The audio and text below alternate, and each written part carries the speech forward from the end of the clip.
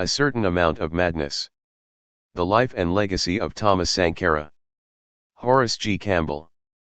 Thomas Sankara was born in Burkina Faso in 1949, the same year that the Chinese Revolution succeeded in laying the foundations for a transition to socialism. This revolution had succeeded after years of war, sacrifice and ideological struggle. Sankara was killed in 1987, the year of the decisive military change to defeat apartheid militarism in Africa. In the 37 years while Sankara traversed the earth, he was shaped by the political, social, and ideological struggles in the anti-imperialist world. Sankara helped to assert the claim of African peoples to be a part of those defining the future of humanity. In his adult years, Sankara served as a soldier in the armed forces of Burkina Faso. This was a branch of the imperial military chain to control the labor power of the producing classes in Africa. He made a decisive break with this tradition. Burkina Faso was previously called Upper Volta, one of the regions of French colonial plunder and exploitation in Africa. Sankara had been groomed to serve these interests, but he wanted to be a decent human being in a society of upright human beings. Hence, in the period of his short leadership of Burkina Faso, 1983 to 1987, he changed the name and orientation of the society to signal a Pan-African assertion of dignity and self-confidence. These two aspects of self-determination have now been inscribed within the project for the unification and emancipation of a socialist Africa. Sankara's life and work as a soldier left many lessons for the African revolutionaries of today, whose task it is to speed the break from imperial domination. The 23 chapters of this book on Sankara remind the younger generation of what a life of dignity can do for peoples everywhere. Thomas Sankara was born in a territory that had been exploited by France in its bid to represent itself as a major force in world politics. Both Britain and France had been diminished by the Second Imperialist War and wars of national liberation from China and Vietnam to Malaysia and Egypt had weakened both colonial powers. The United States had emerged out of World War II as the dominant imperial force and had created the North Atlantic Treaty Organization to defend global capital. France and Britain had mobilized colonial troops to maintain its place at the international table of global capital. Colonial armies were deployed in Vietnam and the marginalized elements of colonial societies were recruited as foot soldiers for the dying colonial enterprise. Hence, in places such as the Central African Republic and Uganda, soldiers were recruited to fight to save French and British capitalism. Jean Bedel Bokassa of the Central African Republic and Idi Amin of Uganda were two archetype colonial soldiers who fought against freedom fighters in Indochina and in Kenya. It was this tradition of fighting against the forces of self-determination that was drilled into soldiers all across Africa after World War II. Those soldiers who supported the independence struggles, such as Dedan Kimathi of Kenya, had lent their military skills and training to the task of freeing Africa. By the time Thomas Sankara was 10 years old, the Cuban Revolution had sent a message that size was not a barrier in the fight for freedom. The emergence of the military and political ideas of Fidel Castro and Che Guevara had become a new source of inspiration for youths all across the anti-imperialist world. It was this world into which Thomas Sankara grew. Upper Volta, as his home society was called, was a reservoir of workers and soldiers from the French imperial system. The super-exploitation of the working poor and farmers in the society was amplified by a system of migration where the poor of worked as cheap, bonded labor in the farms of Ghana and Ivory Coast. Hence the class character of Upper Volta was shaped by the dominance of French capital, with French commercial and trading firms in the interstices of the system. French domination was maintained through the coercive organs of the state, police, military, courts, prison and tsetse-fly control. At the ideological level, the French system depended on the reinforcement of ideas of African inferiority. The local class structure was stymied by the absence of a social force capable of asserting the self-confidence of the producing classes. There was no African bourgeoisie in Upper Volta. There were some chiefs who functioned as landlords and alienated the labor power of poor peasants, but these landowners did not comprise a class in their own right. These landlords who fluctuated between the chiefly structures of the pre-colonial society and the French administrative structures were timid at the material, cultural and intellectual levels. A few intellectuals who were trained in the metropoles failed to gain support because of this internalization of the idea that there were differences between commoners and chiefs. Constant reference to the poor as slaves in their discourse meant that even when these intellectuals articulated Pan-African ideas, the reference point for freedom was not the people's, but the freedom for this stratum to have more room within the hierarchy of French domination. Below the African landed class was the salariate and the professional classes of doctors, lawyers, journalists, priests, and marabouts, healer-diviners. The dominant social force both numerically and politically were the millions of poor workers, small farmers, lower civil servants, small-scale miners, teachers, traders, cultural workers, and soldiers. Thomas Sankara was born into this latter social group and as a youth traveled throughout the country, where he saw that the exploitation of these forces covered the entire territory. As a young soldier, Sankara was sent for training in Madagascar, and it was there that he saw that the conditions of the exploited African were common throughout Africa. The interaction with workers, poor farmers, and soldiers in Upper Volta and Madagascar sent Sankara searching for the ideas and forms of organization that could change the conditions of the peoples. As a soldier, Sankara read widely both from the classical literature on socialism and the more recent literature from African thinkers and activists. Sankara was particularly drawn to the ideas and social practices of Che Guevara and Amilcar Cabral, as two of the chapters in this volume will bring out. Burkina Faso could not sustain a form of parliamentary democracy because the resistance of the workers and farmers required the deployment of the military and police constantly. After independence, protests by students and labor unions became the dominant form of political expression and, from the early years of independence, the military intervened to curb the search for power by the oppressed masses. These stirrings of workers and students in Upper Volta threatened the fragile position of neighbors, such as the Ivory Coast and Togo. It was the energy of the trade unions that shaped the society, but these trade union leaders did not have the ideological training to link their battles to the poor peasantry. Conscious of the exploited nature of the society, the military interveners presented themselves as saviors, and hence, in the coup before Sankara became president, the military junta called themselves the Council of Popular Salvation, CSP. The fluctuation between the military and the workers radicalized a section of the military, and it was from this radical sector that Sankara emerged. It was a military coup in August 1983 that propelled some of these soldiers to the top of political power. From the outset, it became clear to Sankara that there were no clear vehicles for popular expression and participation.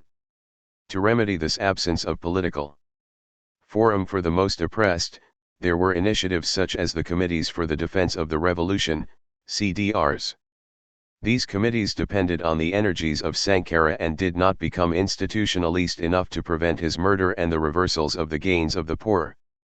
France, the United States and other imperial powers were afraid of the demonstration effect of young soldiers siding with the poor at a moment when the battles against apartheid had ignited tremendous anti-imperialist sentiments in Africa. Sankara's leadership inspired a series of revolutionary programs which included mass vaccinations, infrastructure improvements, the expansion of women's rights, encouragement of domestic agricultural consumption, and anti-desertification projects. Sankara was one of the principal supporters of the idea of the Great Green Wall across Africa. Imperialism was alarmed at the nationalization projects, along with the clarification that Africa did not need aid, but rather a return of its stolen assets. The radical foreign policies of Sankara in West Africa had emerged at the same moment when leaders such as Samora Machel were calling for greater mobilization against imperialism. For this, Samora Machel was killed in October 1986 and Sankara was killed 1 year later in October 1987. The life of Thomas Sankara was one that exemplified sacrifice for freedom and modesty of leadership.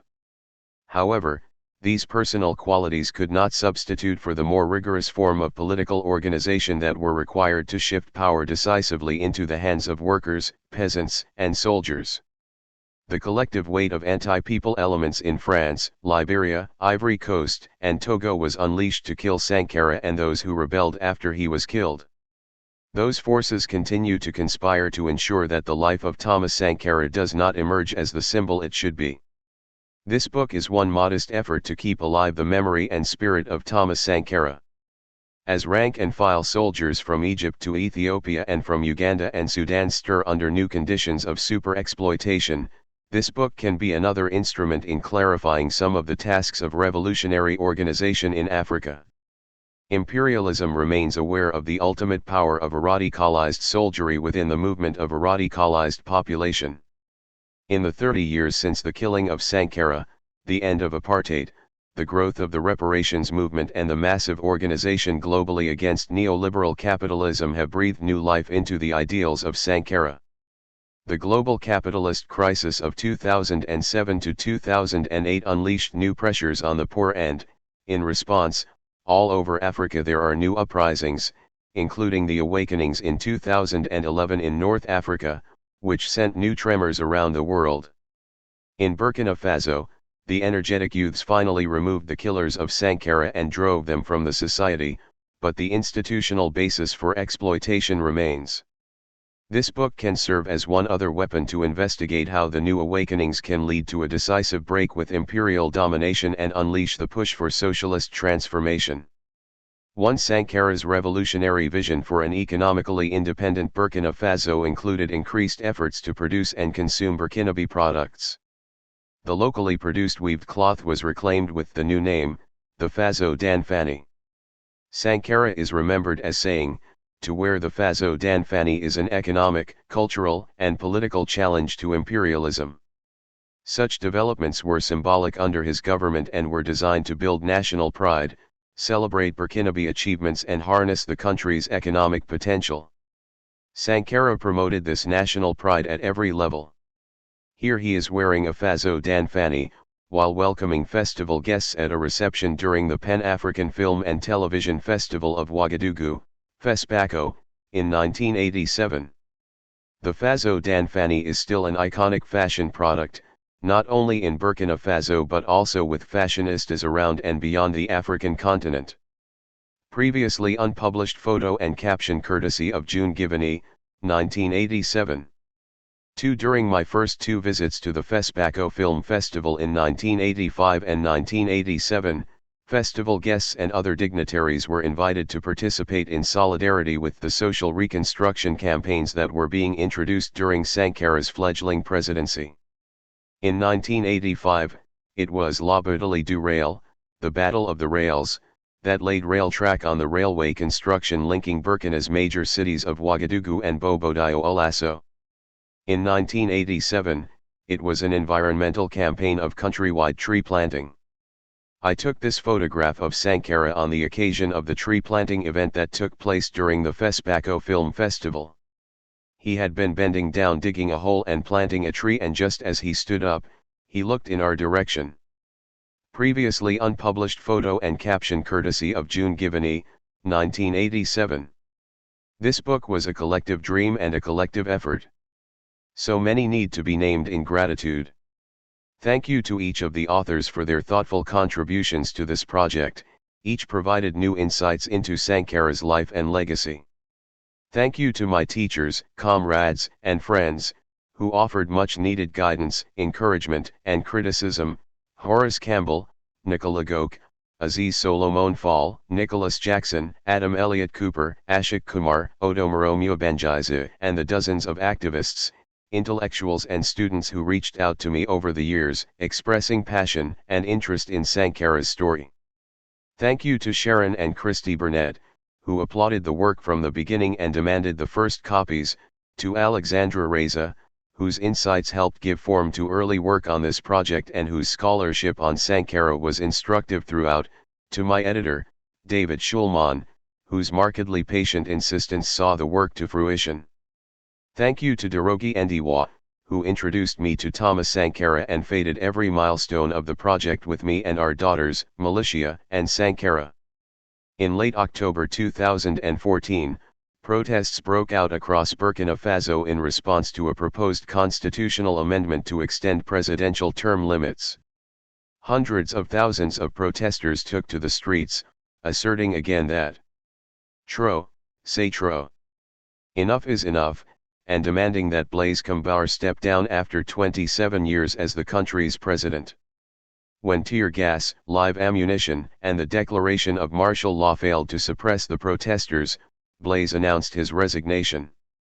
On October 30, 2014, protesters stormed the parliament building in Ouagadougou, or as it is more commonly referred to, Ouaga.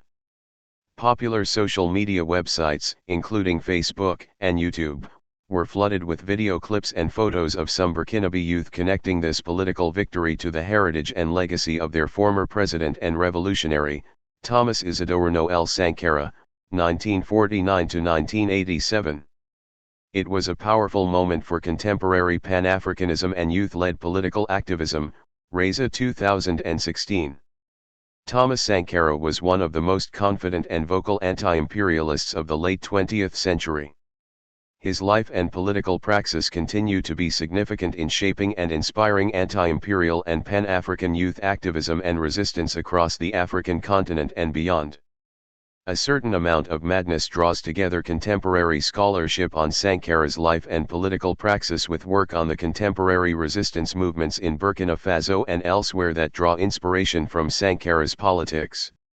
While a growing body of important interdisciplinary and journalistic writing has emerged in the last half-decade on Sankara's life and assassination, there have been few serious considerations of his political praxis and relevance for contemporary revolutionary movements today.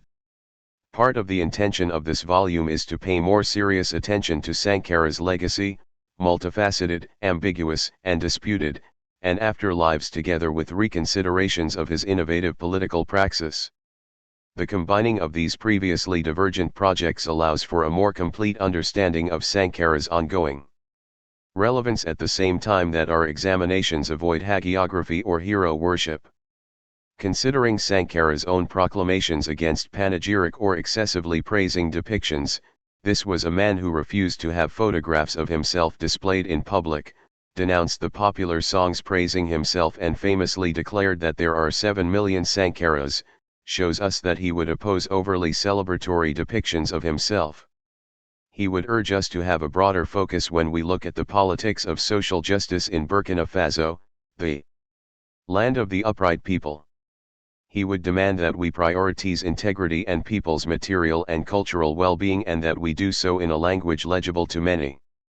The 23 chapters of the volume attest to Sankara's wide appeal. About half of the contributors are Anglophone or predominantly English-speaking and authors come from more than a dozen countries.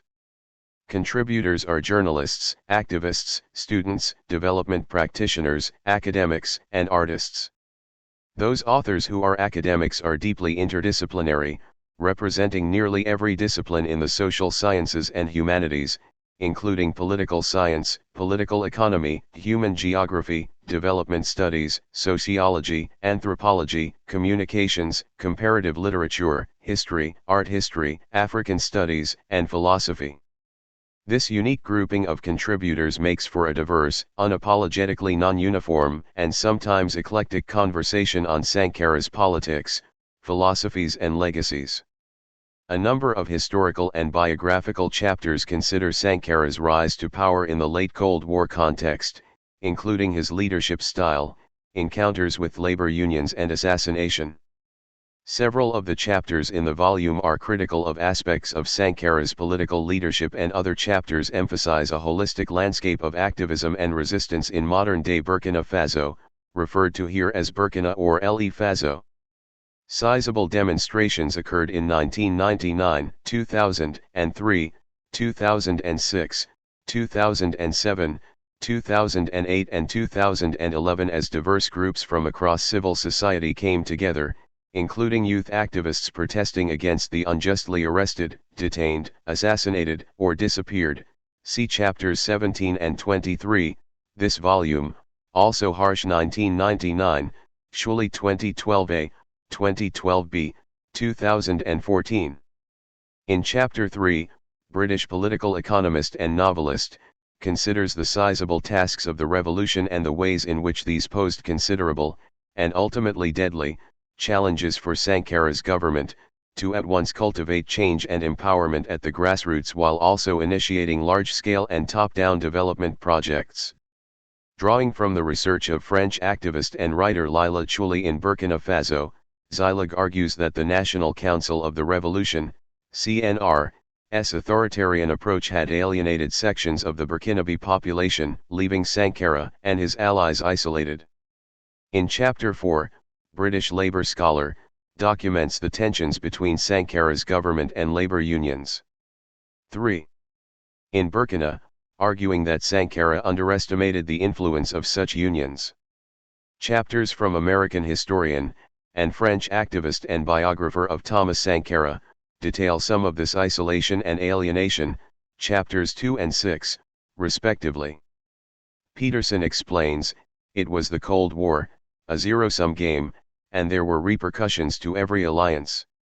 Sankara's early relationships with Libya, North Korea, Cuba, and Nicaragua, alongside his brazen diplomatic style and refusal to display deference to former colonial powers, meant that he was identified early on as a threat to global capitalist powers. Nigerian scholar, Chapter 12, writes on some of this threat in the form of Sankara's conviction that the countries of Africa unite and refuse to pay odious debt, and his identification of debt as a cleverly managed reconquest of Africa, in which each of us becomes the financial slave, which is to say a true slave, from Sankara's speech at the summit of the Organization of African Unity in Addis Ababa, 1987. Sankara's vocal refusal to model the Burkinabe Revolution after those of other nations distanced him from potential allies, among them the USSR and Libya, with both communist powers ultimately allegedly playing roles in incapacitating his leadership. See Chapter 2, this volume. The USSR by backing oppositional communist labor unions and Libya by allegedly arming and training the Liberian mercenaries who would collaborate in Sankara's assassination. See Chapters 2 and 6, this volume. The inadvertent collusion of neoliberal capitalists and anti-capitalist communists in Sankara's death is one of the great tragedies and ironies of the late Cold War in Africa. That Sankara's assassination gave rise to 27 years of presidency by a neoliberal autocrat with close ties to colonial and imperialist powers makes his elimination all the more devastating, as is argued by Nicholas A. Jackson in Chapter 7 of this volume. While chapters critical of Sankara are important, it is crucial to situate his brief presidency within the systematic decontextualization and overgeneralization of leadership and politics across the African context, which has given rise to easy dismissals of African leaders like Sankara as merely autocratic, militaristic, and/or populist. Jackson, for example, explains in Chapter 20 that the central administrators of corporate political science shoehorned Sankara's legacy into the conventional social science categories of anti-hegemonic resistance, populism, and totalitarianism. Indeed, as the editor of this volume, I often found myself cautioning authors against the pervasiveness, even unintentional, of the dismissive language of the Academy in regards to African heads of state, wherein presidencies are labeled regimes and decision-makers are dismissed as authoritarian, putschists and military men. See Chapters 1 and 5, this volume. A number of chapters engage with aspects of Sankara's philosophies and praxis, including his particular form of humanist Marxism, affinities and 4. dissimilarities with other Pan-African philosophers and leaders, Tajuddin Abdul-Rahim, Kwame Nkrumah, Walter Rodney, and Jerry Rawlings among them, and commitments to gender equality. The chapters authored by American journalist and biographer of Sankara, and Nigerian scholars of Africana studies and political science Felix Kumaobawu and Olosoji Alani Odayami look at Sankara's praxis and its ruptures with Marxist socialism, chapters 9 and 13, respectively. These examinations offer rereadings of Sankara. The political and economic context in which the Burkinabe Revolution emerged required that Sankara develop a nuanced political praxis capable of implementing practical actions to address the combined forces of neocolonialism, patriarchy, environmental degradation, food justice and more. While Sankara was inspired by strands of Marxist thought, the challenge of reconfiguring the relationship between the people and the Burkinabe state required a nuanced political praxis that necessarily departed from key aspects of Marxism, including, for example, the belief that socialism would arise from worker coalitions in societies characterized by advanced capitalism, or that social revolution necessitated the elimination of private property. Setting often divergent readings of Sankara's praxis and politics side by side allows the collection to avoid placing Pan-African political figures, from Sankara to the contemporary activists organizing under the Sankarist mantle, into preconceived political categories. Chapters from African Feminists, Chapter 11, and Namakula e Myanjia, Chapter 14, emphasize the ways in which gender justice was integral, rather than auxiliary, to Sankara's understanding of revolutionary emancipation. McFadden characterizes this aspect of Sankara's revolutionary imperative as the most radical rupture it offered, writing, Sankara posed an epistemological and foundationally ontological challenge to all black men. The challenge was to politically redefine the meaning and practice of heterosexual gendered identities. He went even further in his use of the notion of authenticity, arguing that becoming non-patriarchal is the necessary process by which men will become human. Chapter 11, this volume, emphasis added. Perhaps more than any other aspect of his radical political philosophy, his unequivocal call for gender justice has gone without contemporary parallel. Again asserting the importance of Sankara's insistence on the emancipation of women for African politics today, Myanjia argues that the neoliberal articulations of gender equality offered through international organizations have failed to address the structural and socio-historical foundations of patriarchy. She argues that Sankara recognized that women's emancipation is the essential feature for reconstructing Africa's statehood in a way that ensures social and ecological well-being, yet it remains a missing link. Chapter 14, this volume. Independent scholar and activist, argues in Chapter 8 that 5.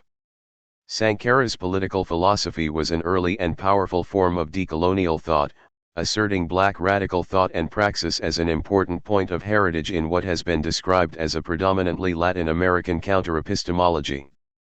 Meanwhile, in Chapter 18, Haitian American scholar, similarly positions Sankara within movements for decolonization, most specifically his solidarity with the Sahrawi people and the Polisario Front in Western Sahara. Drawing on decolonial scholar Sandiahira's Decolonizing the Mind framework, Legacies evaluates Sankara's multifaceted and internationalist struggle against imperialism in the region. Sankara's solidarity with Western Sahara was a powerful socio-cultural, anti-colonial symbol, but according to Legacies, Sankara's solidarity lacked economic or material substance given the constraints of Burkina's economy. One of the book's strengths is the volume of insightful chapters written by African and Black feminists and Pan-Africanists. Ghanaian historians de Valera Nym. Botchway and Mausitra or, Chapter 1, look at Sankara's Pan-Africanism alongside nuanced considerations of the role of militarism and culture in African revolutionary movements.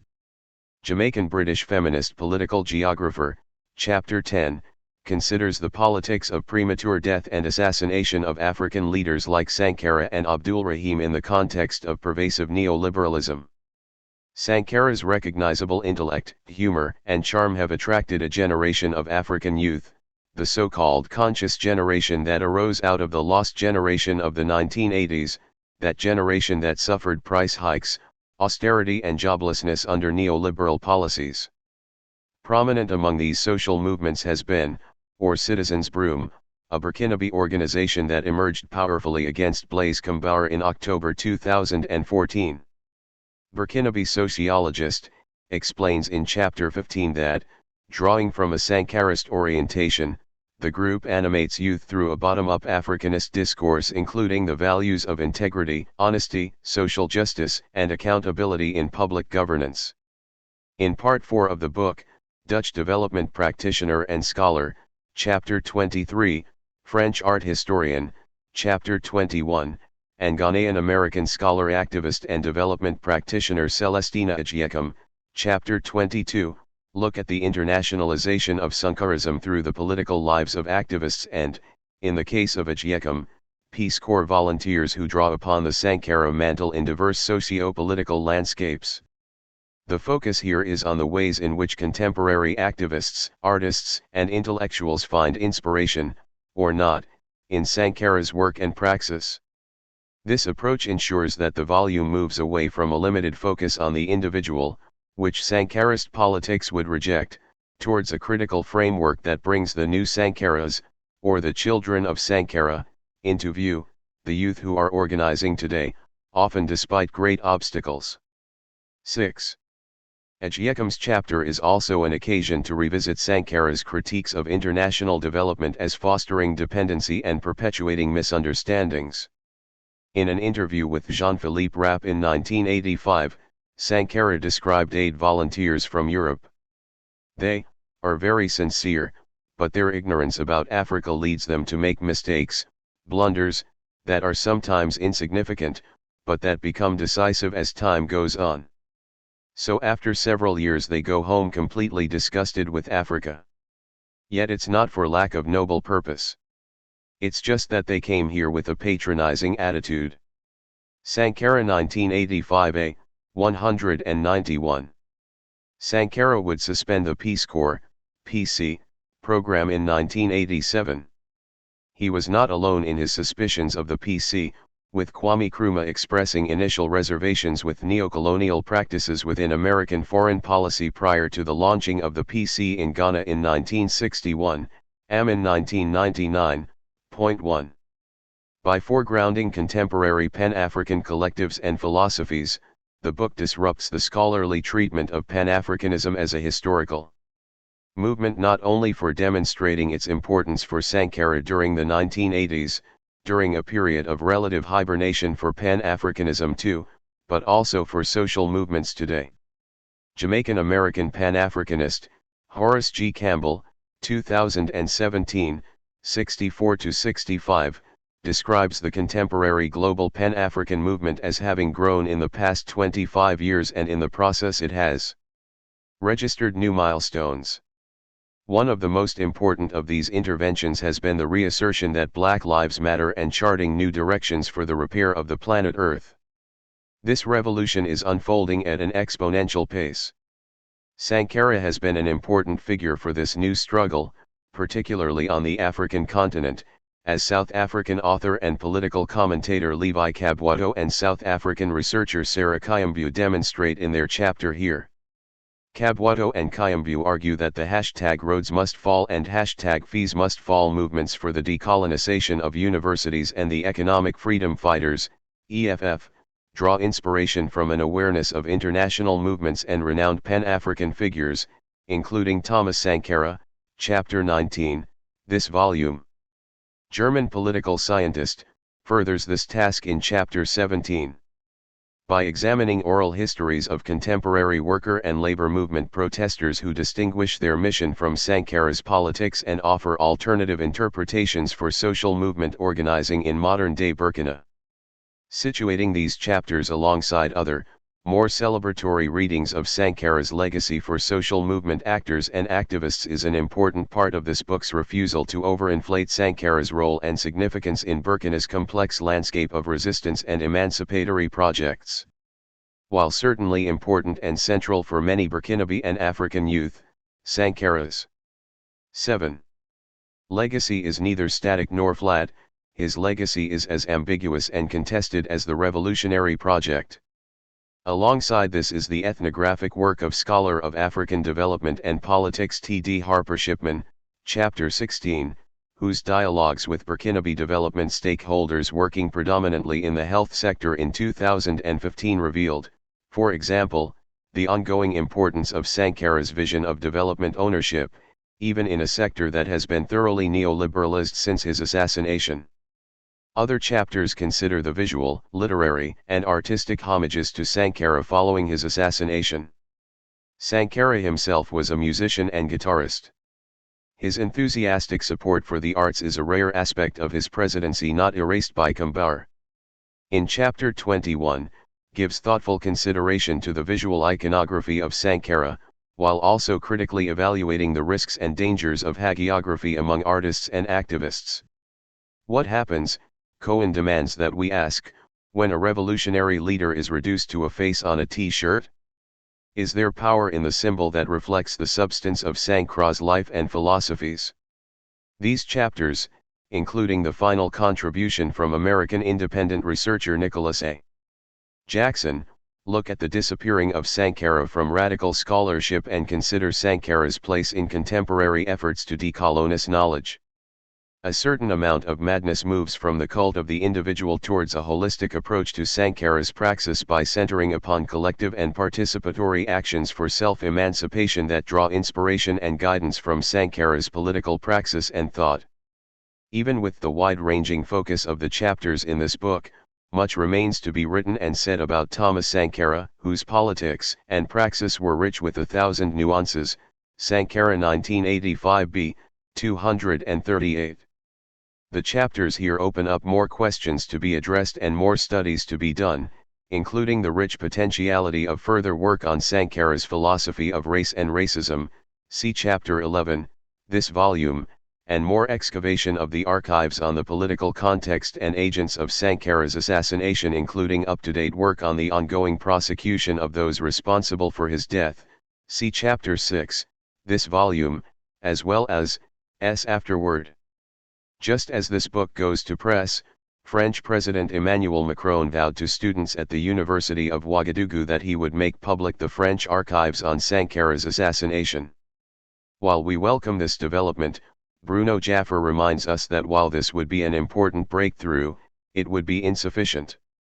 As even when official papers are made public in France, there are still many remaining obstacles on the path to establishing the truth. In responding to this announcement with poise and calm, Sankara's widow, Mariam Sankara commented, "This is a good thing. Now, let us wait and see. Because we have wanted this for a long time. Perhaps we will finally see where the responsibility of France lies." 2017. Sankara's childhood and young adulthood were marked with experiences of injustices and poverty on a personal level. From Sankara's interviews and speeches, we know that these early experiences marked him deeply.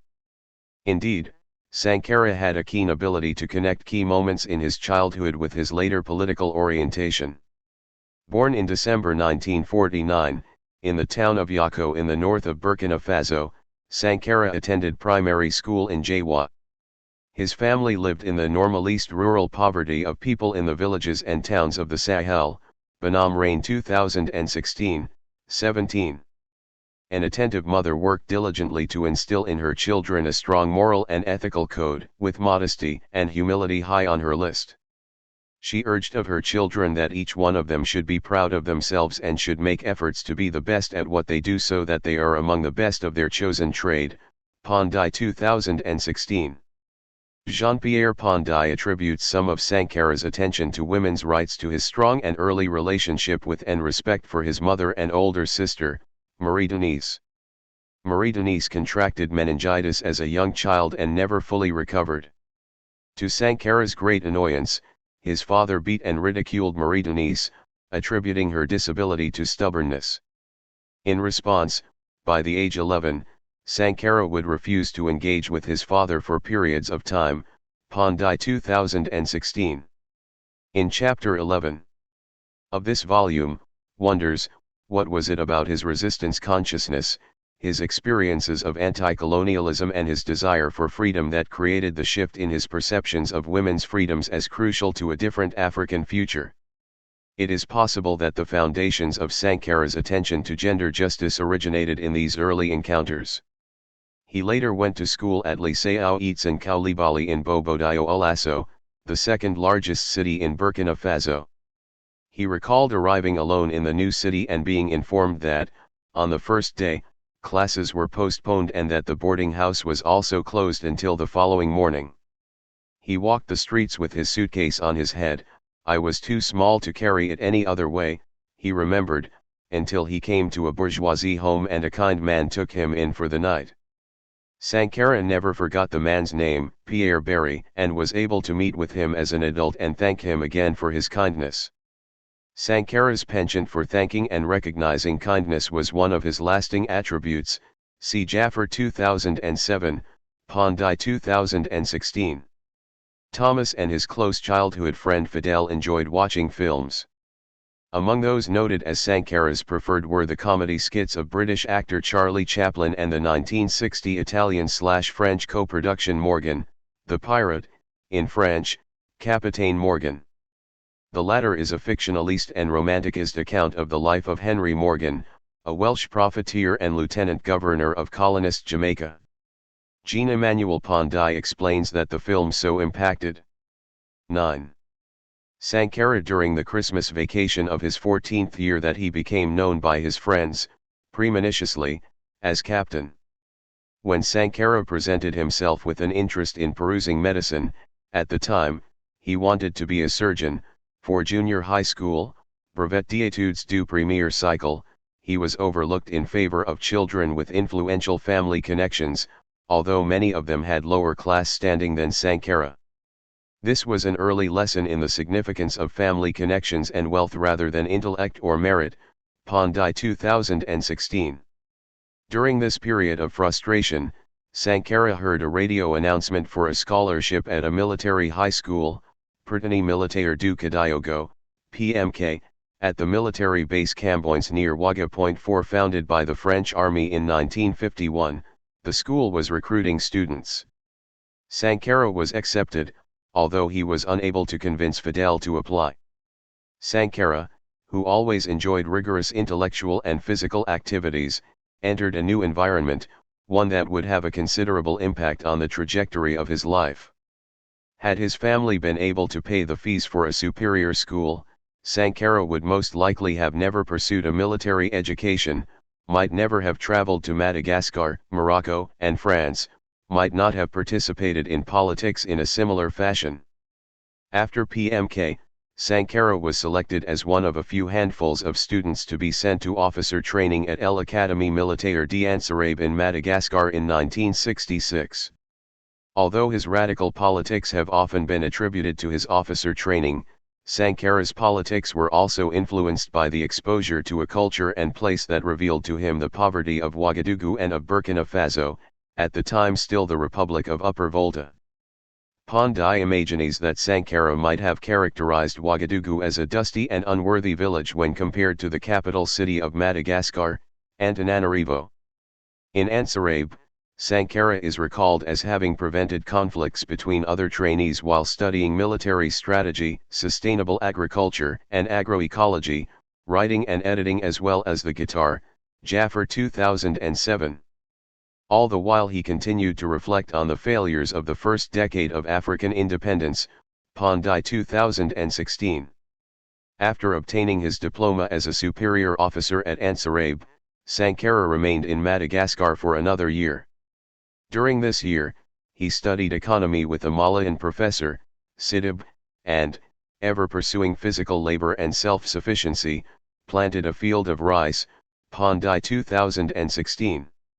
During his studies, he read the work of René Dumont, Amilcar Cabral, Samora Machel, and Kwame Nkrumah, each of which seemed to have influenced his approach to ecology, Pan-Africanism, humanism and politics in unique ways. Sankara went on to complete professional training in Pau, France, with the parachutists, and Rabat, Morocco. In Morocco, he became close with Blaise Compaoré, who would be his second in command throughout his presidency. For more on this relationship, see Chapter 6, this volume. In the years before his presidency, Sankara fought in the border war against Mali, although 10. He disagreed with it, was appointed and resigned as Secretary of State and, as Prime Minister, invited Muammar Gaddafi to visit Burkina Faso without authorization from the President, Jean-Baptiste Ouedraogo. For a detailed historical account of his rise to power, see Chapter 2, this volume. Following his arrest in May 1983, massive street demonstrations occurred in Ouagadougou to demand his release, after which Sankara was placed under house arrest.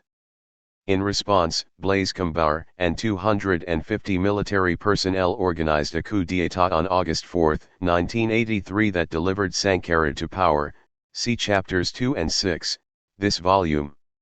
He was president of the country for 4 years and 2 months before he was assassinated on October 15, 1987 alongside 5 of his special cabinet members, Paulin Bamouni, Bonaventure Compaoré, Frédéric Guillaume, Christophe Saba, and Patrice Zagra as well as 7 soldiers. Blaise Compaoré assumed power with the support of Jean-Baptiste Lingani and Henri Zongo.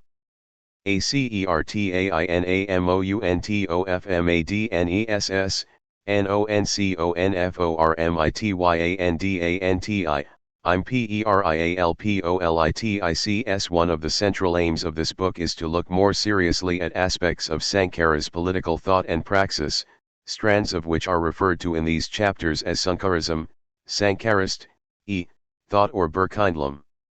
It is important to note that Sankara himself was critical of self-aggrandizement and self-promotion and would have been critical of such titles. He never gave a formal name to his philosophical orientation nor published political treatises. Indeed, he was even reticent to reveal his own reading preferences, saying, "I never make notes in a book or underline passages. Because that's where you reveal the most about yourself." Sankara 1986, 263. Sankara's was a political praxis that was, contributors here argue, distinctive from other forms of Marxism and Pan-Africanism. In terms of revolutionary movements in Africa, Sankara's stands out not only because it occurred well after independence, but also because of the ambition of its vision. Sankara was an economic revolutionary who aimed to achieve social justice at home while recalibrating Burkina Faso's place in the international system. Also, unlike many of the African leaders of his generation and those preceding him, Sankara did not author books that captured or guided his political philosophy in any systematic way. Our task is to trace Sankara's words and actions to synthesize his radical and comprehensive approach to social transformation, self-sufficiency, and freedom. The title of the book, A Certain Amount of Madness, draws from Sankara's interview with Jean-Philippe Rapp in 1985, when he said, "I would like to leave behind me the conviction that if we maintain a certain amount of caution and organization we deserve victory." You cannot carry out 11. Fundamental change without a certain amount of madness. In this case, it comes from nonconformity, the courage to turn your back on the old formulas, the courage to invent the future. It took the madmen of yesterday for us to be able to act with extreme clarity today. I want to be one of those madmen. We must dare to invent the future. Sankara 1985a, 141-144, emphasis added. Although Sankara attributes some of his political philosophies and praxis to an awareness that fundamental change would be perceived as madness, les audaces les plus folles, the chapters in this collection reveal that much of this apparent madness was part of Sankara coming into power with a commitment to the people of El Faso alongside an understanding of the operations of oppression, imperialism, and a colonial global political economy. Sankara understood the immensities and dangers of the revolutionary project before him. He knew that he would be perceived as a madman for fighting against a powerful global economic elite. Sankara spoke often of radical black leaders who were being assassinated all around him, Maurice Bishop among them. Although he was only 33 years old when he became president, he referred to his wife as La Veuve, the widow, a darkly humorous title that nonetheless revealed his awareness of the likelihood of his premature death as well as his absence of fear in regards to it. Sankara's bravery, his madness, would again be echoed in the popular movement of 30 and October 31, 2014, when student protesters would embody some of this mad courage and draw courage from the proverb, Cabri mort n'a plus peur du couteau, a dead kid i.e. baby goat is no longer afraid of the knife, meaning that someone with little to lose also has little to fear. This expression of madness embodied the courage to stand up to the Compaoré government, which had for so long instrumentalized a feeling of fear to govern. Ago 2015, 4. For Sankara, politics was praxis. He prioritized the politicization of non-elites and non-specialists in a determination to do, make, and effect social change, as opposed to writing about it. As he reminded the audience during one speech, "What is left for us to do is to make the revolution."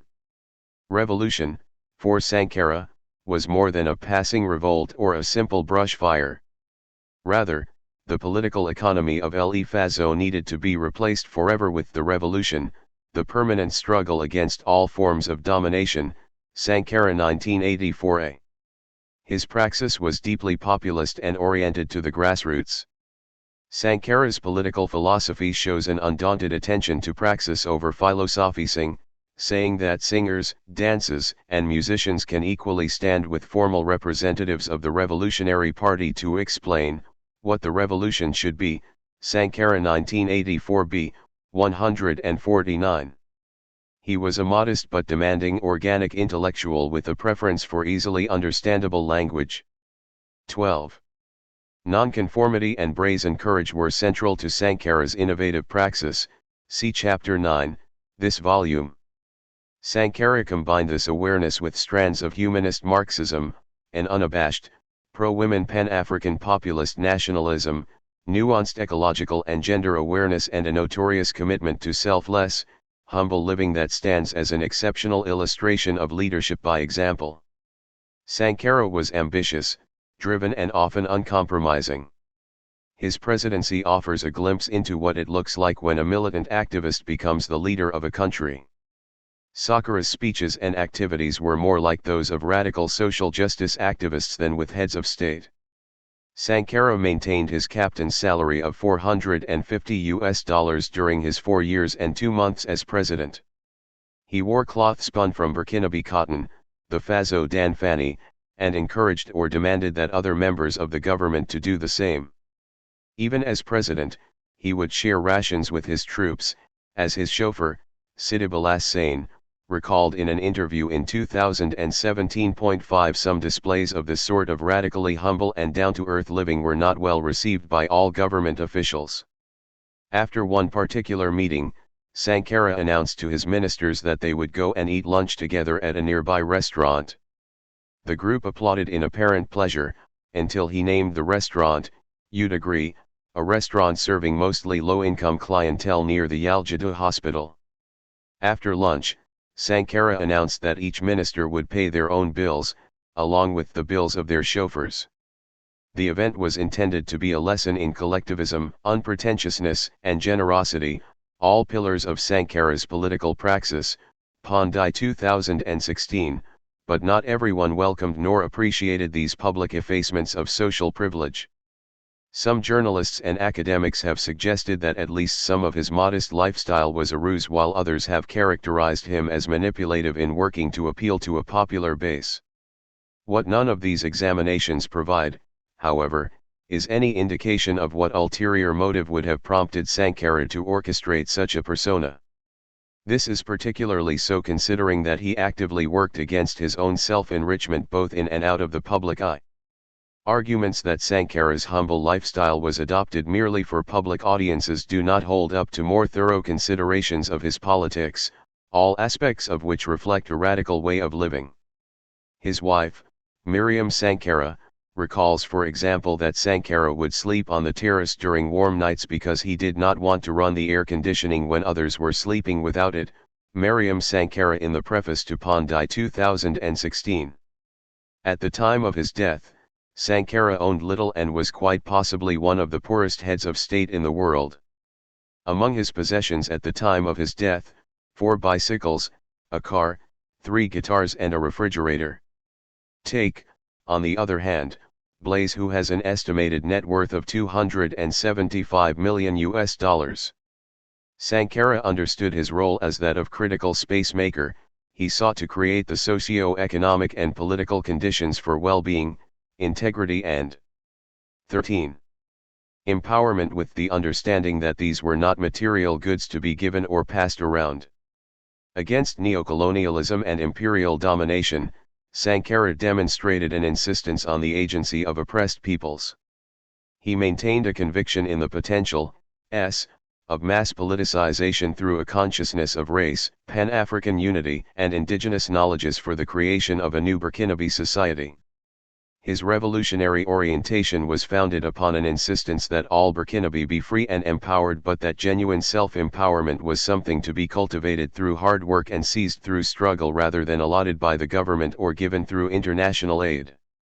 Indeed, in 1984, his symbolic renaming of Burkina Faso, land of the honest/upright people, and the effacing of the previous, colonially imposed title of Upper Volta, Haute Volta, is indicative of his foundational political philosophy, that of Burkindlam, a philosophy explored by Soar in Chapter 15, this volume. Burkindlam is a philosophy of self-esteem, self-care, sacrifice for the community, integrity, and love of justice, CROGO 2015. Upper Volta, on the other hand, mimicked the manner of naming the divisions of the regions of France, Haute Normandy, Basse Normandy, etc., and was titled after the Volta River, itself named by the Portuguese in the 15th century, as one of the main tributaries runs through Burkina. Sankara's renaming of the country was a symbolic gesture of unity that honored local knowledge and language. In the Mossi language, Burkina means integrity, B in Fufalda means people, while Faso in Diwalo means homeland. From these three emerged Burkina Faso and the new Burkinabe. While working to foster growth in national pride, creativity, and self-sufficiency, Sankara simultaneously confronted the material conditions of poverty in one of the world's most impoverished countries.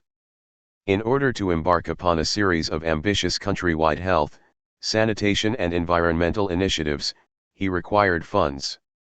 At the same time, he rejected the premise of aid for victimizing the people of Burkina Faso as well as for stripping them of agency. This stripping of agency occurred on multiple levels.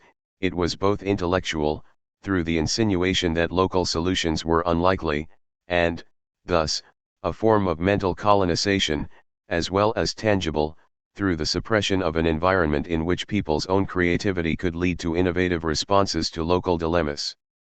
His madness was evidenced in his courage to implement practical policies as well as to make reasonable demands that were nevertheless intolerable to the corporate entities centered in Europe, the United States and elsewhere.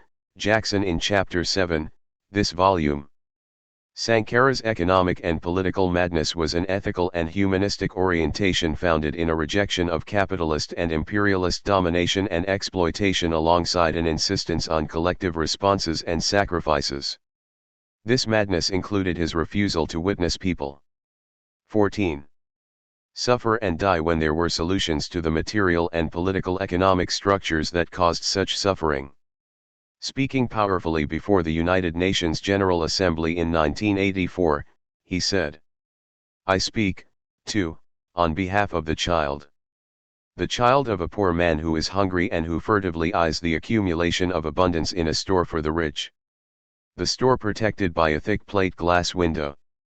The window protected by impregnable shutters. The shutters guarded by a policeman with a helmet, gloves, and armed with a billy club. The policeman posted there by the father of another child, who will come and serve himself, or rather be served, because he offers guarantees of representing the capitalistic norms of the system, which he corresponds to." Sankara 1984b, 163. In the interview with Rapp in 1985, Sankara explained the origins of his militant activism. "I started out with a very clear conviction. You can fight effectively only against things that you understand well, and you can't win unless you're convinced your fight is just. You can't wage a struggle as a pretext, a lever, to acquire power, because generally the mask cracks very fast. You don't get involved in a struggle alongside the popular masses in order to become head of state. You fight. Then the need to organize means that someone is required for a given post. You have to convince yourself that you're capable of fighting, that you're courageous enough to fight for yourself, but above all that you have sufficient will to fight for others." Sankara 1985a, 190. In this fight on behalf of others, he drew upon memories and stories of his family and other people whom he knew well. He was, in this way, grounded in the struggle much like the political philosophy of Guyanese scholar Walter Rodney, assassinated in 1980. One such story, I remember a man I knew well. We were right in the middle of a period of drought. To avoid starvation, several families from his village collected the little money they had left and gave him the job of going to Ouagadougou to buy food. He traveled to the capital by bicycle. He had a brutal and painful encounter with the town. Sankara 1985a, 191. Sankara explained that the bicycle and the money entrusted to the man from the town was stolen. In despair, he committed suicide. The people of Ouagadougou didn't lose any sleep over him. They dug a hole and threw in the body like a useless weight they 15. Had to get rid of. We have to ask ourselves, do we have the right to turn our backs on people like this? Sankara 1985a, 191. Refusing to seek foreign assistance if it meant sacrificing autonomy and self-reliance, Sankara moved quickly to radically reorganize public spending in a way that would privilege those least fortunate and those most at risk of illness, premature death, hunger, and the struggles of living in poverty and uncertainty. This radical reorganization of public spending, along with the revolutionary leadership's decision early on to set up councils in the defense of the revolution, CDRs, would make up part of the internal catalysts for Sankara's assassination. Perhaps more than ever, Sankara's anxieties about the relationship between knowledge and colonialism are being exposed through massive student mobilizations to decolonize knowledge and the space of the university, as well as Southern-led projects within the academy to reorient knowledge creation and circulation. His struggle to validate the indigenous knowledges of El Faso was a subversive one, particularly in the 1980s during the rise of the intellectual dominance of neoliberal economic thinking. For Sankara, externally imposed and directed development initiatives caused the greatest devastation at the scale of human creativity and the distortions of knowledge. His political project stood in opposition to the radicalist colonial narrative undergirding mainstream development practice, that idea that Africans required European tutelage and that Africans could not overnight become autonomous selves ready to take on the responsibilities of self-government and generally directing their own affairs by their own lights. Taiwo 2010, 404. Sankara understood the pressures on African intellectuals to reproduce an economic and political status quo and called on them, saying that intellectuals must understand that the battle for a system of thought at the service of the disinherited masses is not in vain, and that this project must allow the people to achieve fundamental changes in the political and social situation, changes that allow us to break from the foreign domination and exploitation that leave our states no perspective other than bankruptcy. Sankara 1984b, 158. In this, he had much in common with Joseph Kizerbo, the Burkinabe opposition leader and historian. For examinations of the tensions between Kizerbo and Sankara, see chapters 5 and 7, this volume. Kizerbo, 2003, 200, said that, without a real African education, we have no hope. For Sankara, as well as other revolutionary Pan-African scholars, including Frantz Fanon, Amilcar Cabral, Kwame Nkrumah, Walter Rodney, and Kizerbo, 2003, 13, colonialism is an intellectual superstructure, one that continues to exist. The global order remains imperialist in nature and therefore a Sankarist-inspired. 16. Resistance is as important as ever. Chapter 9, this volume, argues that Sankara's project is unfinished not only for the fact that he was assassinated in the prime of his life, but in that the existing neoliberal capitalist order and neocolonialism have reconfigured new forms of coloniality or domination in the economy, knowledge, the environment, and the control over women's bodies in reproductive health in a global phallocentric gendered dispensation. In such a context, asserts, there is a noticeable arousal of internationalist citizenship. It is exasperated by the horrors of our mode of production and conception, and the impunity that keeps it incompatible with the survival of the species. Humanity is awaking to the urgency, and the capacity of indignation of the youths testifies to this. In Burkina Faso, Sankarists must transcend obedience and resume the impetus of progressive change. Fall 2012, NP, translated by author. In articulating the revival of such a Sankarist-inspired resistance, we might return to Sankara's address at the UN in 1984, when he identified ignorance, hunger, and thirst as equally important for the aspirations of the revolution.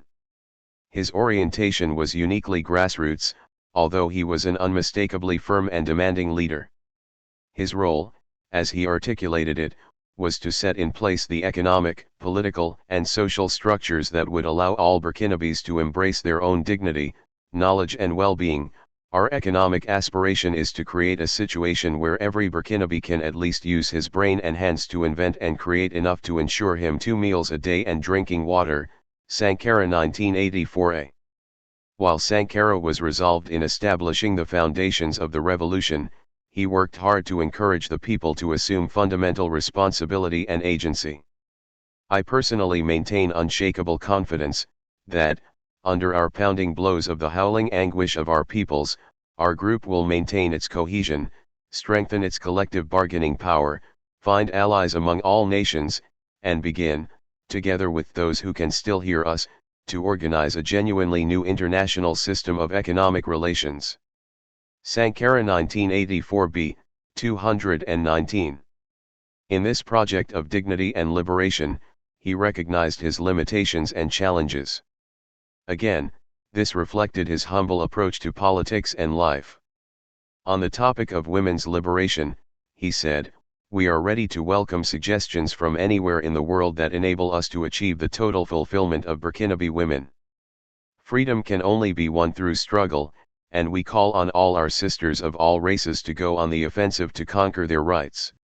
Sankara 1984b, 162. 17. Sankara was also certain in his stance against the symbolic naming of places as a tactic to erase people and a people's history. He dismissed the titles Upper Volta and the Third World in particular, calling the latter a hodgepodge held in such contempt, invented by the other worlds, in order to better ensure our intellectual, cultural, economic, and political alienation. Sankara 1984a.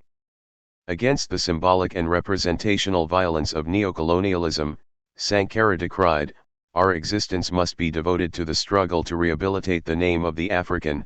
Sankara 1984a, 149. He said, "Everything that is done, said, or organized around the world as part of the commemorative ceremonies should stress the terrible price paid by Africa and the Black world for the development of human civilization. A price paid without receiving anything in return, and which no doubt explains the reasons for the current tragedy on our continent. It is our blood that fed the rapid development of capitalism, that made possible our current state of dependence, and that consolidated our underdevelopment. The truth can no longer be avoided, the numbers can no longer be doctored. For every black person who made it to the plantations, at least 5 others suffered death or mutilation. I purposely leave aside the devastation of our continent and its consequences." Sankara 1984b, 172. Sankara did not assert an ideology of isolationism or exclusion. Rather, the oppressed would have an important role to play in guiding oppressors to fuller articulations of well-being and solidarity. As blacks, we want to teach others how to love each other. Despite their meanness toward us, we will be capable of resisting and then teaching them the meaning of solidarity. Sankara 1984a, 150. The need for decolonization remains urgent. Let us learn from the varied legacies and radical politics of Thomas Sankara as we continue the struggle. LIFEANDREVOLUTION. CHAPTER 1. Military coup, popular revolution or militarist revolution? Contextualizing the revolutionary ideological courses of Thomas Sankara and the National Council of the Revolution. De Valera NYM. Botchway and Mausitra or INTRODUCTION. The view that the events in Upper Volta on August 4, 1983 marked a revolution, still provokes debate in academic and public spheres. The Burkinabe Revolution has been perceived as a pseudo-revolution in some circles because it lacked the features of an orthodox revolution which, according to Marx, is produced and conditioned by various stages of class struggles and social transformations with the working class at its center. The Burkinabe Revolution was a military putsch, or coup, led by a group of charismatic Marxist army officers. This military putsch, however, had considerable popular support and came to power against a pro-imperialist regime. This chapter revisits the political structure of Sankara's leadership and the historical episode that has come to be known as the Burkinabe Revolution. We look at Sankara's politics and philosophies, what might be called a philosophy of Sankaraism, alongside a consideration of socialism, including Krummaism and Marxism, We scrutinize the features of Sankara's ideas, like anti-imperialism, nationalism and populism, which informed the direction and policies of the revolution at the cultural and political levels through his government, called Conseil National de la Révolution, National Council of the Revolution, hereafter CNR, from 1983 to 1987. Through our analysis, we dismiss easy dualistic interpretations of the revolution as either a repetition of Marxist 22. De Valera Botchway and Mausitra or revolutions or as an imported phenomenon. Rather, we trace the origins of the revolution in order to re-evaluate whether August 4 indeed marked the beginning of a popular revolution. We examine the source and orientation of the Sankara-backed revolution, given that it was informed by a militaristic engagement with Burkinabe politics. We give considerable attention to the role of the military in Sankara's blended populist Marxist political policies in order to expose some of the complexities, paradoxes, and limitations of Sankara's experiment in radical socialist-inspired social change.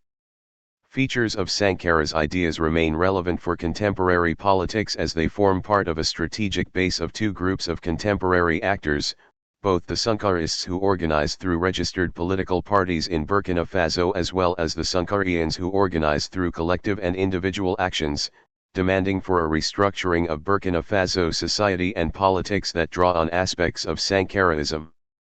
Sankara spoke about the need for significant social change and defended it. He brought out the inner logic of that change. In rationalizing it, he contributed intellectual views and acted upon them. Such philosophical endeavors and physical efforts were informed and animated by his own set of beliefs, generated from his experiences of Burkinabe society and culture as well as his knowledge of the political ideologies and economic philosophies of African and non-African thinkers. Sankara's political philosophy as well as his praxis was informed by a plethora of revolutionary and radical ideas, including anti-imperialism, populism, Pan-Africanism, military nationalism, African socialism and forms of Marxism. He was influenced by the concepts of pragmatism and pacifism. Sankara's philosophies and actions can serve as a social guide and praxis for social change, one that can perhaps be called Sankaraism. The term Sankarism, Sankaraism, Sankarists, and Sankarians emerged after Sankara's assassination. Some have congregated around the political philosophy and praxis of this leader of a government that deemed itself as the spearhead of a process of social change. This political concept and social guide has been called Sankaraism. Sankarism came into popular awareness in 2000 when the Union pour la Renaissance / movement Sankarist, Union for Renaissance or Rebirth / Sankarist movement, led by lawyer Benu and Sankara, who was no relative of Thomas Sankara, emerged. This party, which claimed to be Sankarist and averred that Sankarism was its ideology, remained marred with divisions and misunderstandings over trivial issues. People who believe in the populist, easy to relate to revolutionary political leadership of Sankara, and who work to animate a process of sustainable social change in Burkina Faso, might call themselves Sankarists, in reference to forms of political discipleship to Sankara. The aim of Sankarists is to take political power and continue Sankara's work. Conversely, those who idolize him as an Thomas Sankara and the CNR 23 icon of social change, see him as a role model in life and admire his charisma and approve his philosopher-king leadership style are Sankarians or Sankarians, LEA 2015. Regarding the orientation of the Sankarian or Sankarian, the Burkinabe artiste Sams Klea explains that, the difference lies in the fact that one can embrace Sankara's ideals without getting involved in politics. For instance, women who produce numerous types of indispensable goods, the local tailor who magnifies the value of the made-in-Burkina cloth are people who can be called Sankarians. They continue Thomas Sankara's mission, even though they do not belong to any political party. LEA 2015, translation by author. Sams Klea argues that one might adhere to Sankara's ideals without formally getting involved in politics. People who continue Sankara's work outside of the umbrella of formalist political parties, such as women who work to transform produces and products and people who make and promote dresses made in Burkina Faso, are Sankarians. Nevertheless, both Sankarists and Sankarians claim inspiration from Sankara, who coached and guided a process of fundamental change through a combination of ideas and deeds.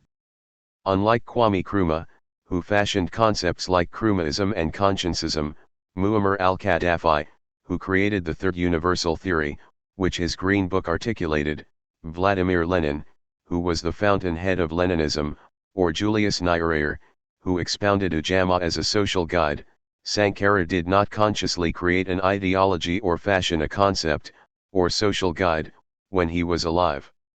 Our task in this chapter is to excavate the complex political philosophy of Sankara within a context of a militarist revolution. We contend that the founding myth of the regime of the CNR, which remained a largely military-led government, has been that it came to power through a popular revolution. This story raises questions about the nature of the revolution. Ontologically, as the CNR was produced through a coup d'état, how much does this shape the form of the revolution? The revolutionary nature of August 4 continues to be debated. See chapters 3 and 5, this volume. Sankara himself later attempted to rationalize the day as marking the beginning of a revolution that was both popular and democratic in Discours d'orientation politique, or the speech of political orientation, a kind of manifesto of the revolutionary vision of the CNR on October 2, 1983. 24. De Valera Botchway and Mausitra or. Averring that both soldiers and civilians, comrade militants of the revolution, acted to bring into being a government that valued the role and power of the average citizen, Sankara emphasized the need for the people to achieve bigger victories for the revolution.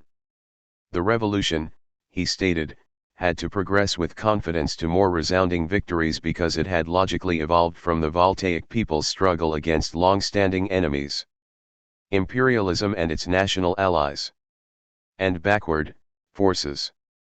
It is the culmination of the popular insurrection. Therefore, simplistic analyses limited to repeating of pre-established schemas cannot change the reality.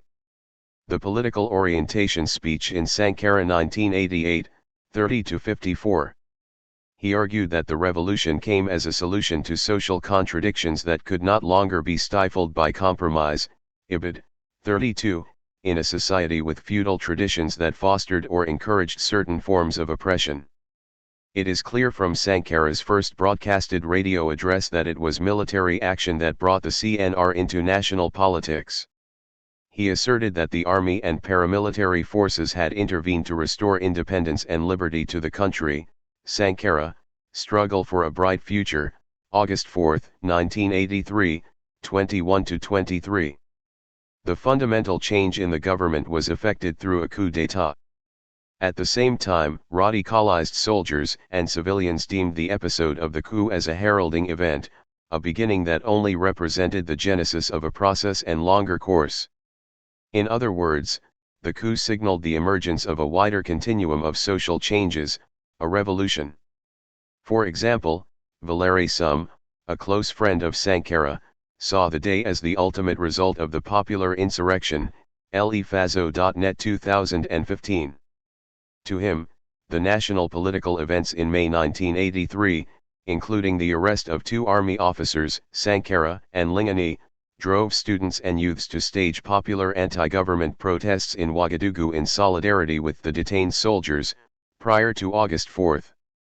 When Sankara and others were arrested again shortly after their release, because the government continued to deem them a threat, some of their supporters, like some, wanted une guerre populaire générale, a general popular war. Consequently, some soldiers decided to act to curtail the emergence of such general uncivil one popular war by overthrowing the government, with support from civilians, and ushering in a revolution, a process of change, of becoming and making Sankara the leader of the revolution CNR, IBID. This process of becoming was what the Sankara-led CNR came to represent in what was called the revolution. As a form of social change, the revolution was guided and sustained by certain ideas and policies. Until Sankara was physically eliminated, the social change process had the figure, ideas, and deeds of Sankara, guiding, underlying, polarizing and operationalizing it. Although the CNR was disbanded and the revolution process curtailed in 1987, the revolutionary interval in Burkina Faso embodied a period of high idealism and mass political activism, which, according to Paul Nugent, has seldom been seen in Africa, and Thomas Sankara and the CNR 25 has largely been airbrushed out of the official histories, Nugent 2004.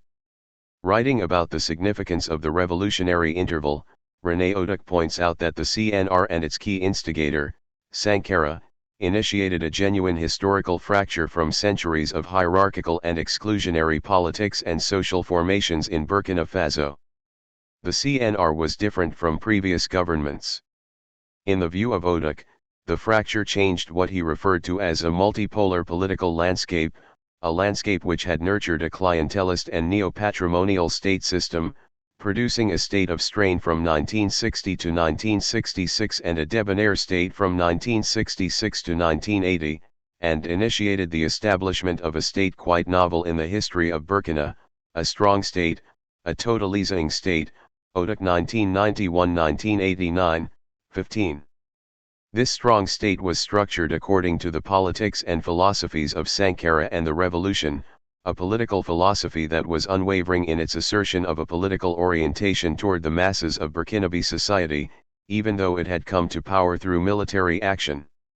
Sankara was a self-proclaimed Marxist and, even though he attested a profound admiration for revolutions that overturned misfortunes of dominated and exploited peoples, especially leftist revolutions, principally the Cuban one, which drew ideological rationalization and inspiration from Marxism, he did not impose doctrinaire Marxism as the ideology of the revolution. While Sankara maintained that he was Marxist, he did not classify his political views and political actions as communist. See Who Are the Enemies of the People, March 26, 1983, in Sankara 1988. He declared that, through discussion, friendship with a few men, my social experience, reading, but above all to discussions with Marxists on the reality of our country, I arrived at Marxism. Sankara, interview with Claudio Hacken, August 1987, in Sankara, 1988, 230. A sizable body of scholarly work considers the relationship between the military, African states and national politics during the numerous coups throughout the 1960s.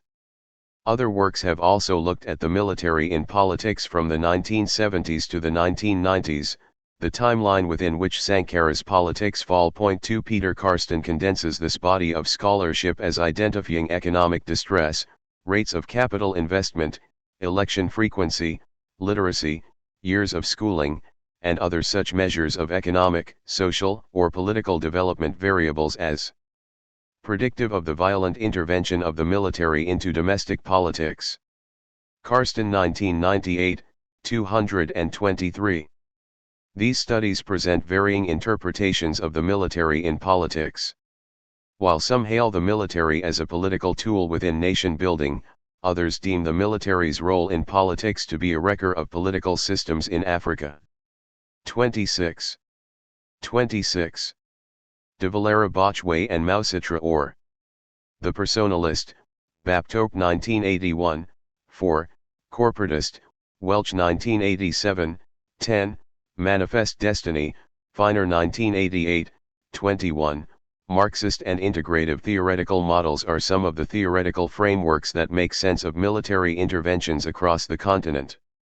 Sankara belonged to the category of coup-making and government-changing African soldier leaders of the post-colonial period that Nugent refers to with the tongue-in-cheek expression, Pretorian Marxists, Nugent 2004. Others in this category included Captain Marine Ngwabi in Congo-Brazzaville, Radu and Somerville 1988, 172-173, General Matthew Kirikau in Benin, at the time Dahomey, Major Mengistu Haile Mariam in Ethiopia and Flight Lieutenant Jerry Rawlings in Ghana, Nugent 2004, 258.3.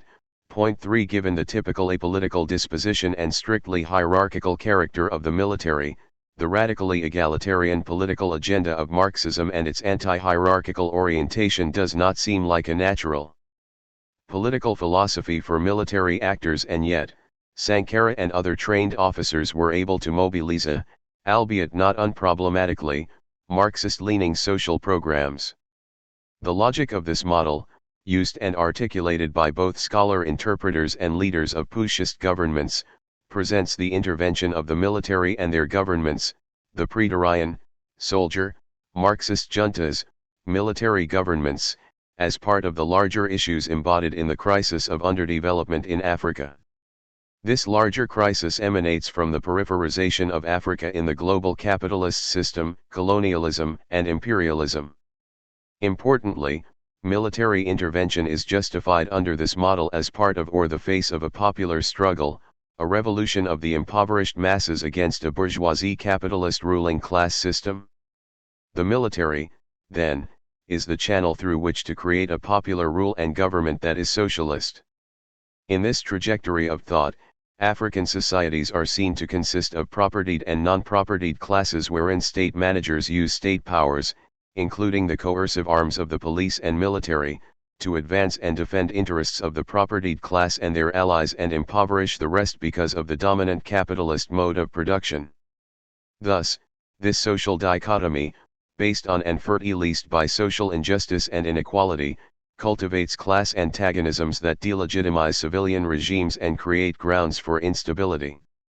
Amidst these dire general societal conditions, the military, with a membership largely made up of elements of the masses, will thus draw the non-propertied class into the struggle, and some military elements may see these horrendous conditions, and therefore a class antagonism, as a reason to intervene in politics. The military's role in a popular revolution becomes justified in such a context to protect the body politic from disintegration and to engineer a socialist social and economic order. Thus, the involvement of Pretorian Marxists in politics is rationalized, especially by soldiers, as a protector of popular will and aspirations as well as a logical outcome of a long period of a class struggle. These leaders drew on Marxism as a spatially, historically, and culturally contextualized guiding. Thomas Sankara and the CNR 27. Sociology and philosophy that elucidated how society worked and how society could be changed, to explain their political actions and to frame a path and paradigm of national economic and political advancement. Civilian governments, such as those of Nkrumah, in Ghana, Nyerere, in Tanzania, Sekou Touré, in Guinea, Modibo Keïta, in Mali, Kenneth Kaunda, in Zambia, and Milton Obote, in Uganda, when he turned left, were attracted to African socialism because they were not comfortable using Western models of doctrinaire socialism, i.e. classical Marxism. Pretorian Marxists, on the other hand, embraced forms of Marxism. These forms could be Marxism, Leninism or Maoism. For either approach, Marxism was the ideological basis to their political and economic policies, and it rationalized their mere involvement in politics as part of a radical agenda of the masses. African socialism, unlike doctrinaire scientific socialism which, according to Nyerere, seeks to build its happy society on a philosophy of inevitable conflict between man and man. Nyerere 1962, 8, claimed to draw on communitarian, humanist and socialist values in African traditions without strictly adhering to and following the classical and doctrinaire model of scientific socialism, Marxism, from Europe. Pretorian Marxists viewed the concept of African socialism as rather limited, including limited in both the logics of execution as well as limited in rationalizing the involvement of soldiers in politics. African socialism was closely associated with the quest of economic liberation and social justice, but in practice each country that used it in the 1960s and 1970s ended up less self-reliant. After these earlier weaknesses, soldier Marxists might have perceived it to be unlikely or even incapable of engineering the sustainable social transformation of the kind called for by Marxists. Hence, Marxism was the preferred political philosophy for Pretorian Marxists. Sankara averred that soldier politicians should be ideologically conscious because un militaire sens formation politique et idéologique est un criminel en puissance. A soldier without political and ideological training and background is a potential criminal. Although Sankara demanded that soldiers should not turn to Marxism frivolously, others did. For those who did, Marxism became, or represented a kind of convenient ideological gloss, what Nugent has referred to as a form of signpost socialism which was reinforced especially by pragmatic Cold War alliances, Nugent 2004, 243. Thus, an element of opportunism drove some of the Pretorian politician soldiers to adopt Marxism, although it does not seem to have been the case with Sankara himself. ASOLDIER, ADMINISTEREDPOPULISTMARXISM. The revolution was highly critical of elite privilege, and sought to implement various forms of regulation over economic enterprises in an effort to implement 28. De Valera Botchway and Mausitra or policies that would see wealth and health extend to the impoverished masses, particularly those in rural areas.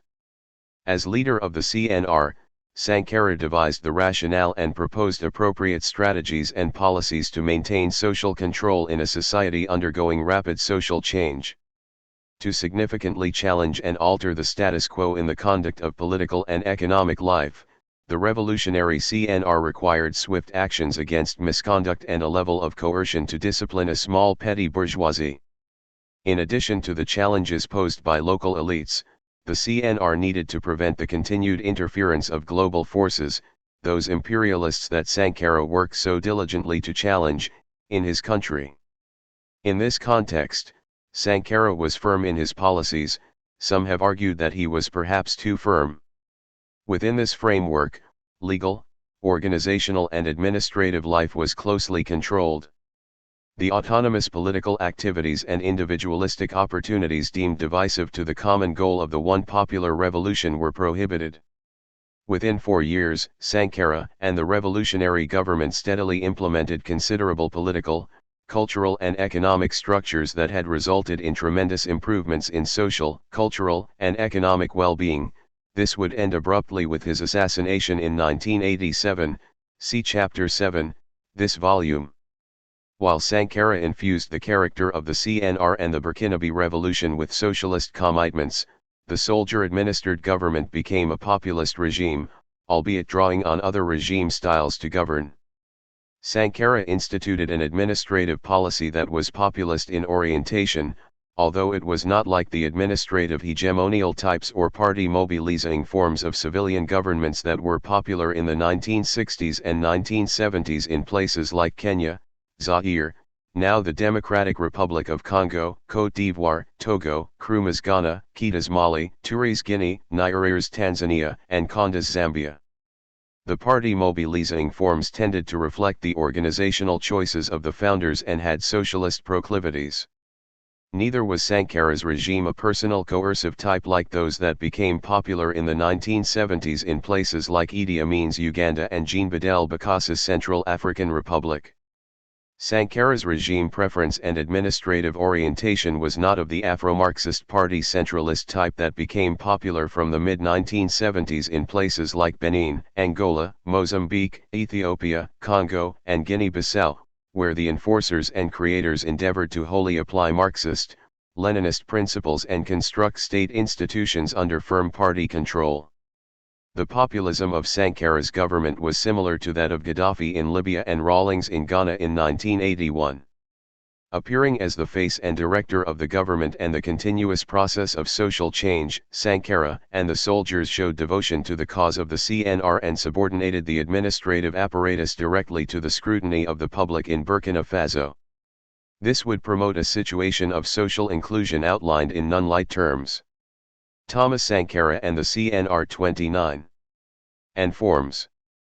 To accentuate the idea and belief that a revolution had occurred and was going on, public organizations were restructured and the connection between the executive, the administration and the mass public constituency was altered, with the intention of eliminating waste and undermining the bureaucracy as an emblematic institution of privilege. The hope was that this would protect the public sphere from the excesses of privileged groups, i.e. top politicians, civil servants, and Western commercial groups. The functions of certain civil services, the judiciary, and public corporations continued as before. However, alternative people-centered institutions momentarily circumscribed many of their responsibilities. These institutions included public tribunals, national investigative commissions and people's vetting committees. Public civil servants and politicians were dismissed or watched by people's and workers' vigilante groups known as the Committees for the Defense of the Revolution, CDR. Such reconfigurations were adopted as ways of introducing a direct popular voice in policy making, improving efficiency, ordering the public sector, building the political machinery and curtailing excessive independence of the bureaucracy by pressuring it to adhere to certain norms dictated as the products of the revolution and popular will and interests. Sankara had socialist commitments. However, unlike Afro-Marxists like Kirikau or Mengistu, who declared hardcore Marxism, Leninism as the ideology of their regimes and countries, he did not try to enforce Marxist Leninist principles on the people in Burkina Faso, nor did he declare it as the official ideology of the government. In this way, Sankara had political policies but not an ideology per se for the revolution. Political ideologies are not policies. The definition of ideology is a complicated one. However, we agree that ideologies are systems of beliefs that serve as a standard of evaluation and guide to action. Young 1982, 184. As systems that endeavor to deal with material problems, analyze existing conditions and proffer desired courses of behavior and action, they embody the conceptual and thus the subjective principles of political action for social and economic change and well-being. An ideology, once established, becomes the intellectual base of group cohesion. An ideology can be mobilized in various ways, in the form of myth, without logical consistency, based on empirical and historical facts, in abuses of all claims to truth, or through the use of logical ideas to move people to act and build feelings of solidarity. Whatever their form and shape, hegemonic ideologies express the preferences of rulers or masses and provide justifications for group and individual actions. In his first speech, Struggle for a Bright Future, to the people on August 4, 1983, he outlined some preliminary policies and later provided the orientation of the regime and revolution in the Discours d'orientation politique. In the first speech, where he endeavored to show the reason for the basic purpose for the 30. De Valera Botchway and Mausitra or birth of the CNR, he argued that the fundamental reason and main objective of the CNR was to defend the interests of the Voltaic people, and make them realize their deepest aspirations to liberty, real independence, and socio-economic progress. Based on these revelations, Sankara asked only for popular support for the CNR, the coup, and its aims, which were the defense of the interests of the Upper Volta people, the realization of their profound aspirations to liberty, real independence, and economic and social progress.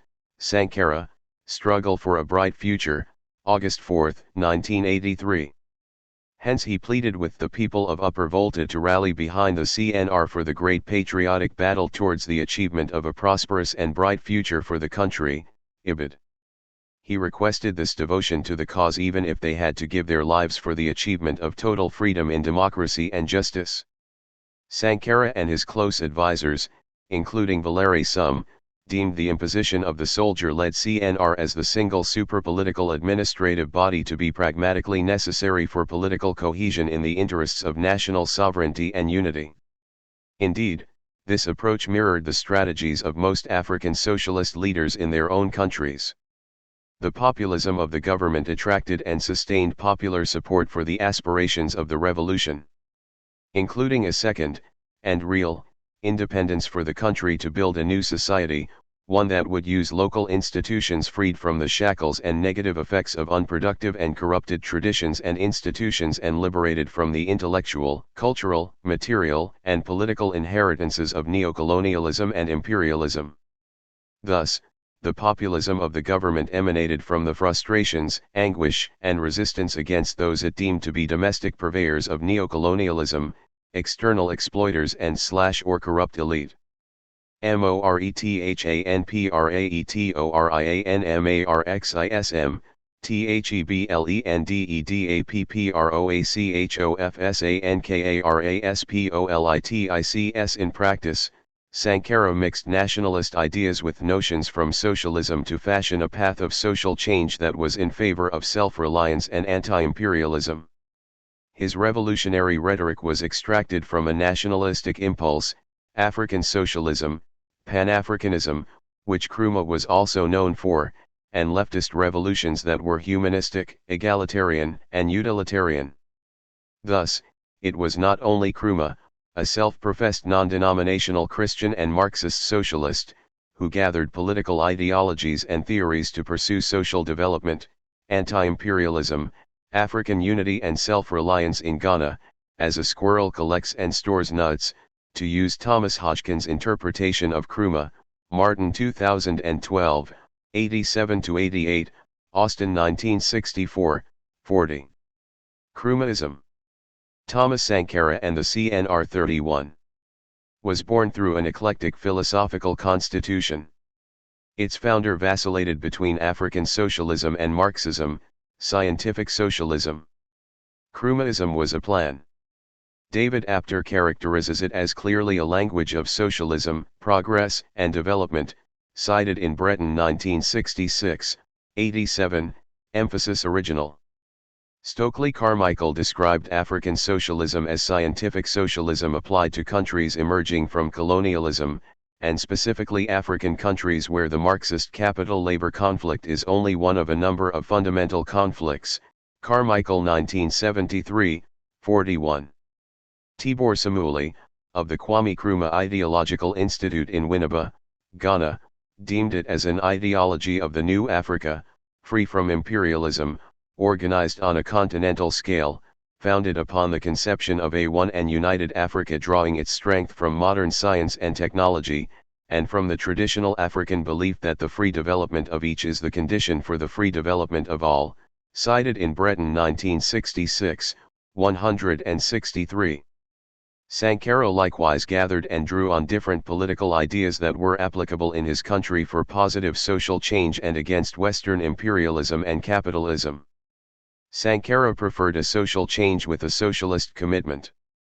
In this way, he was like Nkrumah, who believed that capitalism was too complicated a system for newly independent African states, including Ghana, hence a socialistic society was imperative, Nkrumah 1959, 7. Nkrumah and Sankara shared a common passion for Pan-Africanism, anti-imperialism, anti-neocolonialism, and self-reliance for their countries and Africa as a whole. However, the approach of the two socialist experiments had some fundamental structural and operational differences. The Nkrumah Ghana one, which was considered a textbook example of African socialism, Nugent 2004, 167, was civilian, and the other was military-led. Secondly, Nkrumah oscillated between scientific socialism and African socialism, however African socialism largely informed his experiment. Sankara's socialist experiment was inclined to a socialist commitment that was not qualified with or as African. He never called his paradigm of social justice African socialism. Secondly, he did not restrict his pro-socialism visions and ideals to Burkina Faso or Africa alone. He maintained socialist alliances and shared the socialist visions of anti-imperialism and social justice with like-minded leaders and their countries in South America and Asia. These included Daniel Ortega, Nicaragua, Fidel Castro, Cuba, and Kim Il-sung, North Korea. Nevertheless, he knew that the radical and socialist orientation of his policies and of the revolution in Burkina Faso was and had to be Africa-specific, even if it was enriched and cross-fertilized by the experience of other nations. Thus, while inspirations could be drawn, lessons learned, and ideas received from other. Before being overthrown in 1966, Nkrumah indicated that although there existed a scientific socialism, there were different paths to socialism, dictated by the specific circumstances and conditions of a particular country at a definite historical period. Nkrumah 1970, 165, Nkrumah 2007 1963, 120.4. Hence, in terms of execution, form, and content, each revolution was necessarily unique. While each approach was unique, Burkina Faso, Ghana and other post-colonies had shared experiences and histories of oppression. They therefore shared a need to overthrow oppression and engineer a process of sustainable positive social change for social justice with socialist commitments. His personal familiarity with Marxism occasionally compelled Sankara to integrate class theory as an explanation for domestic politics. For example, he argued that the August event was born by the sharpening class contradictions of voltaic society. Sankara 1988, 32. Sankara believed that revolution was a means to remove the capitalism system of private ownership and the privatization of the means of production. In describing the Burkinabe Revolution, he said, "The revolutions that take place around the world are not all alike. Each revolution has its own originality, which distinguishes it. The August Revolution is not an exception. It takes into account the special features of the country, its level of development, and its subjugation by the world imperialist capitalist system."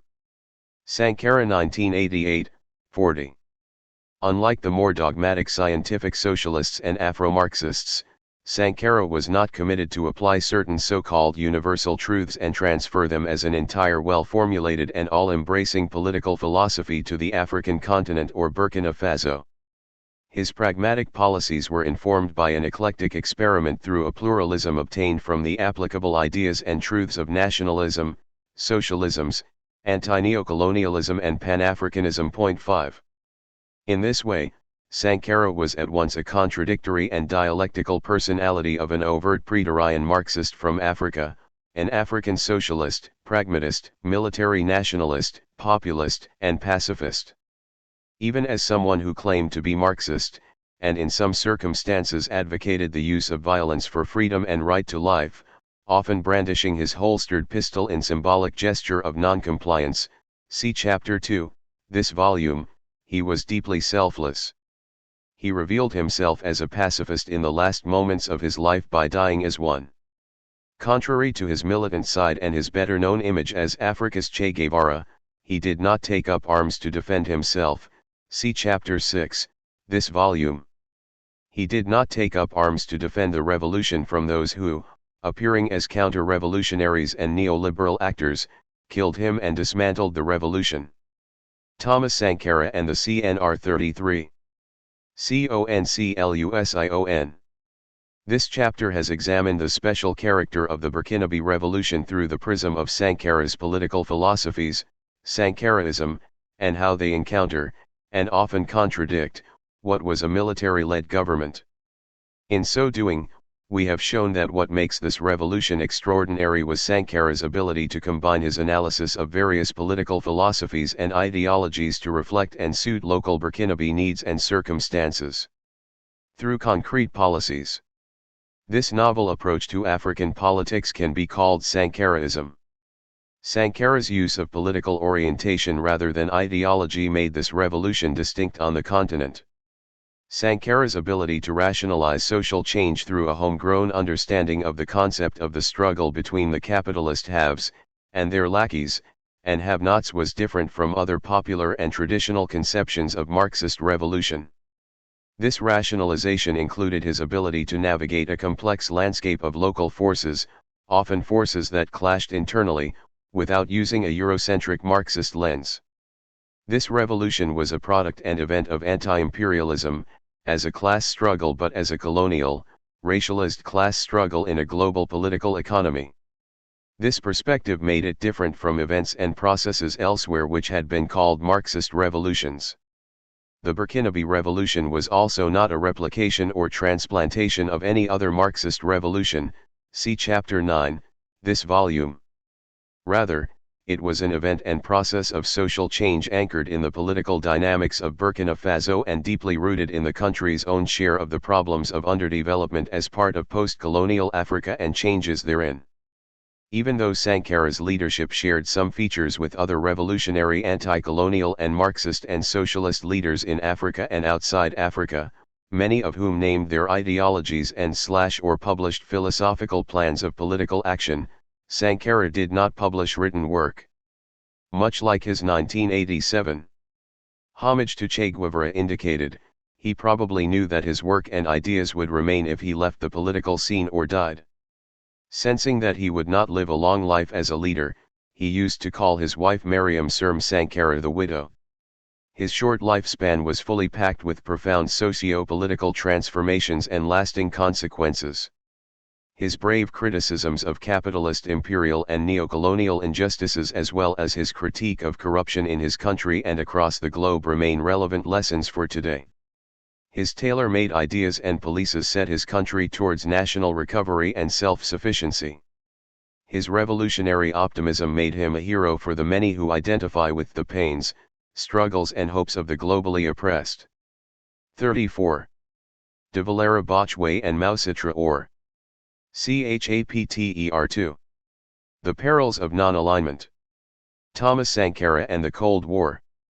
This chapter situates Thomas Sankara's political itinerary and approach to international relations within global and regional contexts. It emphasizes Sankara's positions on non-alignment, which took both pragmatic and radical forms, covering the period from 1981 to 1985. In charting Sankara's diplomatic trajectory, the paper explores the complex and perilous balancing act that Sankara performed during the Cold War. Sankara's diplomatic moves took on greater importance because, in late 1983, Burkina Faso was elected a non-permanent member of the UN Security Council for 2 years. This overlapped with Sankara's one-year term, 1984 to 1985, as president of CEAO, Economic Community of West Africa, through which he actively battled transnational forms of corruption in Francophone West Africa. Therefore, Burkina Faso, hitherto viewed as a small and impoverished country lacking diplomatic clout, had an outsized influence on international affairs during the period. Moreover, Sankara's appeal to African youth meant that neighboring African heads of state could not simply ignore the revolution that he led. Young people were drawn to his charismatic and populist style. They admired his unbridled attacks and outrage against the international establishment. 1. There were various strands to Sankara's approach to foreign affairs.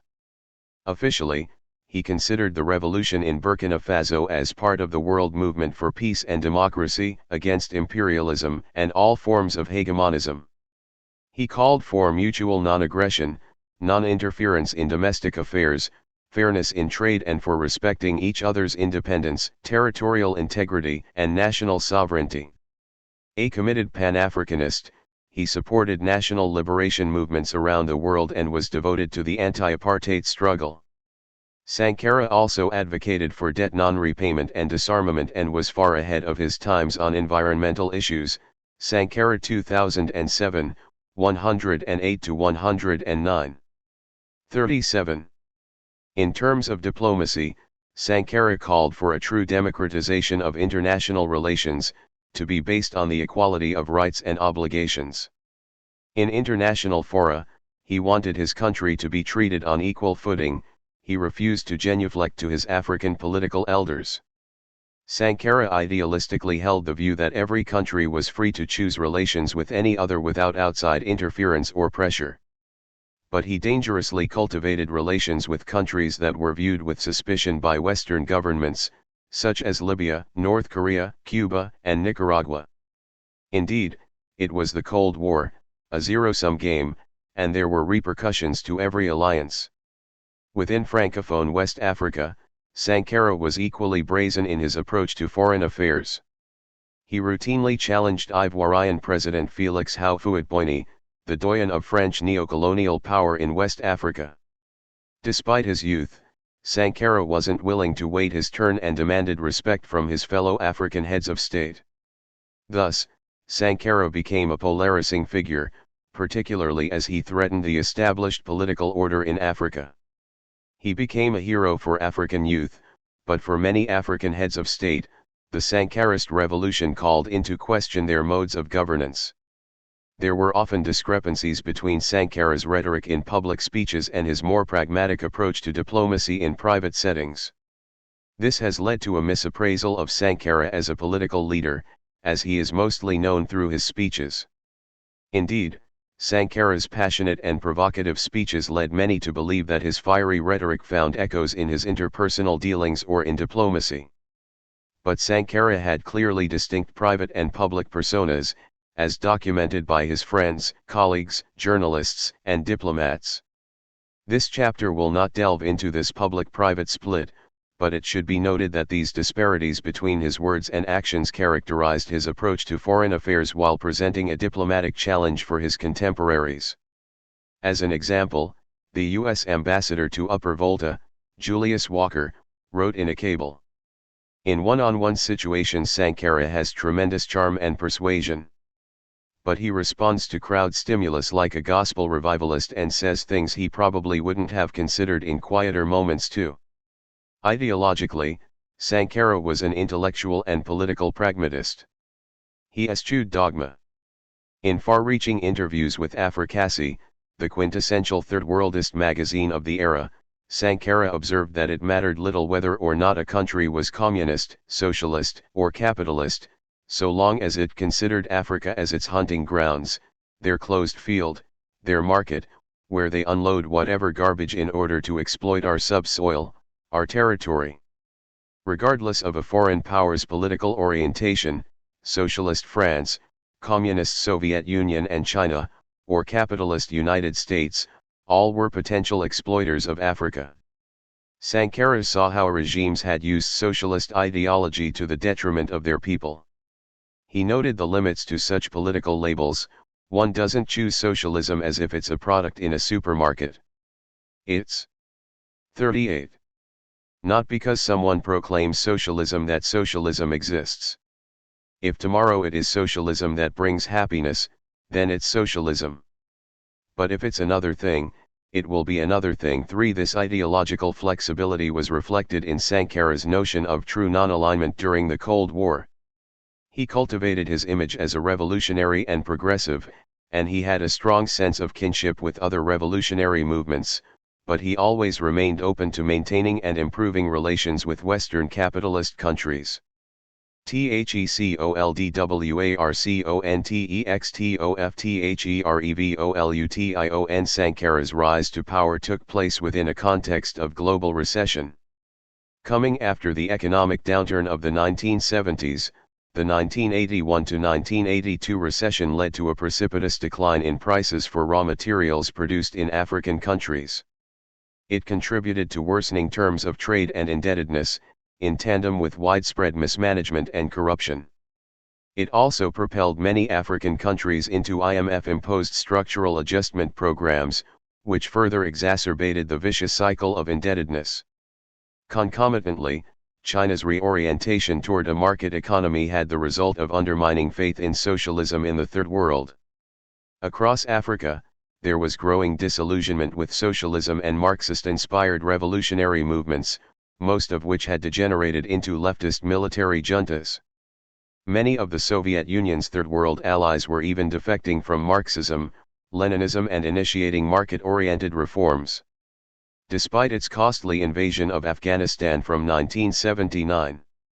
to 1989, and its continued support for leftist regimes in Angola and Ethiopia, the Soviet Union itself was in the throes of a decade-long process of economic collapse and political disintegration. Hobsbawm 1994, 433 to 499. And yet there was a small but significant countervailing wave of revolutionary movements spanning the world from Iran to Nicaragua. In the late 1970s, this wave spread into Central America and the Caribbean, with guerrilla movements in El Salvador and Guatemala, the Maoist uprisings in Peru and the leftist New Jewel movement in Grenada under Maurice Bishop. The most important and successful revolutionary movement was the Sandinista Front, which took power in Nicaragua in 1979. Backed by Catholic priests espousing liberation theology, the Sandinista revolution drew on populist, socialist, and Catholic ideas. But this revolutionary countercurrent, and the Soviet invasion of Afghanistan, prompted a powerful riposte as the Reagan administration initiated its policy of rollback during the so-called Second Cold War of the 1980s. With a renewed commitment to interventionism, Reagan moved aggressively to undermine revolutionary movements and governments, initiating clandestine wars against adversaries in such places as Nicaragua, Guatemala, El Salvador, Angola, Libya, and Afghanistan. In its policy of constructive engagement, the 39. Reagan administration also fought hard against the African National Congress, ANC, in giving full support to the apartheid regime in South Africa, even as much of the world, including the U.S. Congress, was joining the global anti-apartheid movement. Westad 2005, 331 to 395, Legacies 2013, 166 to 342. It was in this wider geopolitical context that Sankara rose to power. However, in order to understand Sankara's revolution, we must turn to the more proximal causes. THERISEOFTHOMASSANKARA. Closer to home, there were developments that created conditions favorable to Sankara's rise. First, the devastating droughts of 1982 to 1985 caused immeasurable suffering across the Sahel zone and made the population of Upper Volta even more desperate for radical change. This was seen in the series of coups from 1980 to 1983, precipitated by widespread famine, social unrest, and government corruption. During this time, Sankara's group of left-wing military officers grew in stature, taking up key positions within the military and committing themselves to the political struggle. Sankara also connected with former students returning from France and leaders in the powerful labor union movement. The labor unions had played critical roles in the overthrow of La Mizana in 1980 and Zerbo in 1982 and would mobilize during the months leading up to Sankara's taking power. See Chapter 4, this volume. Although the wider leftist movement was thrown into disarray by ideological disputes surrounding the Sino-Albanian split, many former students established new political parties, such as the Union of Communist Struggles, ULCR, or joined already existing ones like the Patriotic League for Development, PILIPAD. It was a period of political ferment for the Francophone left, which saw French socialists claim important electoral victories, including François Mitterrand's presidential election in May 1981, which buoyed leftists and held out promise for progressive change in West Africa. Finally, on Upper Volta's southern border, Flight Lieutenant Jerry Rawlings, a fellow young military officer, staged a coup in 1979 and initiated a left-leaning revolutionary process in Ghana. Rawlings would provide crucial military aid to Sankara's corps of young progressive officers, facilitating the shipment of Libyan weapons via the commando base in Po. He would also be Sankara's closest African ally on the international front. 4. Against this backdrop, and after many years in the military, Thomas Sankara entered government as the Secretary of Information, Secrétaire d'État chargé de l'Information, of Upper Volta in September 1981. Reluctantly serving under President Colonel Zerbo and the CMRPN regime, Sankara made it his mission to fight for press and labor union freedoms. But he also engaged in a bit of diplomacy, his signal diplomatic victory was in bringing the live television broadcast of the 1982 World Cup games to Upper Volta. Within this context, 40. Sankara negotiated with Jean-Pierre Cot, French Minister of Cooperation. In 1982, Cot's advisor for African affairs Hugo Sada met with Sankara several times both in Ouagadougou and Paris. The main thing Sankara wanted was for France to help Burkina to set up a system of satellite television so that Burkina could directly transmit the FIFA World Cup. Sada explained, it was something that was very expensive. So there was some hesitation on the French side to provide this. Then, at some point during the negotiations, Sankara said bluntly, if France does not want to help, then I will ask Gaddafi to help with this. Interview, French advisor, Hugo Sada, April 20, 2013, Sankara succeeded in getting France to pay for the costs, but word spread quickly within Western diplomatic and intelligence circles that Sankara was reaching out to Muammar Gaddafi, the Libyan leader. At the time, the CIA and the French military were engaged in covert operations against Gaddafi's forces in Chad's civil war. Indeed, France was about to embark on its largest military intervention in post-colonial Africa, by escalating its support for Hissène Habré's forces against the Gaddafi-backed rebels in Chad, Woodward 1987, 87-91.5. After resigning in protest over the Comité Militaire de Redressement pour les Progrès Nationaux, CMRPN's repressive measures and enduring a 6-month imprisonment in Ouagadougou, Sankara was liberated and became Prime Minister of Upper Volta in January 1983. Then, in late February, Sankara embarked on an extended international trip, which culminated in his attendance at the summit of the non-aligned countries in New Delhi, India. His trip included controversial visits to Libya and North Korea. Sankara hoped that an alliance with Gaddafi would yield greater economic development in Upper Volta. In interviews and speeches, Sankara stood his ground on Libya, arguing that Upper Volta had the right to cultivate friendships with any country of its choosing. After a week in Libya, Sankara left for North Korea, where he had the chance to see another type of revolutionary experiment. But Western governments were increasingly concerned about visits to such international pariahs. Sankara and Gakunze 1988, 33-34.6. From 7 to March 13, 1983, Sankara was at the summit of the non-aligned countries in New Delhi, India, where he had the chance to meet Fidel Castro, Daniel Ortega, Indira Gandhi, Jerry Rawlings, Maurice Bishop, and many others. In his speech, he highlighted the main principles of non-alignment, which in certain ways had lost its way with the slow collapse of the Eastern Bloc. Sankara reminded his listeners that they were free to choose their allies in the world, and their own paths of development. He called for the democratization of international relations based on the equality of rights and obligations. Sankara also entered the fray of Middle Eastern politics and, in 41. The process, made his first public criticisms of U.S. foreign policy. The Israeli government, publicly supported by the United States, despite the unanimous condemnation of the entire world, invaded Lebanon with its army, submitted the capital Beirut to ruthless destruction, Sankara said.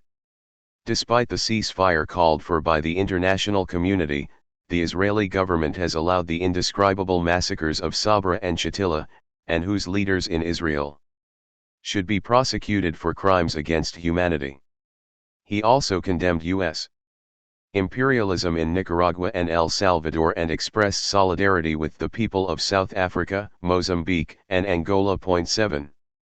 Soon after his return from New Delhi, Sankara delivered blistering speeches in Ouagadougou, March 26, 1983, and Bobodio Olasso, May 14, 1983, in which he ratcheted up the anti-imperialist message and called on the youth to mobilize against the internal and external enemies of the people.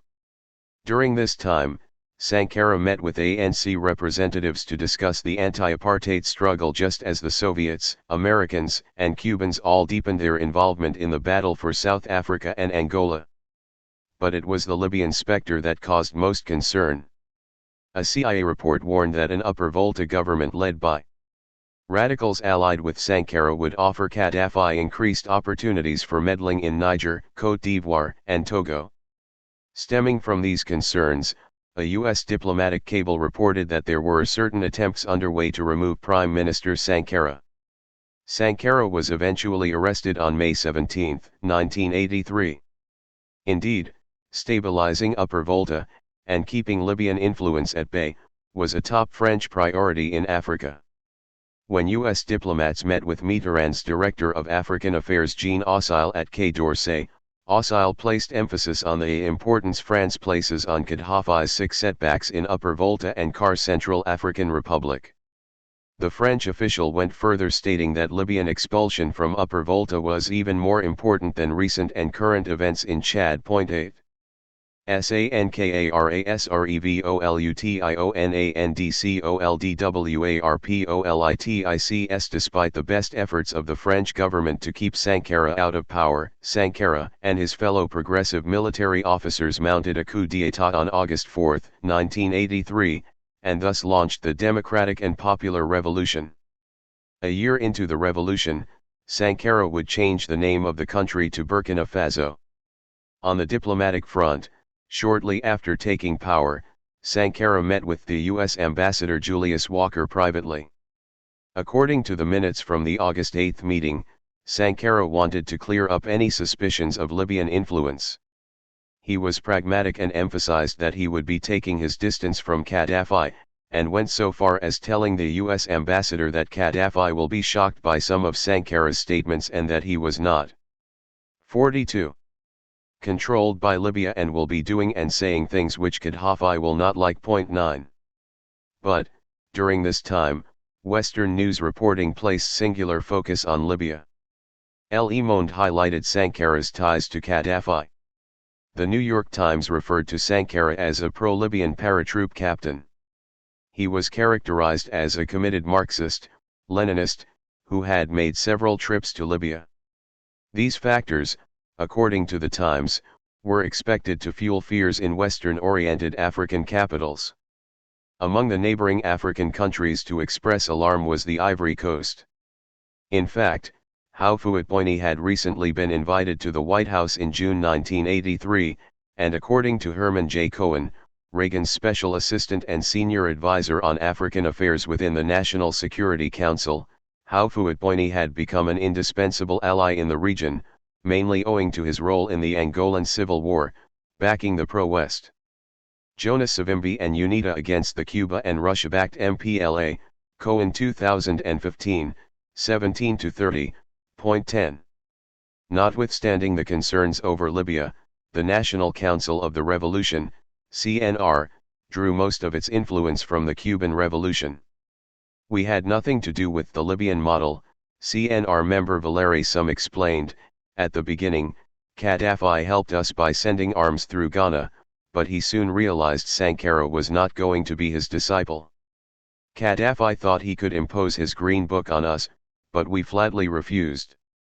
Immediately after August 4, the divergence between Sankara and Gaddafi began because of this refusal.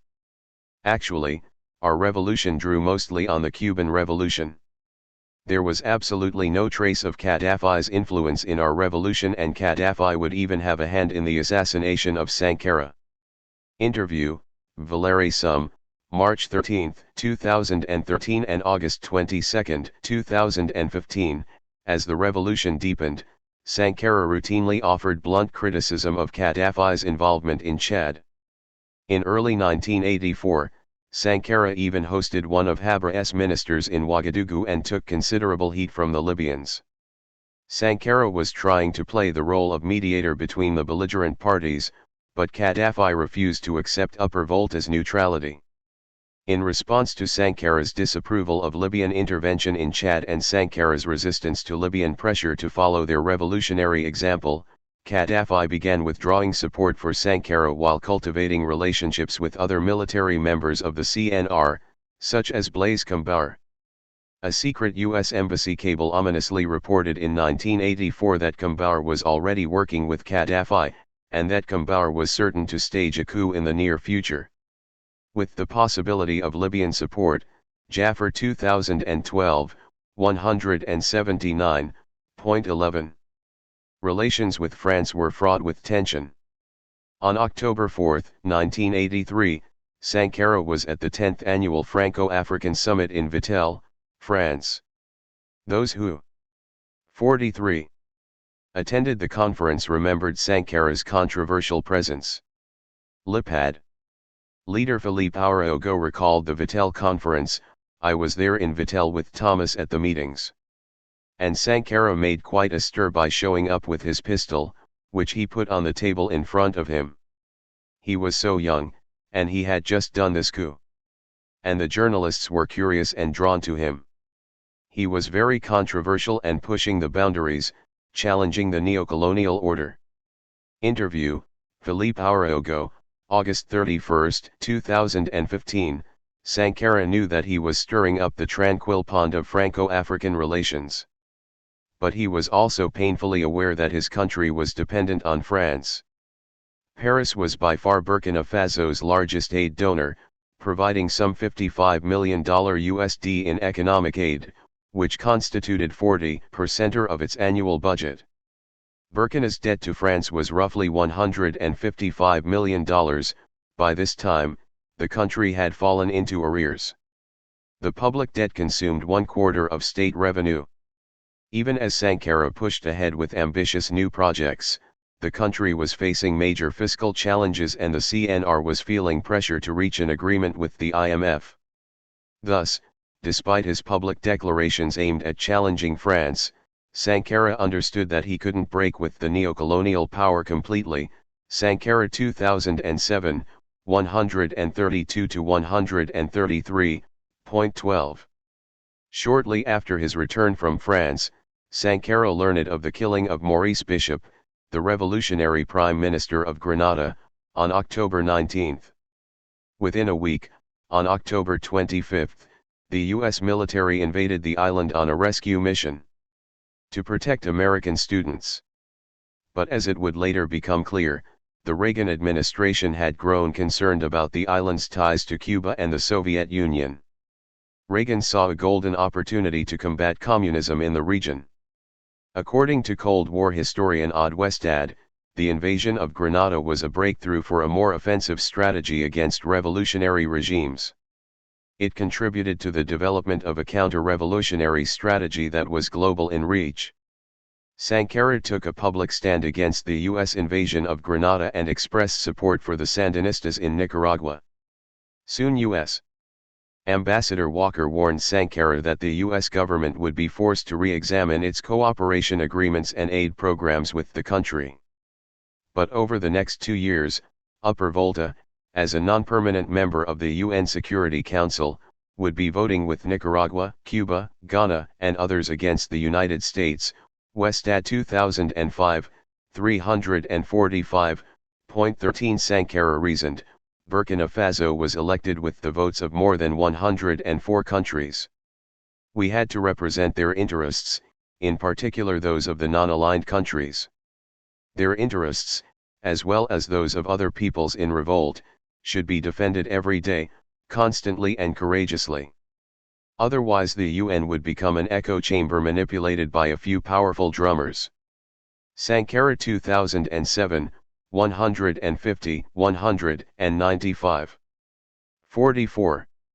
The Reagan administration was growing perturbed by the fact that this small and insignificant country was opposing it at the UN and perceived as being up on the stage every place in the world, denouncing U.S. imperialism and siding with Cuba, the Soviets, and with Nicaragua, as the new U.S. ambassador Leonardo Nair explained. We had very little economic interest in this country.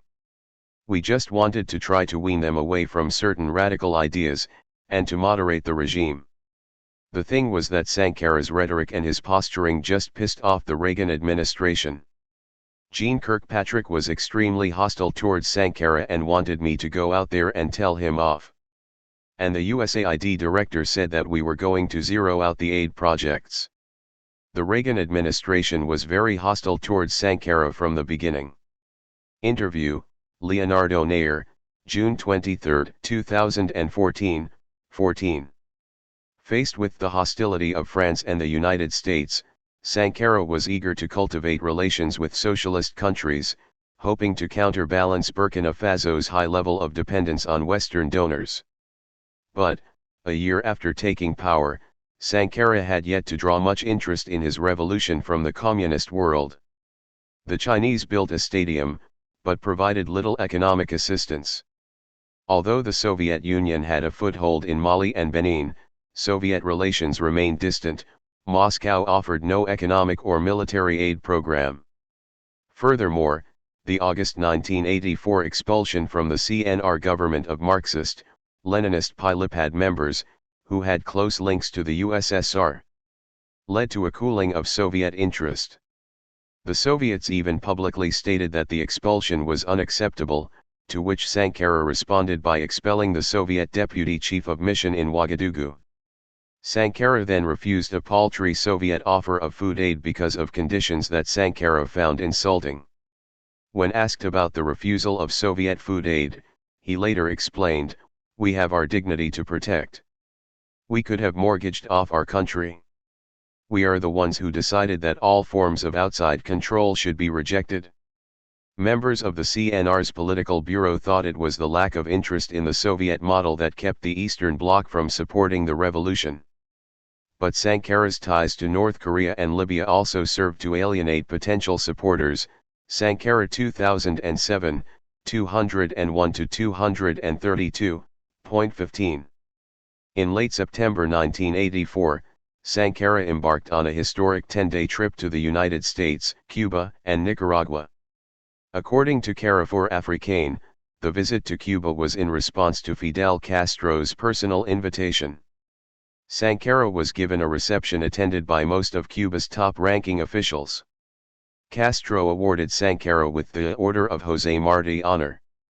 In accepting the honor, Sankara thanked Cuba for its deep feelings of love, citing José Martí with the phrase "love is repaid with love." Sankara ruminated on Martí's life and admitted that it was no accident at all that our national slogan is captured in "One you know so well, homeland or death, we shall overcome." Sankara 2007, 136-142.16. In Cuba, Sankara had a chance to talk with Castro at length and visit sites around Havana, such as the recently constructed Che Guevara Pioneer Palace and Lenin Park. Sankara traveled to the Isle of Youth, which was known for hosting some 10,000 African and Nicaraguan students who studied at the Cuban government's expense.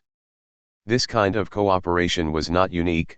Cuba had a history of involvement in Africa during the Cold War, including its support for the MPLA in Angola and Nelson Mandela in South Africa. It had been hosting African leaders and students for decades. All of these experiences profoundly marked Sankara. Soon he would be sending a large group of Burkinabe youth to study in Cuba. 17 days later, in New York City, Sankara attended the 39th session of the UN General Assembly on October 4 and delivered the most important international speech of his life. Sankara remained true to his convictions and positioned himself on the international left and in support of the non-aligned movement. He expressed solidarity with all those who suffered in the stranglehold of imperialism. He especially singled out Israel for refusing to grant Palestinians the right to an autonomous existence. But Sankara's most impassioned plea for justice was saved for South Africa. See more of this heritage in Chapter 19, this volume. He described the apartheid system as one of terrorism designed to physically liquidate the country's black majority. He emphasized the need for intensifying the campaign to free Nelson Mandela. Then, in a provocative move, Sankara called for the suspension of Israel and the outright expulsion of South Africa from the UN for their unwillingness to cooperate with the international community. Sankara 2007, 154-175. Before returning to Ouagadougou, Sankara took a brief sojourn to Nicaragua, where he met the head of the socialist Sandinista government, Daniel Ortega. The visit was sure to raise a few eyebrows in Western foreign policy circles. By 1984, the U.S.-Nicaraguan conflict was at its peak, with the Soviets and Cubans supplying arms to the Sandinistas and the CIA supporting and equipping the anti-Sandinista forces, the Contras, and even mining the harbors of Nicaragua to prevent arms shipments from reaching the government. 2 years later, Sankara traveled again to Nicaragua for a celebration of the Sandinista movement. In his 1986 speech, Sankara called for support for the Nicaraguan struggle. He was certainly not alone in condemning the US-backed Contras. Many Western leaders opposed Reagan's policy and, on the same day that Sankara spoke in Managua, the U.S. Congress announced its plans to investigate what would become known as the Iran-Contra affair. But Sankara's travels could hardly have helped in his dealings with the United States. In fact, it was around this time that Reagan made his famous statement that Libya, North Korea, Cuba, Nicaragua, and Iran constituted a confederation of terrorists. 46.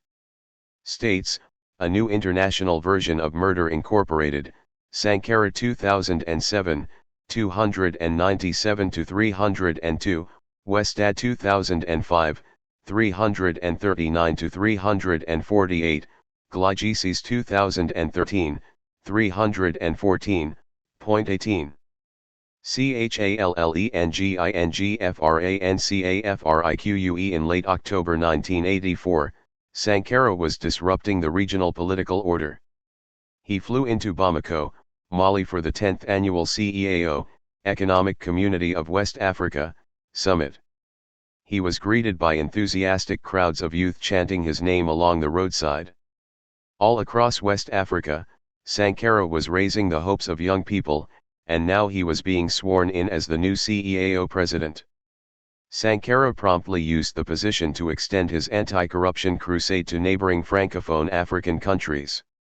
As it turned out, under his one-year CEAO presidency, the largest financial scandal in the organization's history erupted.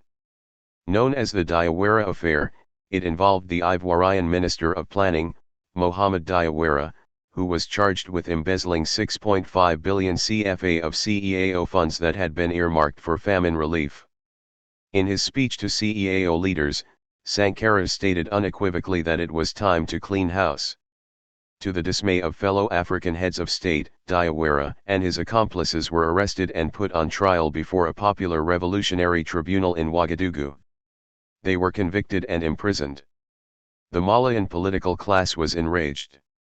In a cable to Washington, the U.S. ambassador in Mali reported that the Malian government was incensed by Sankara's words and actions at the CEAO summit. President Moussa Traoré was described as furious. Moreover, there was an underlying concern of the Malian elite over Sankara's potential appeal to Mali's young, often unemployed urban masses.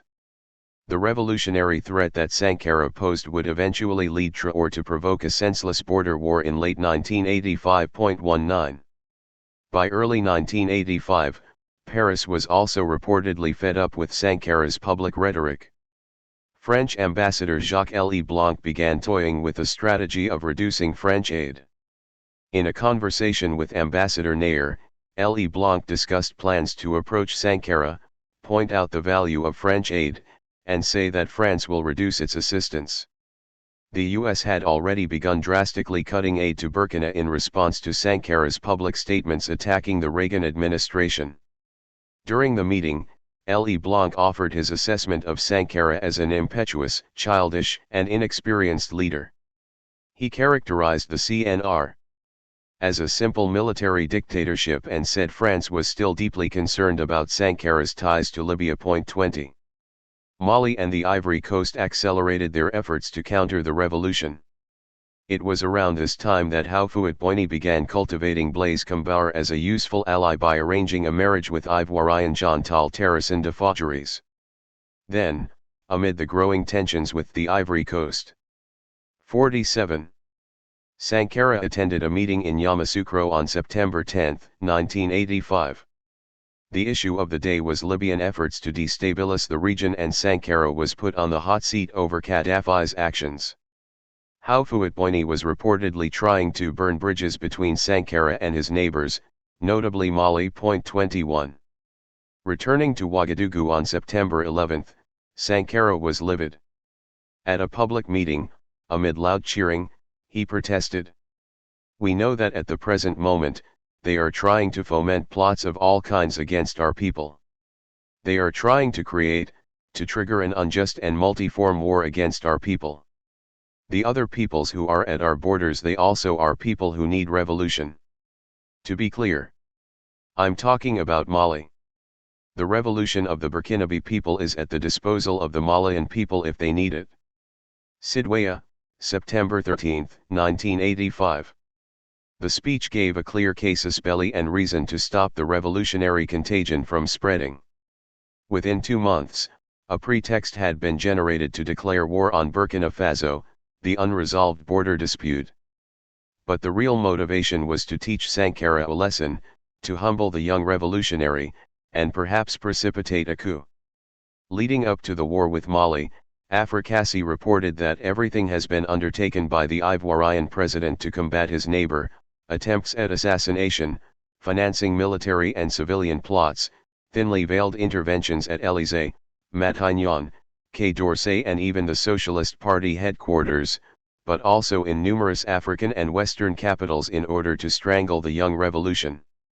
According to a CIA report, the war stemmed from Bamako's hope that the conflict would spark a coup in Burkina, and that Traoré believed the conflict would give Burkinabé dissidents the opportunity to overthrow Sankara, while distracting public attention away from Mali's own dire economic situation. 22. For Sankara, the war was a tremendous disappointment. It showed that he had few regional allies. Houphouët-Boigny, Traoré, Ayadima, and Count J all had good reason to distrust Sankara, and so they were content to watch the young captain get humbled. Regarding Libya, as one CNR member recalled, "The war with Mali allowed us to see who our friends were, and Libya did not send us a single bullet, nor a single liter of gasoline." Sankara was even more isolated than he had thought. In his crusade to purify the CEAO, he had taken a tremendous risk. Furthermore, according to Commander Abdul Salam Kabor, there was a growing faction of bellicose officers who were angry with Sankara for not leading a counterattack. Burkina's military feebleness in the face of Malian aggression diminished Sankara's standing within the military. Soldiers blamed him for the defeat. There was now an anti-Sankara faction coalescing within the military, and opportunistic officers waiting in the wings for their chance to seize power. Andrea Mirado 1987, 145-151. 23. Relations with France would improve slightly after the war. Even the United States reported that a humbled and more contrite Sankara was now willing to cooperate on a range of issues, including a possible agreement with the IMF. French Ambassador L. E. Blanc indicated that the French government was guardedly optimistic about Sankara and thoroughly convinced that Houphouët-Boigny was saying the right things in support of Sankara.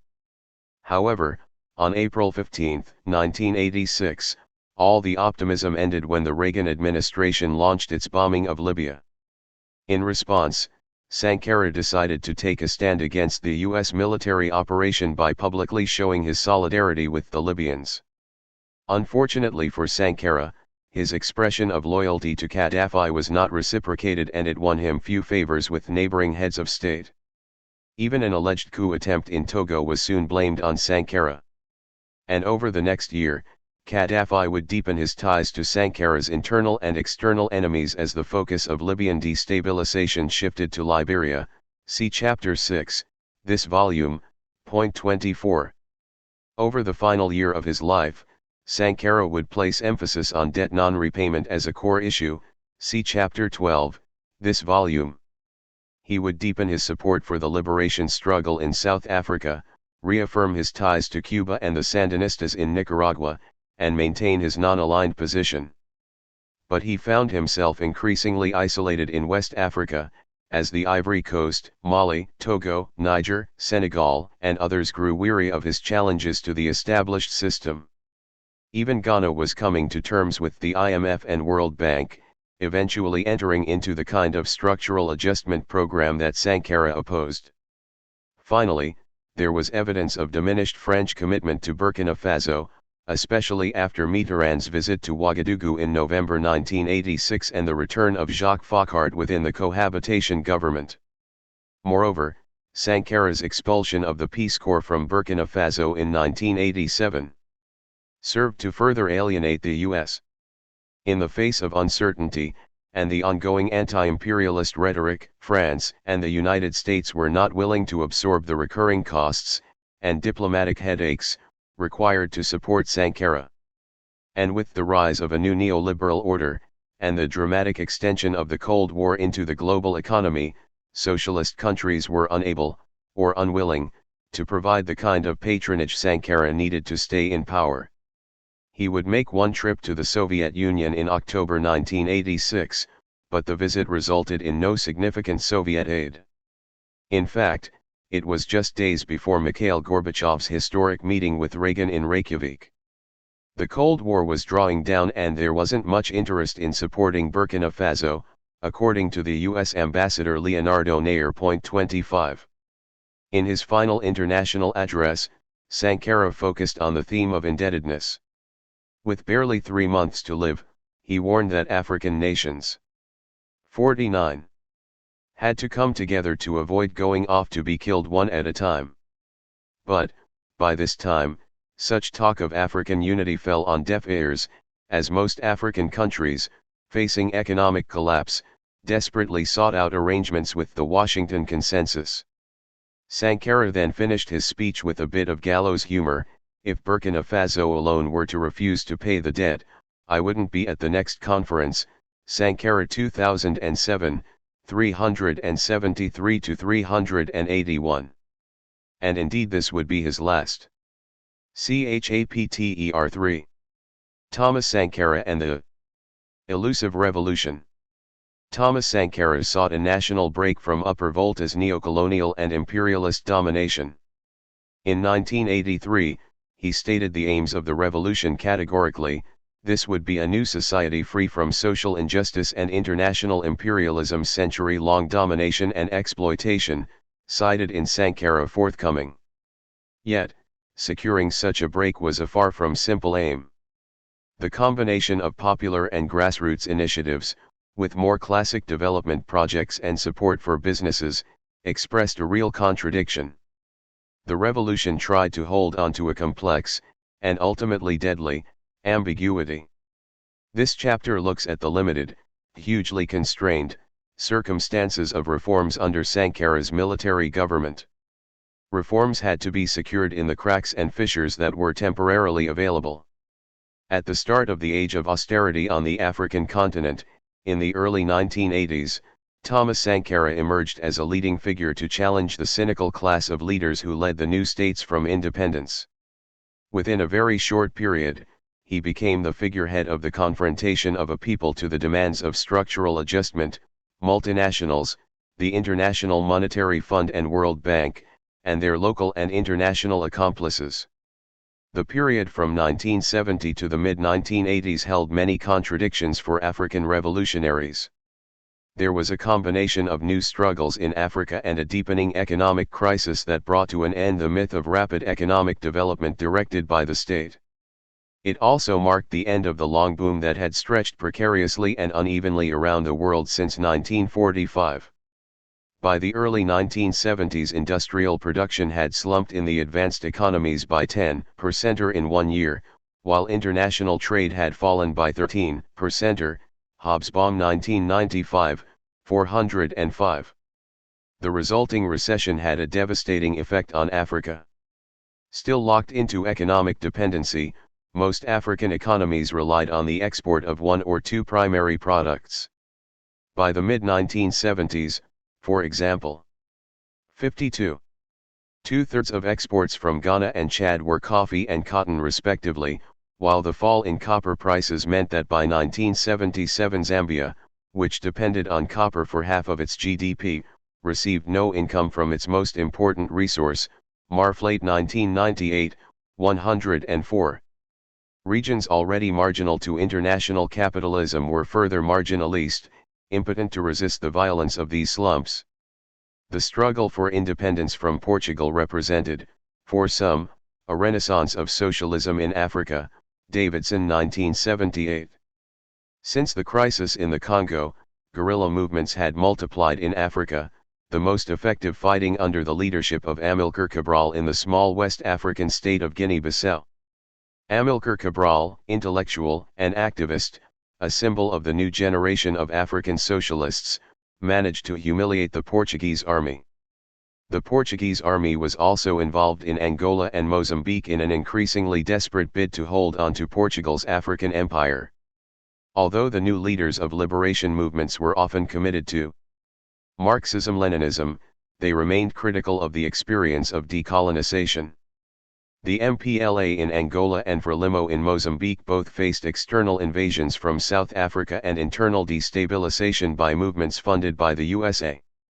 But these movements still highlighted the upsurge of radicalism on the continent. The Portuguese Revolution that followed a military coup in 1975 was both precipitated and inspired by the struggle for national liberation in Africa, Zeilig said 2009. If the second wave of political transformation increasingly appeared compromised during the second half of the 1970s and into the 1980s, all paths of autonomous national development adopted by existing African regimes were increasingly undermined as the global economic crisis deepened.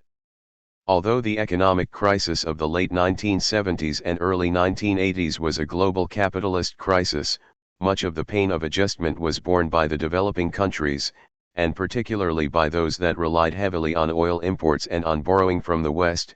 Harvey 2005. Loans granted in the 1970s turned into debts, as the process of global adjustment and restructuring required for the resolution of the international capitalist crisis proceeded. More and more African states found their options constrained and their macroeconomic policies increasingly shaped by the conditions imposed by the International Monetary Fund, IMF, the World Bank, Western governments, and the private banks, Walton said 1994. By the time the free market governments of Thatcher and Reagan had been elected, development policy had shifted to focus on the market and the private sector. The IMF and World Bank became the central players in this policy. As the World Bank reported at the time, Africa needs not just less government, but government that concentrates its efforts less on direct intervention and more on enabling others to be productive. Sandbrook 1993. For most African economies, structural adjustment preceded more 53. Far-reaching economic and institutional reform, leading to varying degrees of economic liberalization. The costs of economic liberalization and the austerity policies that accompanied it, however, fell unevenly on different social classes. The poor and working class, particularly in urban areas, felt the pain of adjustment most acutely. But they did not just suffer passively, as victims of the crisis, they struggled in various ways, resisted and protested.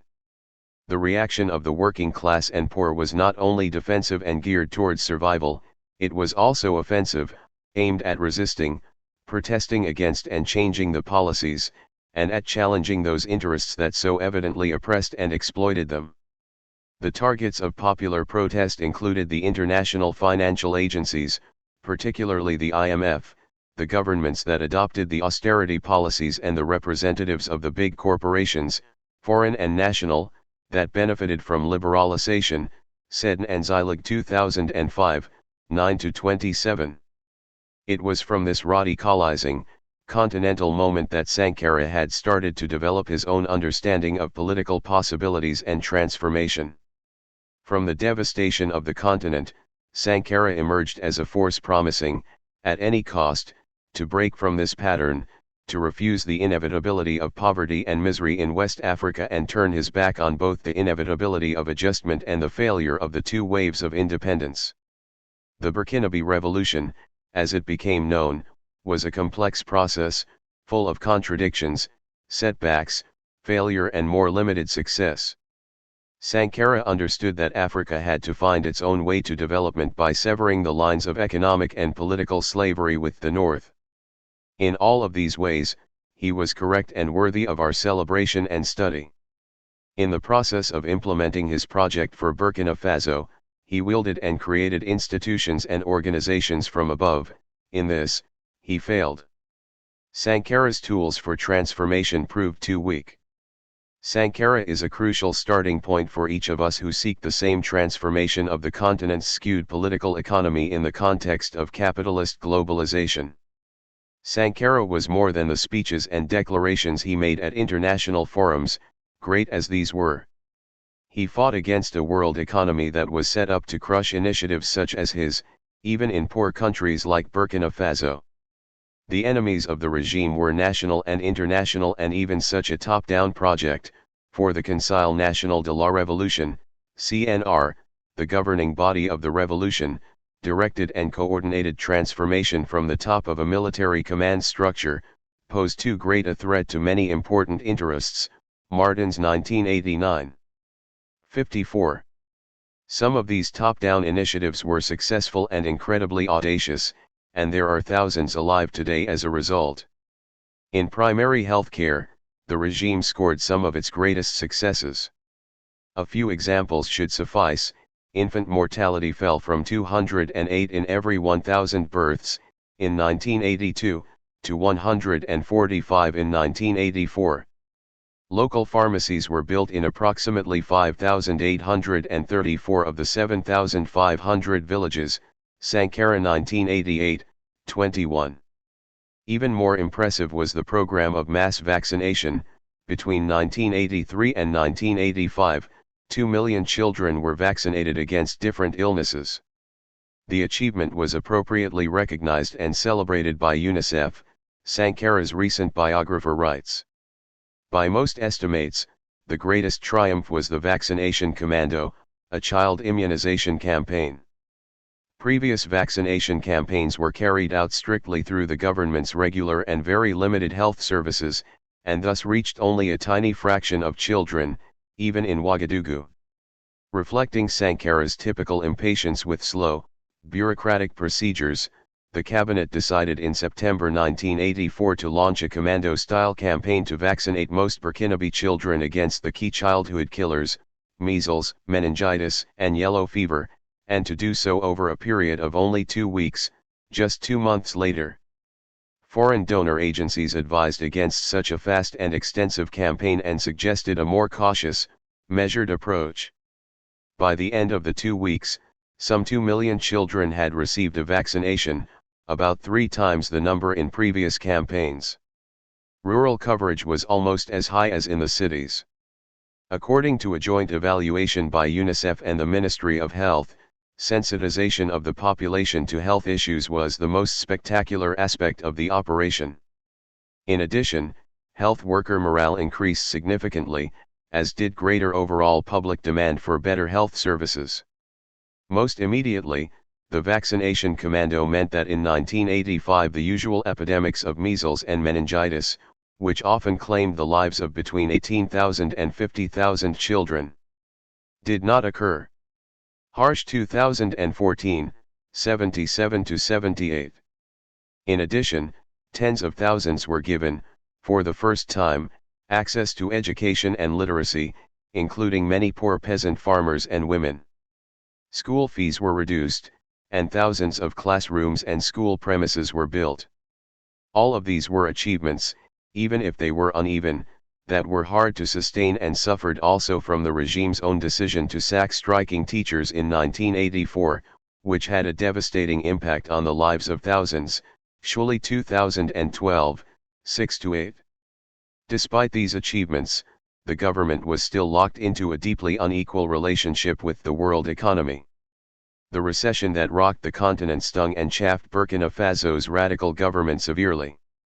The country's economy was dependent on gold and cotton, with cotton comprising half of all export revenue. Although cotton production increased from 60,000 tons a year from 1980 to 170,000 tons in 1987, the actual income levels, despite 55. This increase, barely rose. Cotton continued its inexorable fall since 1960. Sankara was powerless to affect this, World Bank 1989. Cash crop production, as Sankara knew, actually contributed to the country's overall instability.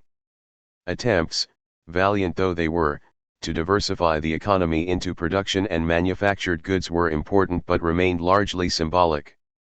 Food instability, another target for reform of the CNR, deepened in the 1980s, so in 1984 and 1985, the government was forced to import food, triggering a dramatic trade deficit.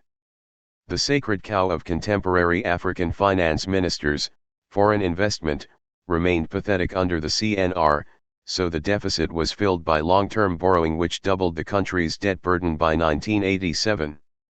Economic and financial independence remained a dream. The regime's relationship with the World Bank was fraught. The original aim of the government, as we have seen, was to extend Burkina Faso's potential, to make as much use of the country's resources as possible. Gold mines were opened, there was an attempt to build a railway line in 1985, which was valiantly undertaken by the regime itself after the World Bank and other donors refused funding. To connect manganese fields in the northeast to the rest of the country, local businesses were subsidized, a poll tax on local farmers was lifted. The project was not so much anti-capitalist as national capitalist development, and the World Bank was not always opposed to many of the measures. It found, in 1989, that economic growth in Burkina Faso, between 1982 and 1987, had been satisfactory. A World Bank report noted that, in particular, agriculture had performed particularly well, with an added value increase annually of 7.1%.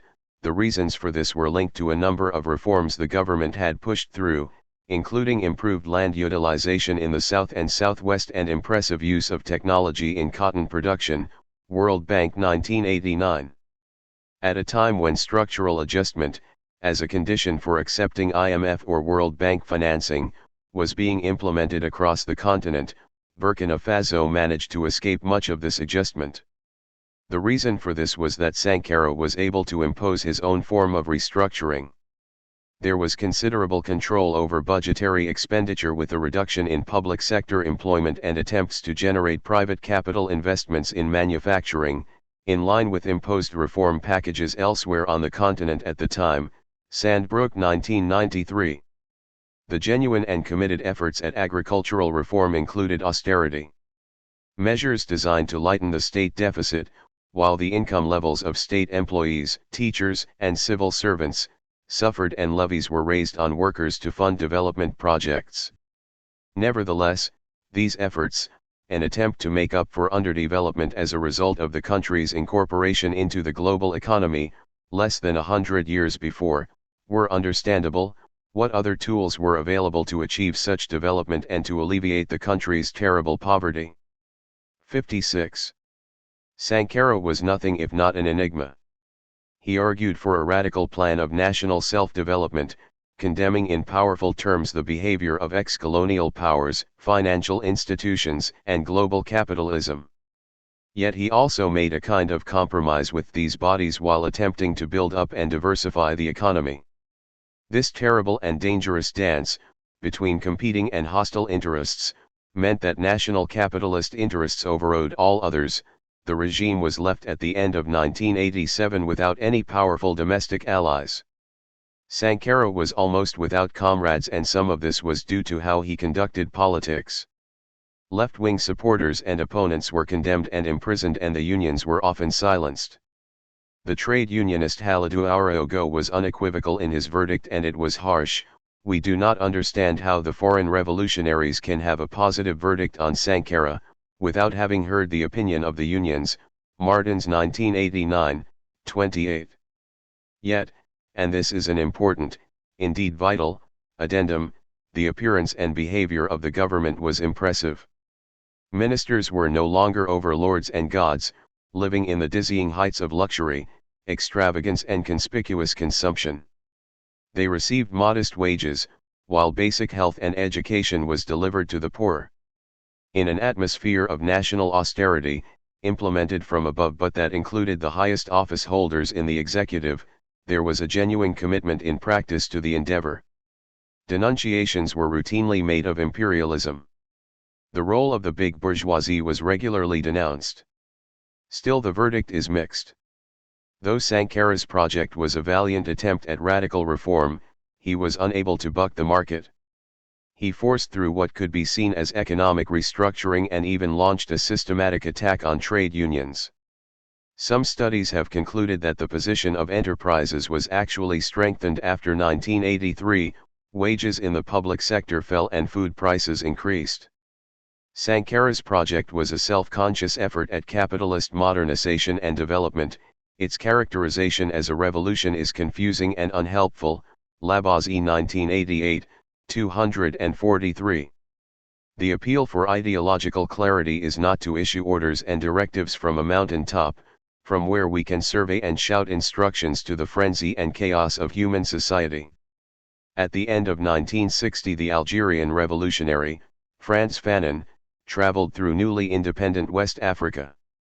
With comrades in the Front de Libération Nationale, FLN, he sought to find a route to supply the liberation movement fighting the French in Algeria, from the south. Fanon's sub-regional reconnaissance trip in November and December 1960, through Guinea, Mali and into southern Algeria, was a practical attempt to bring the continent and its struggle for liberation, north and south, together. On the journey, Fanon wrote notes to himself that were never intended for publication.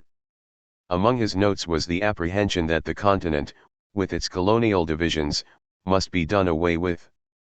But most importantly, Fanon concluded, colonialism and its derivatives do not as a matter of fact constitute the present enemies of Africa.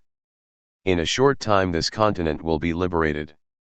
For my part, the deeper I enter into the cultures and the political circles, the surer I am that the great danger that threatens Africa is the absence of ideology. Fanon 1967, 186. Fanon saw the absence of ideology, the confusion of the project for radical transformation on the continent, as an acute danger as the continent reached for liberation. It is in this absence, or rather the lack of clarity on ideological questions, that much of the continent's post-independence history can be written. Sankara and his comrades, including left-wing supporters in the Parti Africain de l'Indépendance, PAI, argued that they stood as revolutionaries in the traditions of the Russian Revolution. Yet, all of them were equally infected by a notion of socialism from above, and the revolutionary process as state edict and control. They claimed this politics for socialism, but in reality it was a Stalinist aberration. Despite Sankara's speeches being replete with references to the people, seeing them as leading the Burkinabe revolution, the actual involvement of these popular masses was tightly constrained. In some respects, the statement of their leading role in the revolution was a declaration of abstract future intent. Babapalan Bamauni, one of Sankara's leading advisors, was clear that the middle class had led the revolution, but that at some later, ill-defined stage the path for the peasantry and working class would be cleared, Bamauni 1986.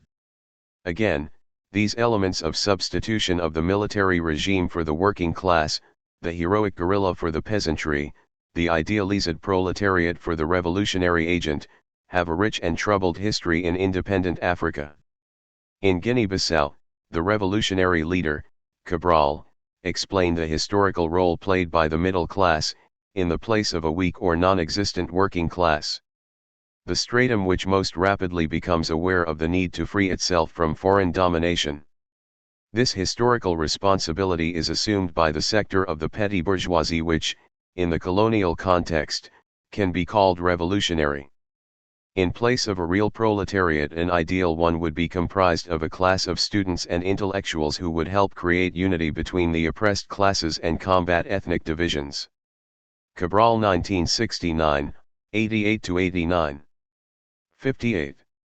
The intelligentsia had to commit class suicide to become an ideal proletariat. The radical military coup in Burkina Faso becomes the revolutionary movement par excellence.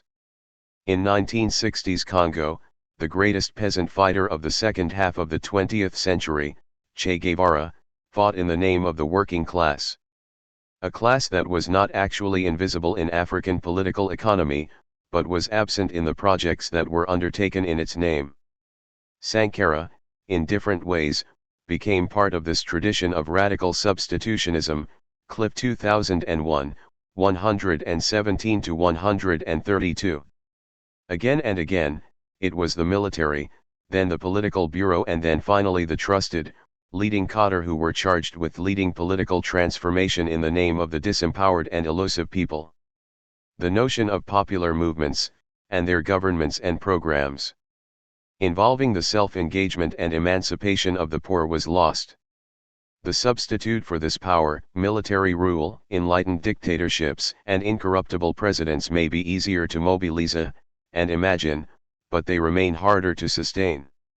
Such projects built on well-intentioned rhetoric, commitment, and revolutionary iron will survive on a limited popular base. Simply stated, there can be no radical, anti-capitalist project on the continent which is not empowered by the poor themselves. Too late, Sankara realized the weakness of his own project and the base of popular support. Sankara 1987. In the absence of these social forces, Sankara is revealed as a heroic, though essentially tragic figure. Perhaps one of the most important critics of Sankara's rule in recent years has been the French activist and writer Lila Chuli.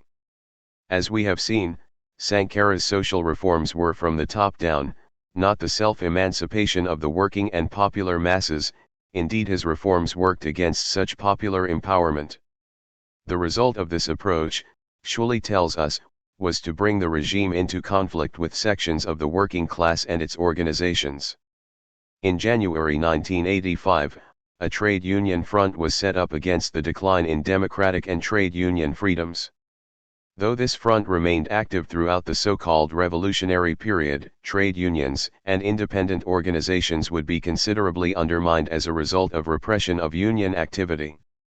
By 1986, less than 3 years from August 4, 1983, the CNR's authoritarian approach had alienated sections of the Burkinabe population, leaving Sankara and his allies isolated, cut off also from elements within the ruling circles. Yet, paradoxically, these were exactly the forces that could have defended a radical project of social and political change.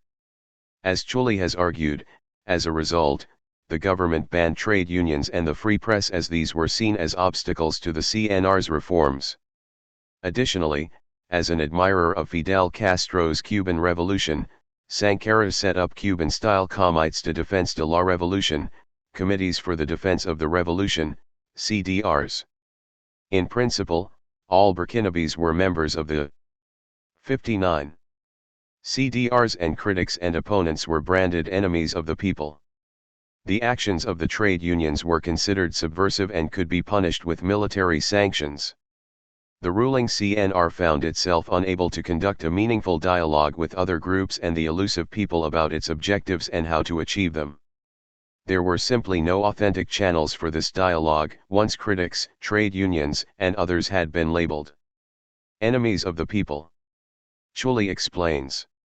In the name of wanting to make a revolution for the mass of poor people, they did it without them. Sankara recognized this in his self-critical speech of October 2, 1987. But he and his allies did not have time to restore the severed lines between the authorities and the mass independent organizations of the poor and the working class.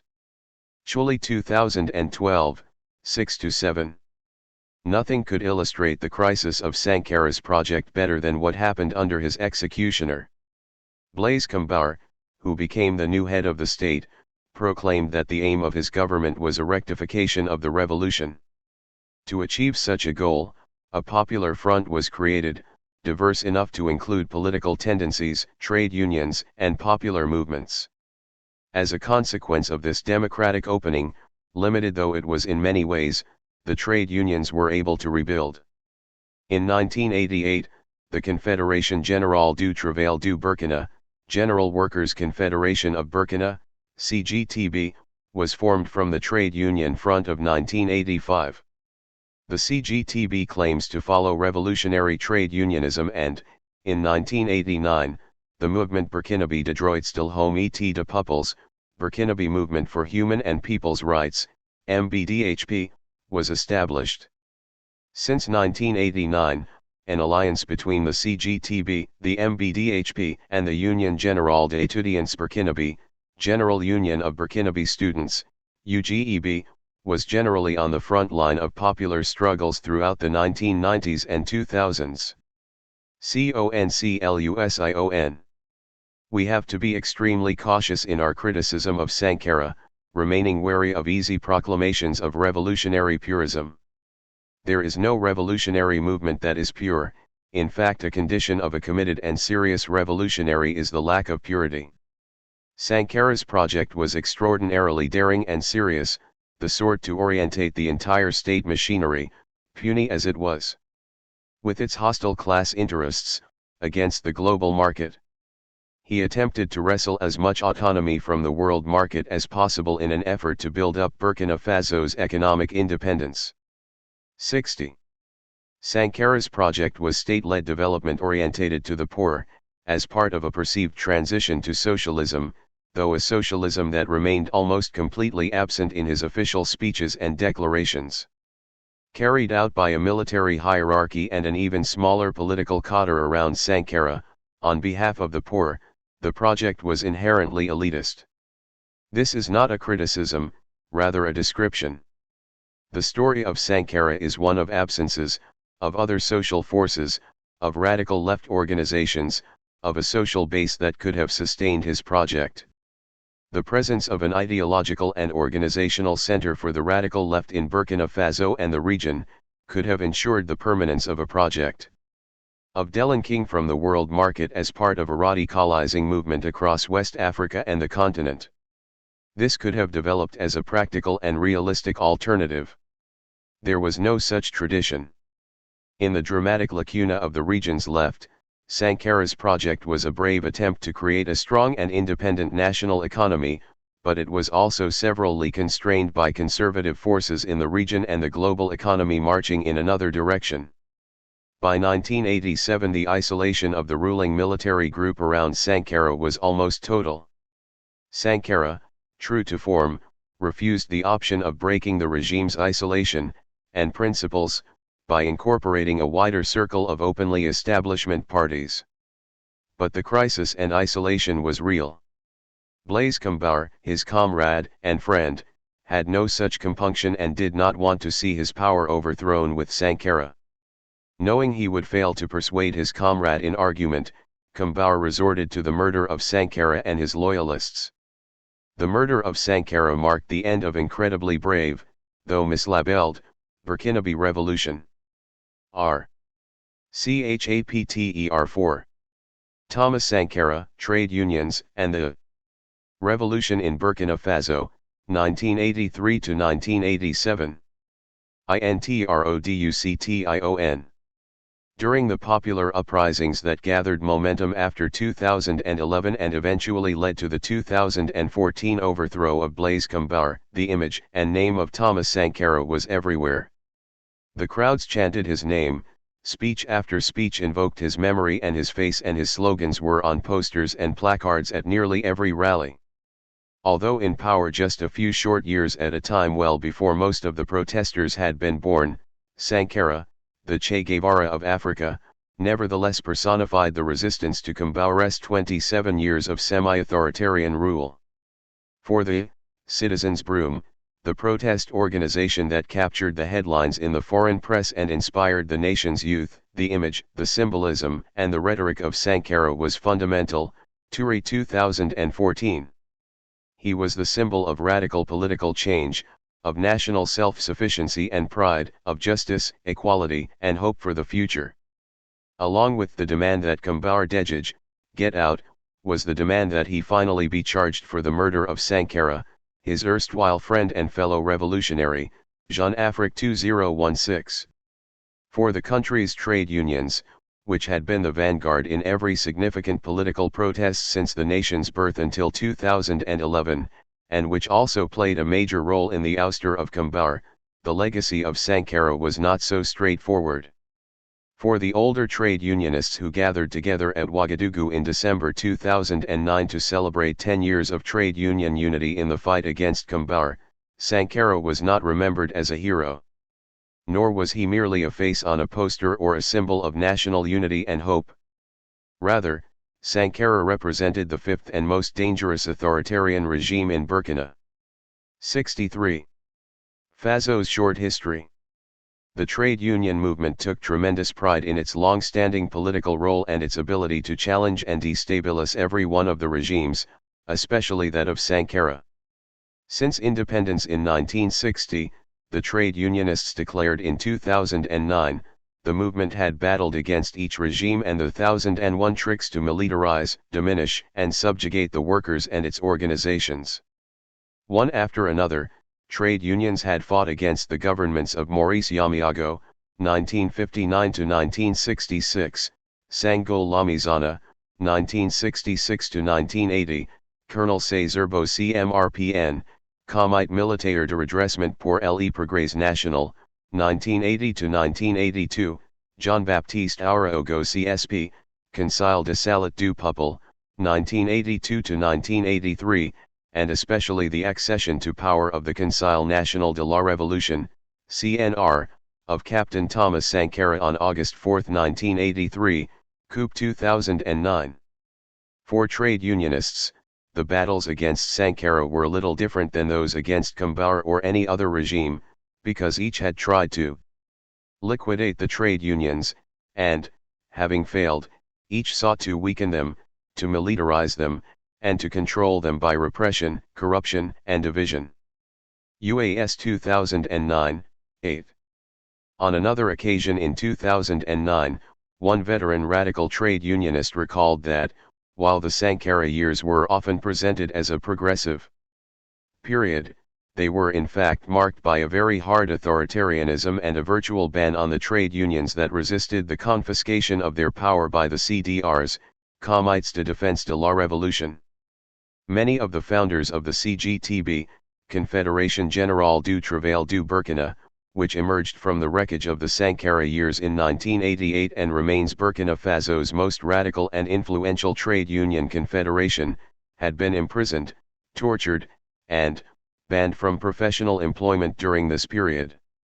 Coup 2009. The war between the trade unions and Sankara CNR tells us a great deal about the failure of the August 4 revolution.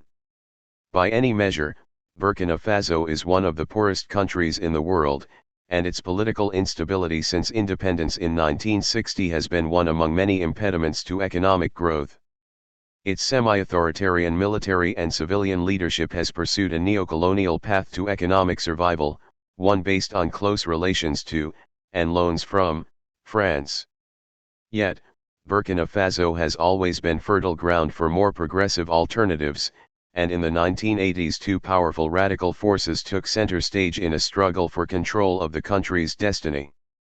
On the one hand was the Afro-centered populism of Thomas Sankara, who took power in a military coup and pursued a revolutionary program that included a restructuring of the countryside.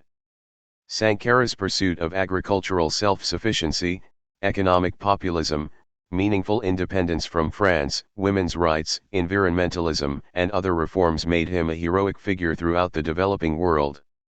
On the other hand, the militant trade union movement, which had always been a major political force in the country, pursued a 64.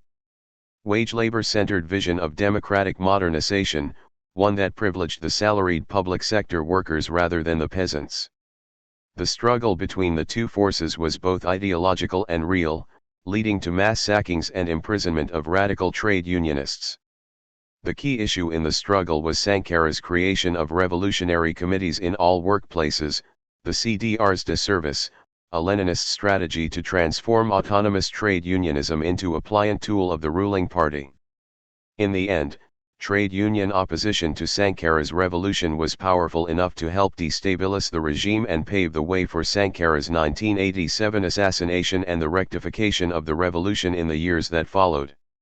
Equally important, the struggle illuminates the tensions between the populist agrarian and the wage labor-centered visions of socialism that play such a vital role in many developing countries. BURKINAFASOSTRADEUNIONMOVEMENT. On the eve of the August 4 revolution, the trade union movement in Burkina Faso was the most impressive in all of French-speaking Africa, CKBMUS 1989a, Sandwidi 1996, Engels 2015, Felon 2016. As was true of many other African trade union movements, membership was largely restricted to the public sector, education, transport, communication, and health services, the state bureaucracy and the handful of parastatals. Trade unionism in Burkina Faso was therefore small in numbers, but it wielded far more influence than its membership would suggest.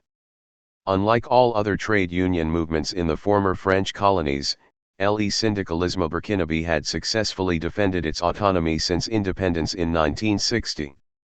During the struggle against French colonial rule, trade unions and nationalist movements had been partners. Strikes and labor protests damaged colonial economic interests and therefore aided the push for independence. Once independence was achieved, and nationalist movements became one-party states, trade unions were instantly transformed from allies to enemies.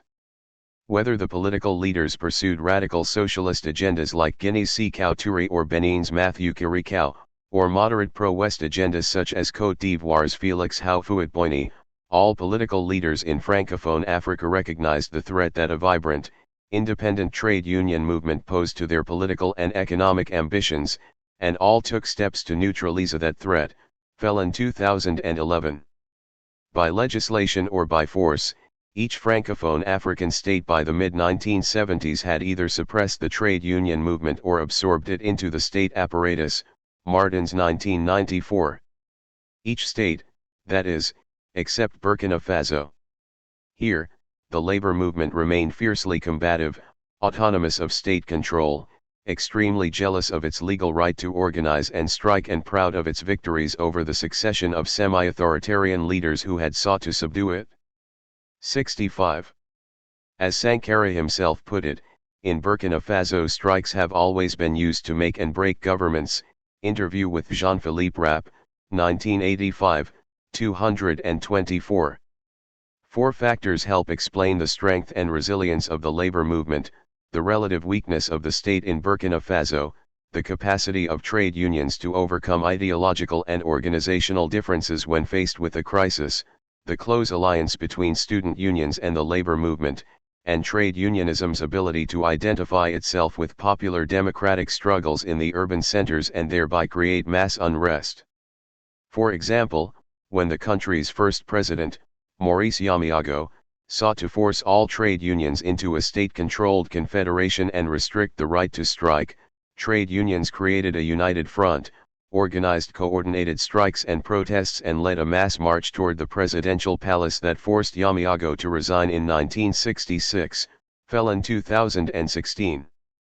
While adept at protecting its autonomy, and powerful enough to undermine any regime, trade unionism was not strong enough to construct and impose an alternative political agenda. When not under threat, trade union unity vanished and the movement was beset by a disheartening pluralism, with confederations and independent unions representing the entire political spectrum. There were moderate trade union confederations, UGTB, CNTB, and ONSL, that at times issued radical-sounding propaganda but were largely reformist. There were also two avowedly revolutionary confederations, USTB and CSB, Sandwidi 1996. Pan-Africanist and defiant, the USTB, Union Syndicale de Travailleurs du Burkina Faso, pledged itself independent of any political party but dedicated to social justice and the elimination of all forces reactionary, imperialist, feudal, and neocolonial in order to create a true independence for Burkina Faso. Sandwidi 1996, 330. The CSB, Confédération Syndicale Burkinabé, was equally radical. It, too, declared itself independent of all parties, although its general secretary, Soumana Touré, also served as the head of the Ouagadougou branch of the pro-Soviet group, LIPAD, Ligue Patriotique pour le Développement, KBMUS 1989b. The August 4th revolution was at first nothing more than a military coup, one of several that had already taken place in Burkina Faso's short history. To translate the military takeover into a popular movement, Sankara needed the trade unions. They were the bridge between the military and the people in the urban centers. Sankara had known radical trade unionists from the USTB and the CSB before the revolution because he and his co-revolutionaries from the military, Blaise Compaoré, Jean-Baptiste Ligny, and Henry Zongo, were part of the radical scene. It had been the left-wing officers and trade unions working together that brought Jean-Baptiste Arago to the presidency in November 1982 with Sankara as prime minister, and after the August 4th revolution, Sankara depended on the trade unions to consolidate his authority among public sector workers and government functionaries. Our main 66. Support is from the organized workers, Thomas Sankara explained in a March 1984 interview. Without them we couldn't have won, they prepared the masses for us. Africacy 318, March 12, 1984, 21. THEOUTBREAKOFWAR. Sankara was a keen student of history who claimed to have read the entire works of Lenin. His favorite book was The State and Revolution, which was for him, alongside the Bible and the Quran, the most important book ever written, the one that provides an answer to problems that require a revolutionary solution. Sankara interview in Jeune Afrique, March 12, 1986, 262. Yet Sankara was no ideologue. He rejected the label socialist and he was offended by any other label, such as Marxist or Leninist, that suggested Africans were incapable of their own radical traditions and had to adhere to European templates. It's a continual practice of Eurocentrism to always uncover spiritual fathers for third world leaders, he said. Why do you want to put us in an ideological slot at any price, to classify us? Genève Afrique 1986, 39. The multifaceted program that Sankara adopted for his revolution, the Discours d'orientation politique or DOP, was highly eclectic. It was an anti-imperialist, Pan-African populism, coupled with land reform and women's rights. While the revolutionary program can in no way be characterized as Marxist, Leninist, Sankara and the CNR nevertheless exhibited a Leninist understanding of trade unions and the role of the Revolutionary Party. The proletariat constitutes the true revolutionary force capable of driving the revolution to triumph, declared Sankara's press secretary, Baba Bamauni. To take its place at the head of the revolution, however, the proletariat required education so that it could be armed ideologically with Marxist Leninism.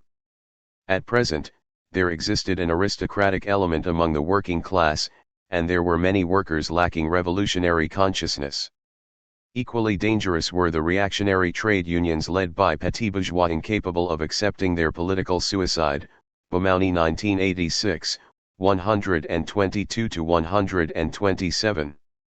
Before they could play a leading role in the revolution, therefore, the reactionary trade unions needed to be liquidated. And the labor movement brought under the tutelage of the CDRs de service, established in all workplaces, which represented the spirit of the revolution. Once the CDRs de service eliminated the existing politically and ideologically eclectic trade unionism, a single state-controlled confederation, un centrale syndicale unique, would emerge in the service of the revolution, IBID. Theoretically, the revolution allowed for the continued existence of trade unions, but their autonomy would have to be abandoned and their role redefined. In practice this meant that, despite peaceful overtures on the eve of the 4 August Revolution, Sankara's CNR pursued an anti-trade union agenda. 67. Remarkably similar to that pursued by virtually every one-party state in Francophone Africa before it. The Révolution démocratique et populaire sought to marginalize the labor movement by creating a state-controlled alternative, the CDR de service in the first instance and a more permanent state-controlled confederation in the future. At the same time, it used the repressive apparatus of the state to destroy the most vocal trade union opposition, to arbitrarily imprison the most charismatic leaders and to undermine the most potent weapon in the arsenal of the movement, the right to strike. For a regime that exhibited revolutionary thinking on so many fronts, there was nothing at all novel in the CNR's approach to trade unionism. Nor was the result novel, at least not in the context of Burkinabe politics. The ideological cleavages that marked trade unionism since its inception made it far easier for the revolutionary government to ignore it, to suppress it, and to set up revolutionary agencies that bypassed it. Trade union disunity could be discerned in the various reactions to the August 4th coup. The more moderate trade union confederations, UGTB, CNTB, and ONSL, adopted a wait-and-see attitude. Having seen numerous governments come and go, each one making exaggerated pronouncements, the moderates wanted to make sure that the new government survived before declaring their support or opposition. Many of the autonomous trade unions were wary and even hostile to the new regime from the very beginning. Fiercely protective of trade union independence, they looked suspiciously at a takeover of junior military officers determined to remake society in the name of the people. They rightly regarded 4 August as a military coup and not a genuinely popular uprising, and they feared that the new regime, despite its promises, would seek to undermine trade union autonomy just like every regime before it. The radical CSB was the only trade union confederation to unreservedly endorse the coup. Led by Suminaturi, the CSB threw itself wholeheartedly behind Sankara and the CNR. It applauded the coup as a revolutionary insurrection that had liberated the people from neocolonial oppression. The CSB called for the unification of the entire labor movement to better serve the revolution. The CSB, of course, expected to be the organization into which all other confederations would merge, and those who failed to do so would be exposed as reactionaries and imperialists. Sandwidi 1996, 336-337. The most significant trade union to declare its opposition to the CNR from the outset was the powerful Teachers Union, SNIAV, Syndicat National de Enseignants Africains de Haute Volta. This opposition was anticipated, since this union alone had endorsed the hated CMRPN regime, 1980–1982, and was allied with the political party FPV, Front Progressiste Voltaique, of Joseph Kizerbo. As were all political parties, the FPV had been banned and the progressive and popular Kizerbo had gone into exile. The CNR, the Teachers Union declared, was just another name for the fascism that the 68th country had experienced under the CSP, 1982–1983, and it warned that the new regime would soon implement anti-worker measures, KBMUS 1989b, 50–51.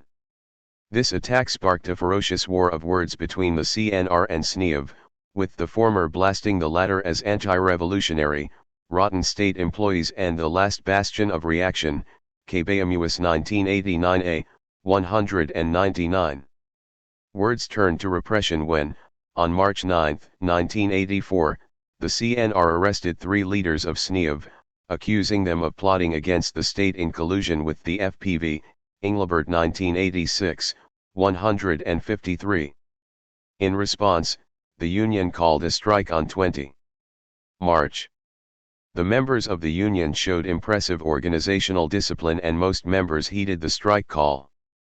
Sankara and the CNR immediately and imperiously sacked all 1,380 striking teachers. The dismissed teachers at once lost both their jobs and their pensions. Sankara later justified this action by claiming this was not simply a labor dispute, but rather an act of treason. The teachers were fired for waging a strike that was, in reality, a subversive movement against Burkina Faso. "We aren't against the teachers but against the plot that was using the teachers." Interview with Jean-Philippe Rapp, 1985, 223–224. The mass sacking of 1,380 teachers in March 1984 was an unmitigated political blunder. True, SNIAV's leaders were hostile to the regime, but the union had already marginalized itself in the wider labor movement due to its collaboration with a previous government, that of Zerbo, the despised CMRPN. The mass dismissal of striking teachers was the act of an autocrat, and it accomplished what had occurred only twice before in Burkina Faso's history, the unification of the country's fractious labor movement. as had happened in 1966 and again in 1975, and later in 1999 in an effort to oust Kambar, a grave political threat to trade union autonomy inspired the movement to overcome its ideological pluralism and band together in a united front syndical. Hoping to divide and conquer his political rivals, Sankara had in fact antagonized and unintentionally unified the only force capable of challenging his one-party rule.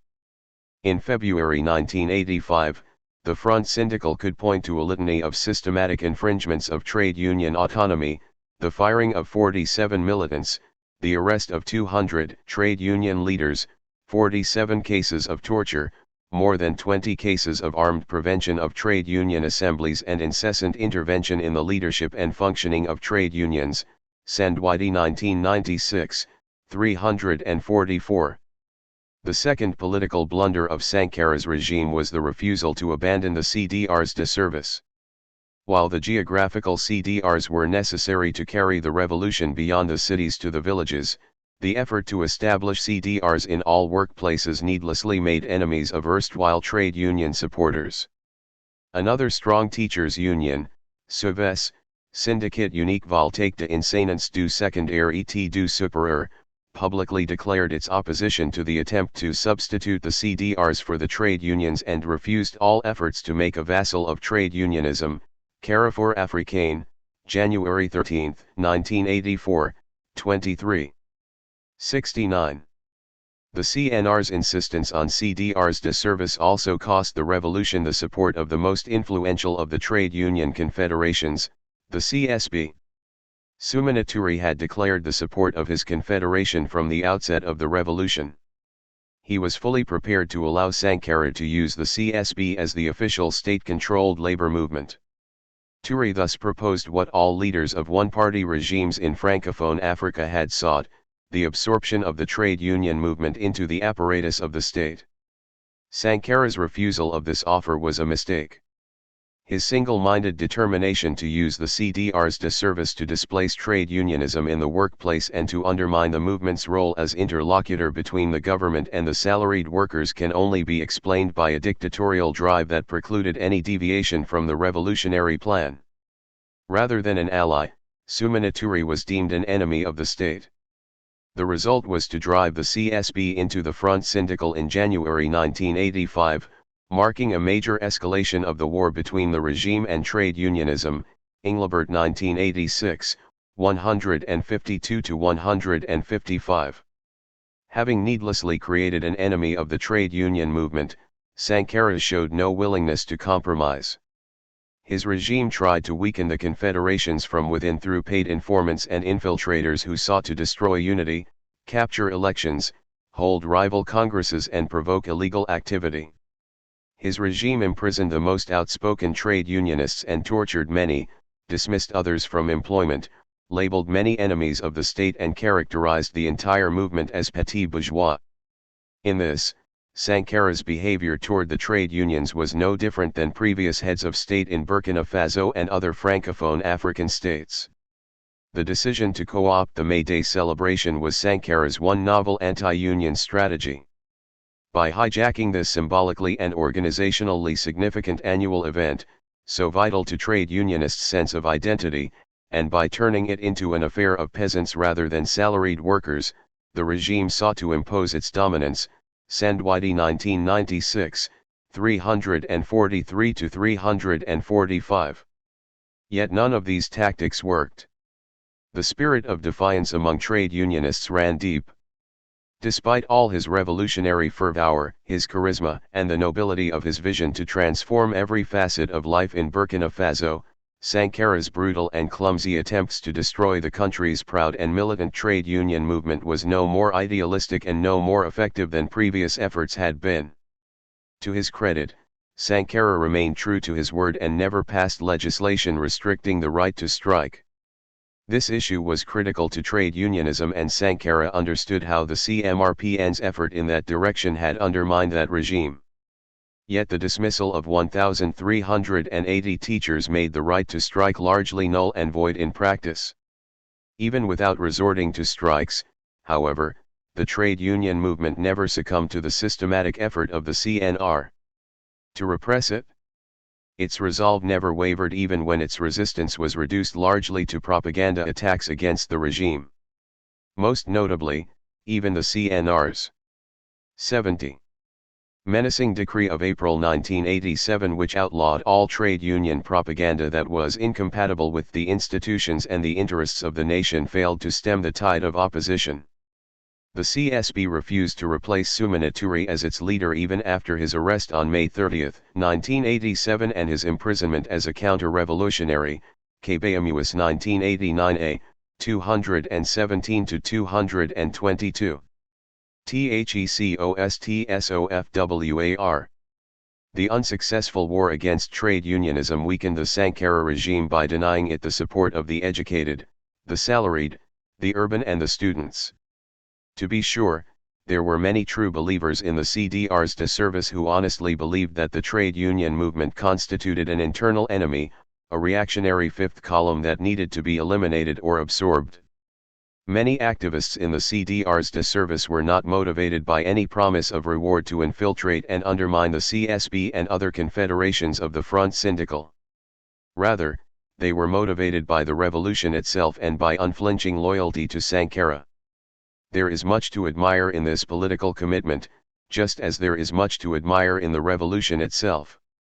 However, the war against the trade unions pitted the only two viable progressive forces in the country, radicals in the ranks of the military and trade unionists, against each other. It was a weakness that manifested itself in growing discontent within the revolution itself.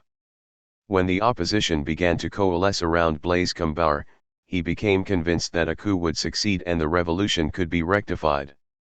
It is not a coincidence that among Compaoré's first actions as the new head of state was to re-employ all the teachers of SNIAV who had been dismissed and to release all trade unionists from prison, Kbamus 1989a, 224.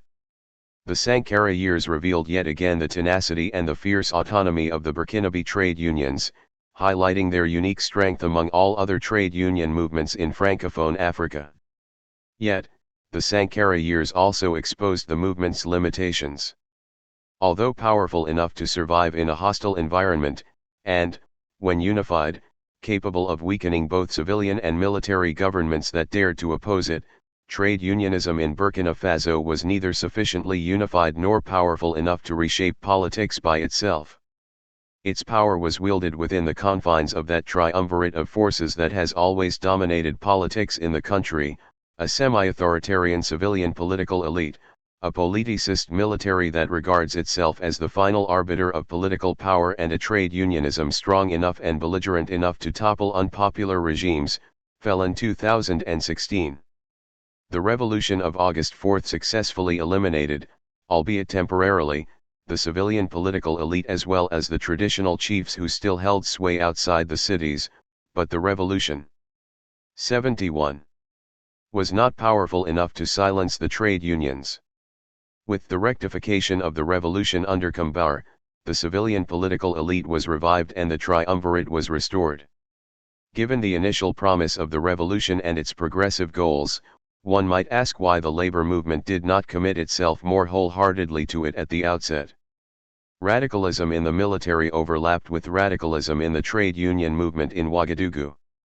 In the small radical circles, they debated and discussed Marx, Lenin, Mao, and the Cuban Revolution together. The 4 August Revolution seemed to be a radical rupture, a momentous transition in Burkina Faso's politics, a chance for this poverty-stricken nation to build a more egalitarian society, to defy the neo-colonialist control of France and to build a better future based on a socialist vision steeped in African traditions. Harsh 2013. The promise of true independence and national unity came in the form of a young military officer charismatic enough to possibly make that dream a reality.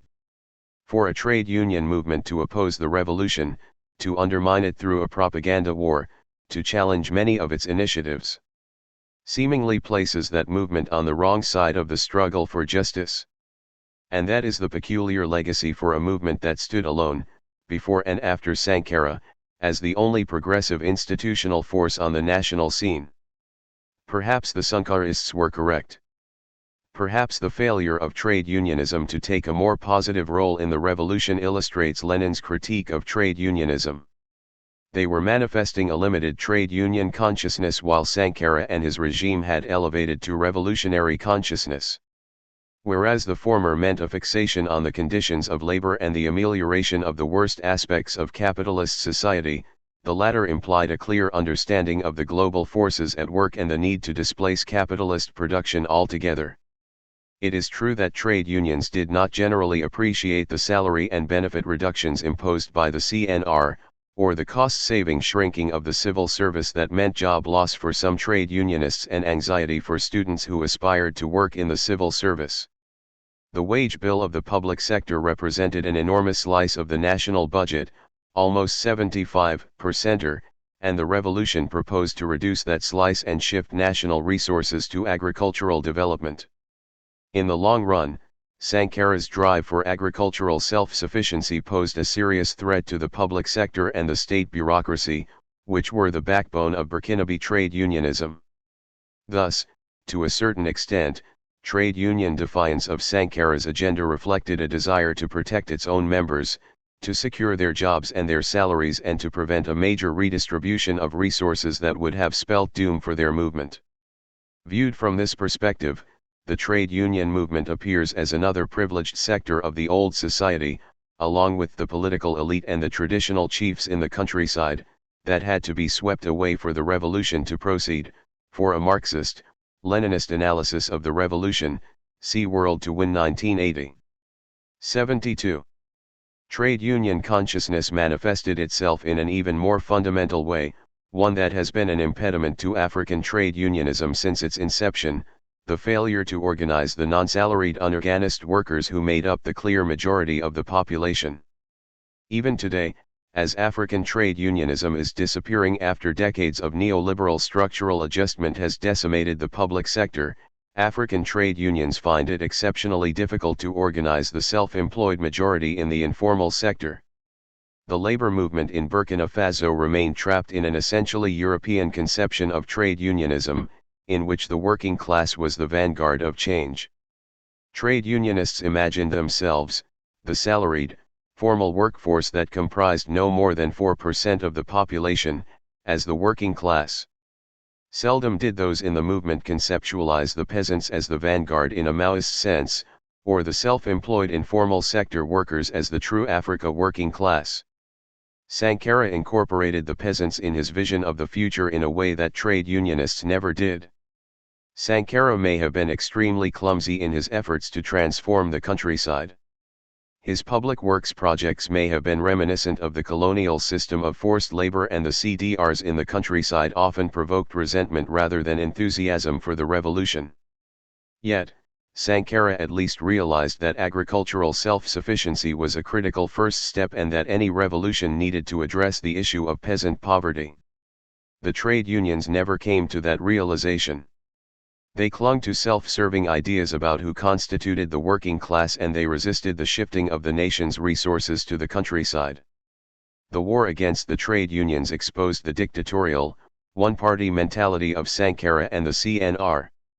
They exhibited the same intolerance of dissent, the same arbitrary, authoritarian impulse, and the same refusal to engage in any meaningful social dialogue that characterized every other regime that has ruled Burkina Faso. The insistence on distinguishing between the true and the false revolutionary, the readiness to find subversion everywhere, and the recourse to arbitrary violations of civil liberties created a democratic deficit, Kisu 1995, 91-94, and a spiral of violence, Legel 2002, that was at once ineffective and made a mockery of the name Révolution démocratique et populaire. Sankara undermined his own regime by fighting the same opponent in the same way as the political elite who came before him. Most of the labor movement responded to him in the same way that it had responded to each previous regime. A wait-and-see attitude became transformed into an oppositional stance when it became clear that, despite the early promises of dialogue, and despite Sankara's refreshingly progressive perspective on a host of issues, his insistence on one-party rule and a war against the trade unions showed him to be part of the political continuum rather than a complete break from it. Consequently his regime suffered the same fate as those that came before. 73. Conclusion. The war between the trade unions and the Sankara regime greatly undermined the latter and exposed the weaknesses of both. Sankara grossly underestimated the political power of Burkina Faso's trade unions. That is surprising, given the fact that the combativeness and fierce autonomy of Burkina Faso's labor movement had led to major confrontations with every government since independence. Sankara seemed not to recognize that the very fighting capacity of the trade unions had destabilized the CMRPN and made possible the success of his own August 4th revolution. Nor did Sankara foresee that the same trade union bellicosity could easily weaken his own regime and pave the way for the success of a coup against him. Sankara failed to appreciate the central role that trade unions played in Burkina Faso's politics. They were the expression of political opposition on the streets of the urban centers, in the schools, in every public building and in the state bureaucracy. The trade unions were the interlocutors between the salaried minority and the young, educated people who hoped to join their ranks. Trade unions were the voice of the educated, the radical and the urban. While trade union membership was small, the trade unions had always possessed the ability to organize mass protest, to shut down the capital and to topple governments. Sankara should have known better than to underestimate them. Chapter 5. Africa's Sankara. In the pages of many popular media outlets, online forums, and academic venues, Thomas Sankara is referred to as Africa's Che Guevara. Like the Argentine revolutionary, Sankara was informed by Marxist struggles, a knowledge of the history of colonialism and imperial domination of the so-called Third World, a steadfastness against the powerful status quo as well as military training. Both shared a focus on agrarian reform and a commitment to promoting collective well-being through a reformation of the person. Guevara encouraged people to auto-adopt new, more collective characteristics to become el hombre nuevo. The new man, necessary for a more egalitarian society. Sankara similarly spoke of the importance of a transformative education that would allow all Burkinabe to become new people capable of pursuing projects for une société nouvelle. A new society, see Sankara 1983d.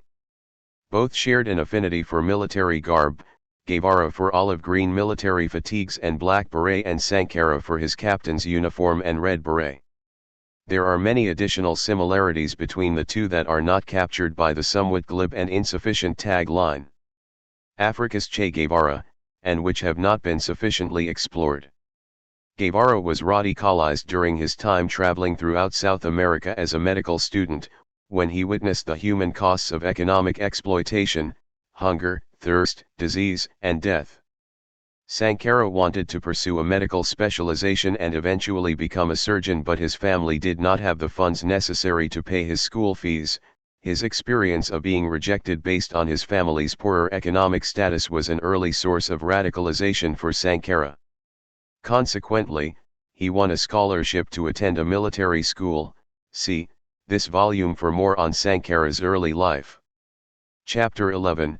This volume reminds us that Sankara, like Amilcar Cabral, was assassinated shortly after a critical episode of revolutionary solidarity with the Cuban Revolution. His last public speech, now titled "You Cannot Kill Ideas," 76, was delivered on October 8, 1987, honoring Che Guevara, who had been killed precisely 20 years before. Che's son, Camilo Guevara March, attended the speech in Ouagadougou to mark the opening of an art exhibition honoring Che.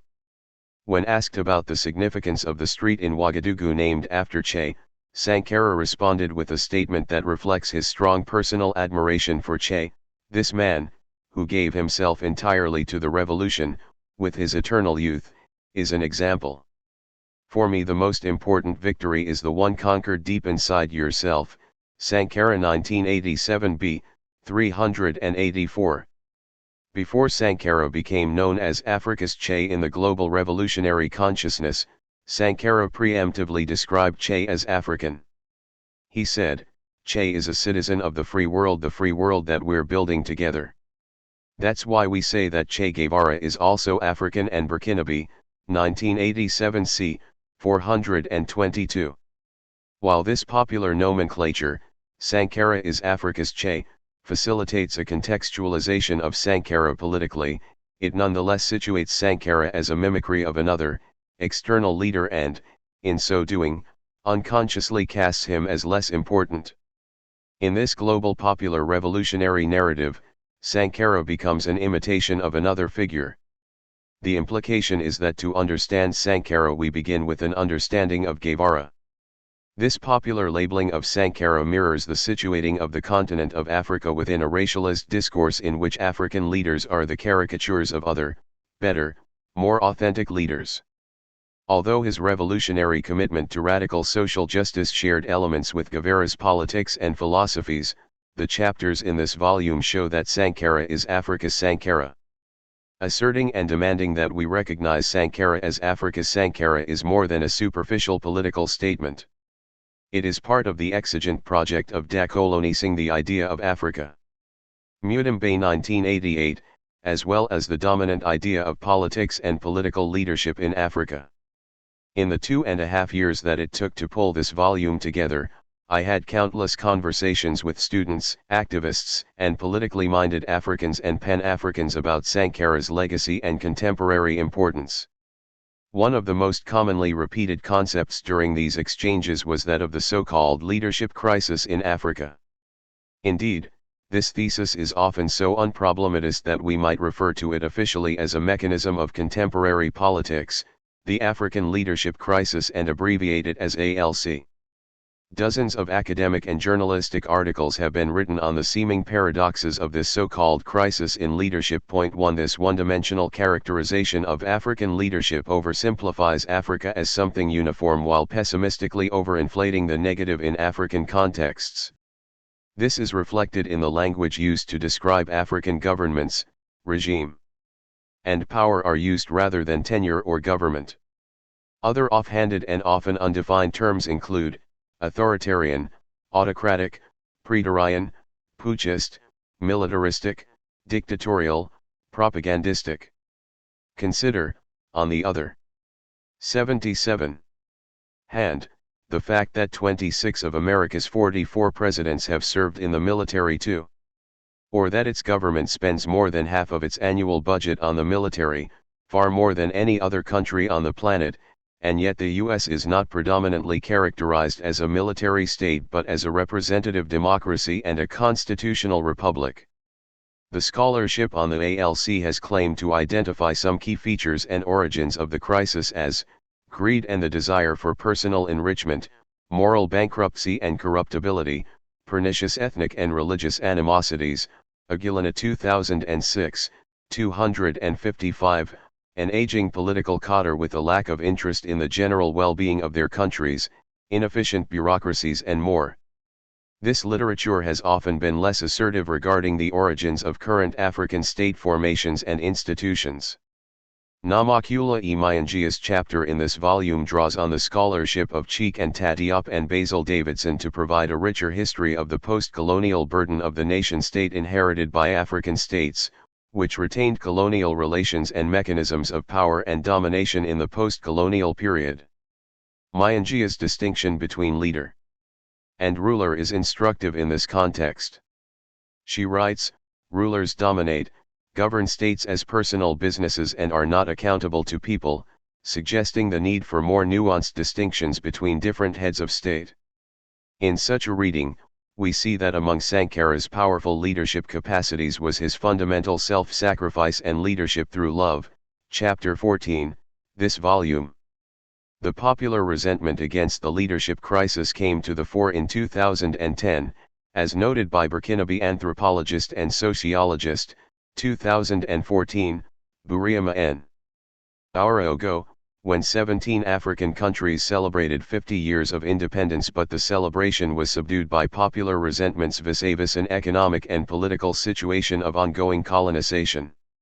Lila Chuli, 2014, 265, recounts the form and scope of some of these resistance sentiments across Burkina in 2011, Kambauer heard the sound of marching boots and smelled the reek of smoke. The riot phenomenon, complete with the burning of police stations and other symbols of power, reached proportions never before equaled.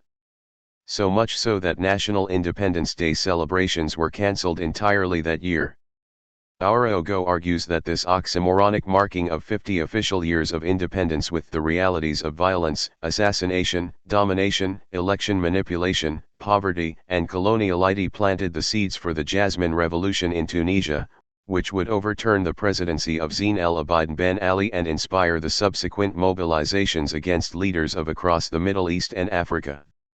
In the context of a widely proliferated and untroubled idea that there is a leadership crisis, Sankara's legacy emerges as an important historical figure against such a trend, as, argues in her chapter in this volume, his memory becomes a pacifist symbolic weapon for contemporary 78. Resistance. French-Nigerian anthropologist Jean-Pierre Olivier Desardin explains some of the recent turn toward political figures like Sankara in Niger, the qualities that are attributed to Sankara all over Africa, rightly or wrongly, 30 years later, draw in a hollow what everyone would wish an elected president would finally dare to do, and the correlative disappointment that ensues when it turns out to be no different from the others, when it is also so powerless to move the walls of global economic and political hierarchy. Desardin 2016, NP. This turning toward figures like Sankara for hope inspires both rage and despair regarding our current political moment. When young people feel like they are in abusive relationships with their states and with their governments, see Funga Makirori's 2014 reflection on her relationship with Zimbabwe. Sankara's political trajectory offers a reprieve and evidence that another political leadership is possible. While we find reason for optimism in his life, his trajectory was equally tragic. Sankara's autopsy, only released to the public in October 2015, indicates that his body was riddled with 12 bullet holes. The bullet hole under one armpit corroborates Halaunitraor's first-hand account of the assassination. Sankara went peacefully and knowingly to his death. Sankara most likely had his hands up in surrender when he was shot, see Chapter 6, this volume. Sankara's assassination fits within a larger landscape of the assassinations of dangerous, indeed, mad, anti-imperial leaders, see Chapters 6 and 8, this volume. Karina Ray put together a sketch of just some of the assassinations of Pan-Africanists between 1961 and 2005, including Patrice Lumumba, Amilcar Cabral, Steve Biko, Maurice Bishop, Walter Rodney, and Chris Hani. Wikipedia now has a list of people assassinated in Africa page. While not comprehensive, it lists the killing of some 150 leaders and activists. The list does not mention the deaths of countless journalists or lesser-known protesters, including journalist and peace activist Norbert Zongo in Burkina Faso, whose body was found along with 3 others in a burned-out car while he was investigating the torture and murder of David Araogo, the former driver of François Kambauer, Blaise's brother, see Chapter 23, this volume. Point 3. The leadership crisis thesis fails to acknowledge this larger geopolitical context, which nurtures certain leaders while actively suppressing and eliminating others. Point 4. I was asked recently if Sankara was in the wrong place at the wrong time. This reading infers that he was too radical and too isolated, and too mad, and that, therefore, his death might have been avoidable. Yet, Sankara's assassination is the norm within the historical geopolitical context of imperialism in the South in the Cold War. Indeed, non-aligned socialist leaders who survived, like Fidel Castro or Jerry Rawlings, were the exceptions to the norm. In his chapter in this volume, argues, the contextualization of Sankara's assassination within 79. The political and economic events at the time underlines the narrow path that Burkina Faso was allowed to follow, emphasis added. Apart from the crude conglomeration of Africa as if it were a homogeneous entity, the African leadership crisis tends to overlook probably the most important detriment to other kinds of leadership on the continent, Economic and political imperialism and the propping up of leaders content to orchestrate and perpetuate direct domination, coercion, repression, and political assassination. Sequally 2014, Go 2015, Chapter 6, this volume, afterward, this volume.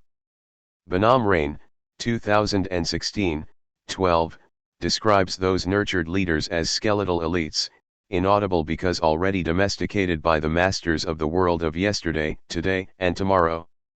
Against this malleable leader swayed by promises of security and wealth and intimidated by threats of violence, Sankara offers a generous leadership.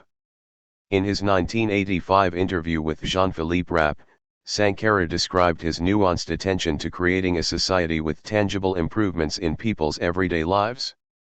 Other leaders have had the chance to immerse themselves in the daily lives of the people. That's where they find the necessary reserves of energy. They know that by making such and such a decision they'll be able to solve such and such a problem, and that the solution they've found is going to help thousands, even millions of people. They have a perfect grasp of the question without having studied it in a sociology department. This changes your perception of things. Sankara 1985, 191. Sankara had the madness to pursue a radical revolutionary agenda that fixed mental emancipation, agrarian justice, and people's agency front and center. Yet, the specter of death haunted his presidency. After the death of Mozambique's President Samora Machel in October 1986, Sankara reasserted a pragmatic and unbending focus on the revolutionary aims of well-being and liberation, saying, "With sentimentalism one cannot understand death. Sentimentalism belongs to the messianic vision of the world, which, since it expects a single man to transform the universe, inspires lamentation, discouragement, and despondency as soon as this man disappears. Samora Machel is dead. This death must serve to enlighten and strengthen us as revolutionaries." Sankara 1986b, 315. For Sankara, Machel's death revealed another suppression tactic used by counter-revolutionary forces.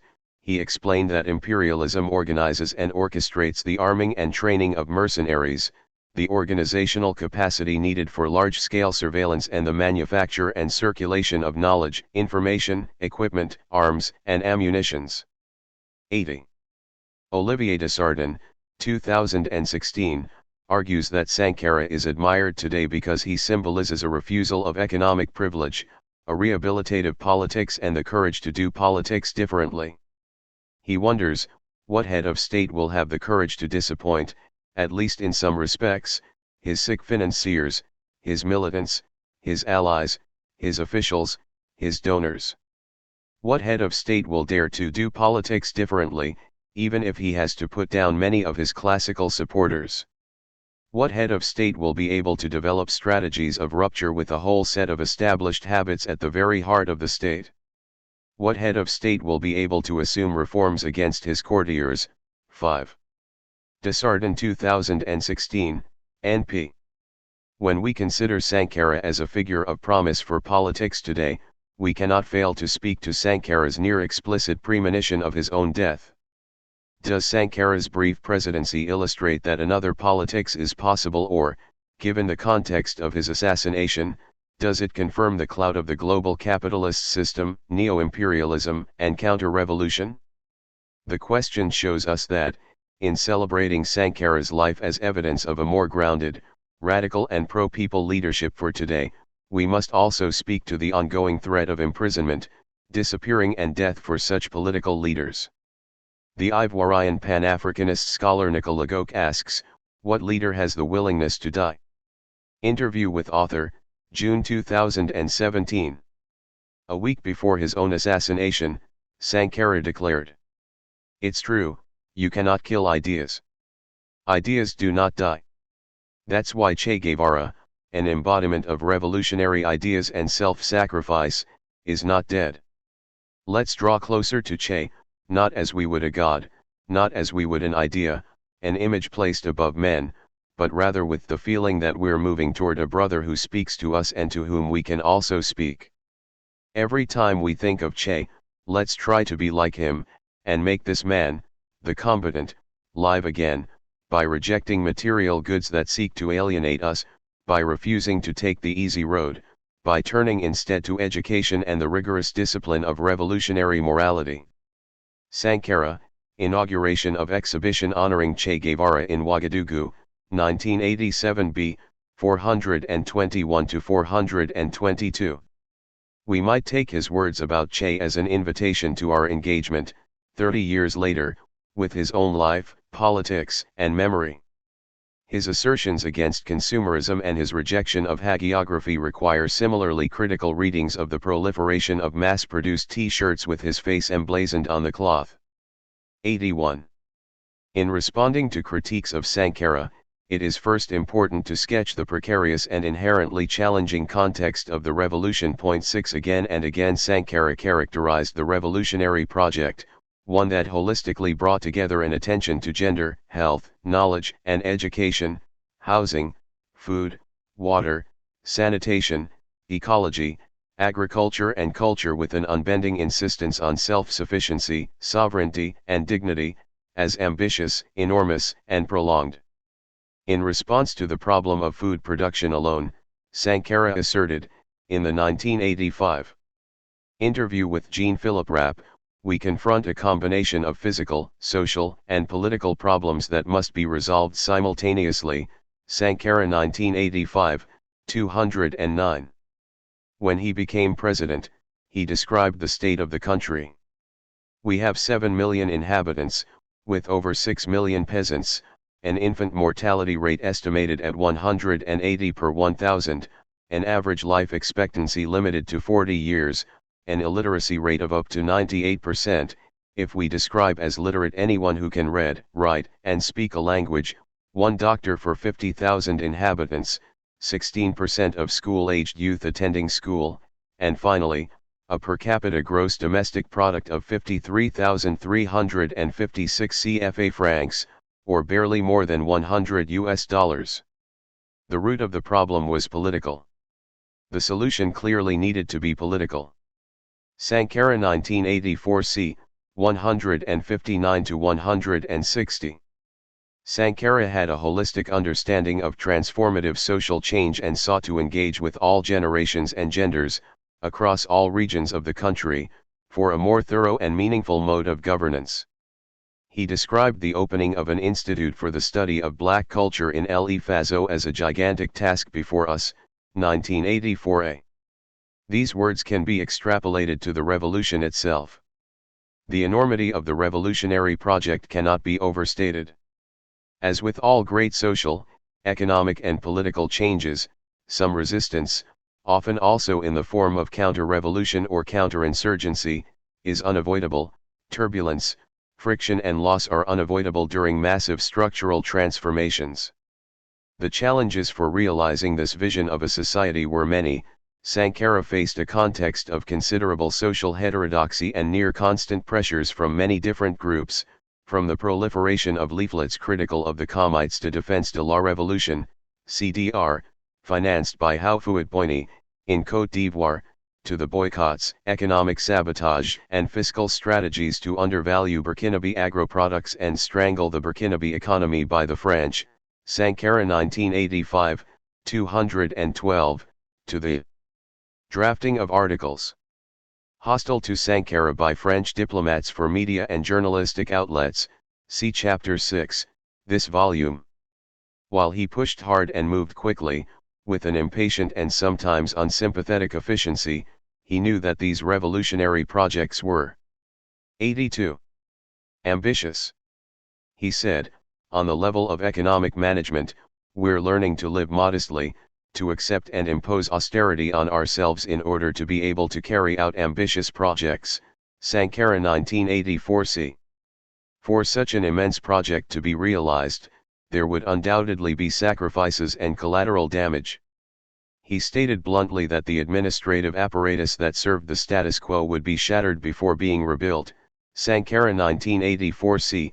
160. Against mental colonization, Sankara called for a popular refashioning or reconditioning that would encourage the cultivation of a sense of self-worth, integrity and pride for and in each person. He said, "We have to recondition our people to accept themselves as they are, not to be ashamed of their real situation, to be satisfied with it, to glory in it," even, Sankara 1985, 197. This shattering and refashioning would give rise to a new cultural identity, including more equitable gender relations and endogenous knowledges that would respond to the real problems and material needs of Burkinabes, Sankara 1984a, 1984b. For Sankara, this endogenous knowledge and action needed to be actively cultivated in the face of the imperialist interests that profited on the suppression of sovereignty and the perpetuation of an idea of Africa as underdeveloped. 7 Much like for Amilcar Cabral, Sankara held that cultural emancipation was fundamental in the long struggle for freedom. See also Chapter 11, this volume, for more on the comparisons between Cabral and Sankara. Recognizing this long struggle, speaking before 1,300 delegates at the First National Conference of the Committees for the Defense of the Revolution, CDRs, on April 4, 1986, Sankara urged his collaborators to refocus against internal and external threats, including selfishness and irresponsibility by some CDR delegates. He said, "We must now move on to a much more conscious level of organization. We must organize ourselves a lot more scientifically, a lot more methodologically, and we must correct ourselves at every step in order to advance." 1986a, 288. The Burkinabe historian and founder of the Parti pour la démocratie et le progrès, Party for Democracy and Progress, Joseph Kizerbo was one of Sankara's most well-known and also well-respected critics. Surprisingly, perhaps, Kizerbo's understanding of both revolution and Pan-African unity reflects much of Sankara's own approach, although with noted distinctions. Both maintained a focus on Burkinabe values and cultures for a transformation of Burkinabe's social relations. While Sankara remained vigilant of the tendency to romanticize pre-colonial institutions and relations and called for a transformation of the social system that would rise out of contemporary realities, rather than return to pre-colonial relations, Kizerbo has been critiqued for sometimes citing pell-mell indigenous or African practices, including the conception of the traditional practice of power, the existence of the notion of a public thing, the foroba in the Diola language, or the institution of palaver as a mode of consensual decision-making, each of which are historically, anthropologically, and socio-linguistically debatable. Araogo 2014, 10. On revolution, Kizerbo seems to agree with Sankara concerning the immensity of change at stake for revolutionary social change, but not with the pace of this change. Revolution is a structural process that makes things progress in an invisible way until the moment when the structure of these structures is such that one must necessarily make a qualitative leap. The revolution is against the grain of what exists. It's not just turning the page, but a changing of the dictionary. Kizerbo 2003, 16, 9. In a series of interviews with René Holenstein, Kizerbo recalled the one occasion in which he met Sankara in person, an hour-long meeting in 1983, shortly after Sankara became president. After returning from France, Kizerbo had been placed under house arrest because, according to his wife Jacqueline, he was considered a political reformist. Jaffer Nd. Point 10. During their brief meeting, Kizerbo described Sankara as direct and frank. "I was struck by the bluntness of his remarks. His words were a presentation of the revolution of August 4, 1983 and a warning in the event that some decided to oppose them. I also responded directly, saying that we had never exercised power in support of the coup and that we had a program, an ideal that we defended without sidetracking for many years." Kizerbo 2003, 135. After his death, Jacqueline Kizerbo described her husband as reading between the lines of this exchange and opting to leave and remain in exile during Sankara's presidency. Jaffer Nd. Sankara would appeal to him repeatedly to return and commit himself to his country. Kizerbo recalled Sankara's words. "You should come back, this is your country, it needs you." To this, Kizerbo replied, "In principle, there was no problem, but not in the immediate future, it would take some time. Sankara was a sincere and selfless patriot, a voluntary idealist. He did not realize soon enough that the objective conditions of the revolution were not met. Moreover, the context was opposed to the realization of his program. Kizerbo 2003, 136, 11. While Kizerbo was not directly forced into exile, he was suspected of opposing the revolution, if not before his departure, then certainly after it. Both Joseph and Jacqueline Kizerbo were sentenced in absentia to 2 years of detention for tax fraud in 1985. The Supreme Court later overturned the sentence. Before attempting a coup d'état in 1984, along with Colonel Didier Chandrabiago, Amada Araogo met with Kizerbo briefly in Dakar, according to testimony. 84. From Gerard Dango Araogo, Amada Araogo's uncle. Araogo was executed on June 11, 1984 along with 6 others for orchestrating the attempted coup. The execution of these 7 political opponents has been held up as evidence to support the thesis that Sankara was an authoritarian. In his chapter in this volume, Nicholas A. Jackson asks, was Sankara right to distrust the Kizerbo-led teachers' unions, given that they repudiated him immediately after he took power? How best can one separate grassroots movements from faux destabilizations? Sankara made no claims to certainty or perfection, preferring pragmatism to address urgent socio-political and economic issues, saying, I know I don't have the perfect solution. But even if this decision were only 60% right, I would stick by it. 1985, 215. Questions regarding to the frictions between Kizerbo and Sankara aside, Sankara was certainly, and necessarily, a firm and often demanding president. Pursuing an audacious revolutionary program and refusing to collaborate if it meant compromising the sovereignty of Burkina, Sankara faced constant threats. Chapter 6, this volume, and Nicholas A. Jackson, Chapter 7, this volume, capture some of the murkiness of these simultaneous and relentless aggressions and tensions. France, the US, Côte d'Ivoire, Mali, Libya and Liberia were among the international cadre hesitant toward or openly hostile to the revolutionary project. Concurrent with this international context, Sankara faced local criticisms and frustrations. See Chapter 3, this volume, most prominently from labor unions. See Chapter 4, this volume, the urban petite bourgeoisie and state officials, whom were being asked to make personal sacrifices in income and lifestyle for the immediate material needs of the country's poorest people. Modest vehicles replaced the preferred status connoting Rolls-Royce for government officials. Sankara himself was notorious for riding a bicycle to work.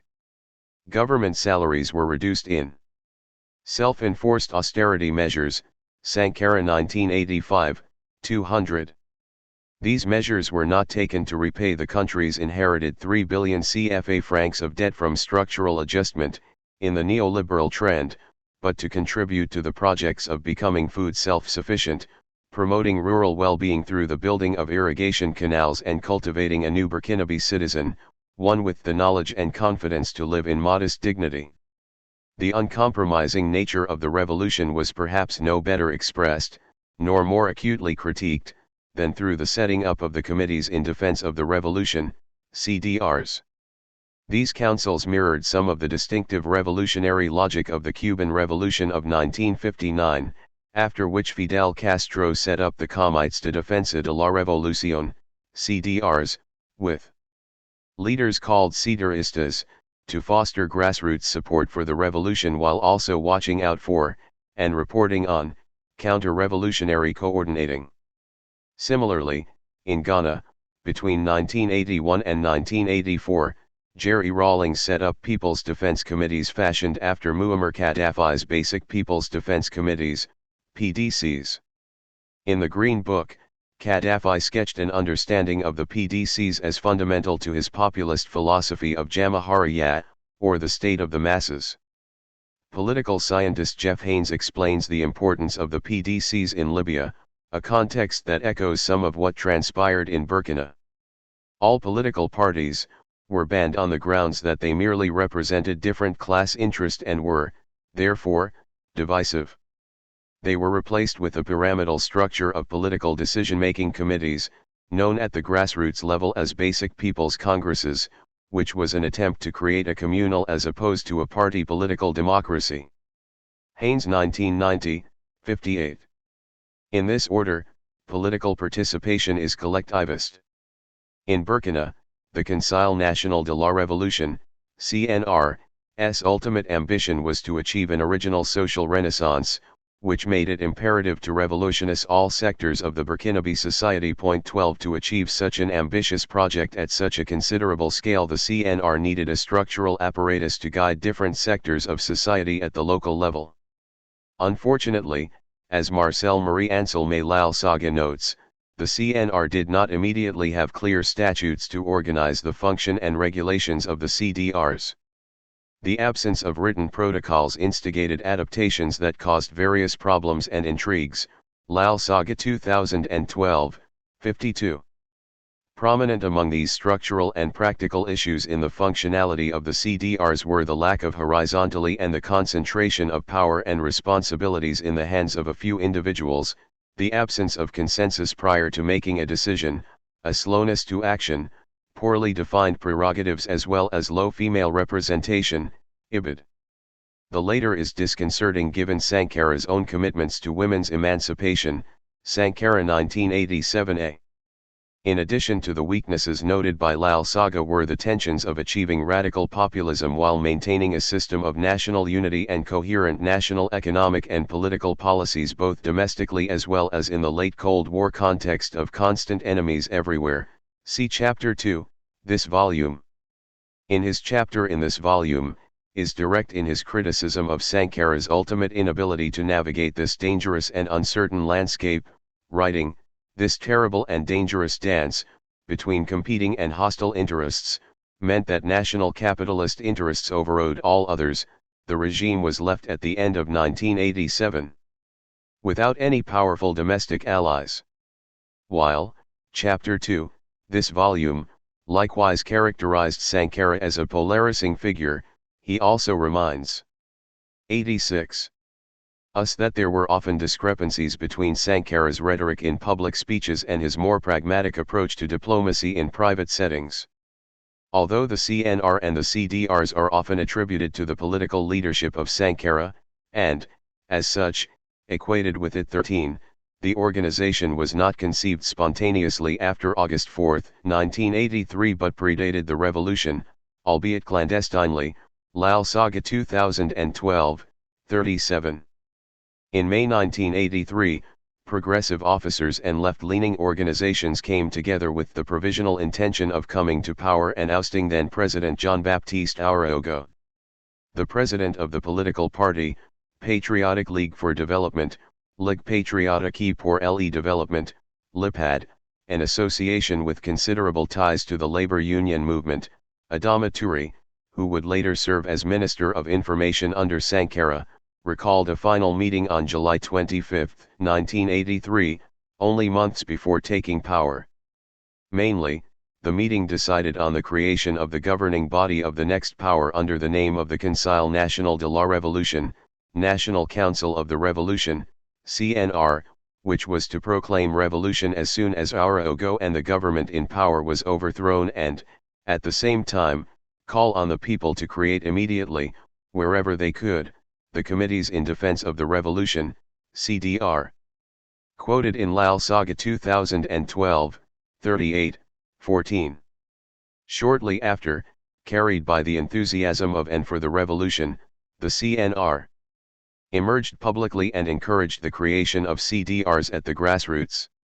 In a radio diffusion on August 4, 1983 the call was made, "People of Upper Volta, the National Council of the Revolution calls every Voltaics, men and women, young and old, to mobilize and remain vigilant, in order to give the CNR their active support.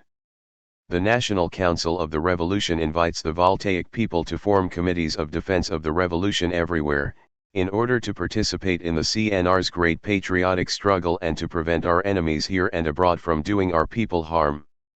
Sankara 1983b, 67, 15. Lal Saga describes the revolutionary leaders of the CNR as politically orphaned, explaining that these leaders did not have a political organization peculiar to them. At the same time, they did not want to be prisoners of the revolutionary organizations, therefore, they thought of creating structures that depended solely on them. Under these circumstances and drawing inspiration from Cuba, Ghana, and Libya, the initiative for the creation of the CDRs was born, an idea that had been endorsed by the leaders of the other leftist organizations. Lal Saga 2012, 40-41, 16. Tracing the origins of the CNR and the CDRs is useful for understanding the larger context of the revolution. These were not structures unilaterally imposed by Sankara as authoritarian but were collectively decided upon by a revolutionary and militant cadre made up of radical factions of the military, student and labor unions and civil society. This group, however, did not immediately sufficiently anticipate the disappointments that would come to characterize the roles played by the CDRs in the revolution. Yet, just 2.5 years into the revolution, Sankara reminded delegates at the First National Congress of the CDRs of previous failures of CDRs in other revolutionary contexts and urged them to correct ourselves at every step in order to advance. We have examples in other places of the failures of certain organizations similar to CDR's revolutionary committees. Wherever such failures have occurred, it's been because the forces of reaction have successfully laid traps for these other organizations in some countries. We must be conscious of our weaknesses. Sankara 1986a, 288. The grassroots collectives of CDRs, originally embraced by key trade unionists, would become the very instruments to suppress some trade union activity, see Chapter 4, this volume. In this same speech, Sankara invited self-criticism and critiqued the CDRs for being riddled with incompetent people, 1986a, 283. Opposition groups secretly circulated anti-CNR literatures in the country. One such leaflet included an illustration of a gun-carrying soldier covering a civilian's mouth with his hand had the inscription Sois Burkine et tais toi. Be a Burkinabe and keep quiet, see Chapter 1, this volume. This was part of a series of pamphlets funded by Côte d'Ivoire and possibly the USSR, see Chapter 6, this volume. Possessing this sort of literature was an offense punishable by the CDRs. On the issue of freedom to criticize, Sankara was firm in his defense of the aims of the revolution and his insistence that neo-imperial forces not have a public platform, saying, freedom for sincere men should not mean freedom for dishonest men, Sankara 1983a, 58. Some of the initial friction between Sankara and the heterodox labor union movement in Burkina was a result of pre-existing tensions between factions of the labor union itself, most notably between the Ligue Patriotique pour le Développement, LIPAD, and the Union de luttes communistes. Reconstruite, ULCR, both of which were affiliated early on with Sankara's government and both of which held important ministerial posts, LIPAD had 5 and ULCR had 3. Explains the threats posed by the CDRs to the largest and most influential trade union confederation in Burkina, the CGTB, Confédération Générale du Travail du Burkina, see Felon 2016, 114. 88. Sankara often declared that appropriation and mimicry would be avoided by the Burkinabe Revolution and that an indigenous path would be the most suitable for its people and context. Sankara sought to adapt the structure of the committees in ways that suited the needs of Burkinabe society, but he was engaged in the seizable and risky projects alongside many other revolutionary endeavors and projects. Sankara understood revolution as a process of social change that proceeded through different stages of transition, and it is possible that the inadequacies in CDR's procedure, direction, and guidance would have ameliorated with time. The CDRs, designed to be participatory and to decentralize authority, were ultimately critically unsuitable for the revolution and facilitated criticisms of the revolutionary government in an already precarious geopolitical context. Haynes explains, although initially created as a means of defending the revolution from internal attack, the CDRs largely became autonomous groups of the and underemployed, members of which were frequently armed with guns which they used to arrest perceived opponents. Shortly before his own assassination, Sankara was reported to fear their power, and to admit his inability to control them. Haynes 1990, 65. In 1987, Sankara urged and encouraged, with his usual energetic bluntness, the CDR leadership to ease the pressures, in particular, on labor unions. This included his insistence that the 1,300 sacked teachers be reinstated and that civil servants receive a raise in salary. The raise went into effect on October 16, 1987, the day following Sankara's assassination, and Kambar took credit for the action. Sankarandthemilitary, as Kizerbo reminds us, Sankara came to power in a military coup. This invariably informed his presidency, while also seeming to invalidate it to some of his critics. Kizerbo, 2003, 3, argued that a better coup d'état is still, nonetheless, a coup d'état. What was needed was a system of governance that did not perpetuate a cycle of military coups. In Chapter 1 of this volume, De Valera Nym Botchway and Mausitraor argue that the founding myth of the CNR was that it came to power through a popular revolution.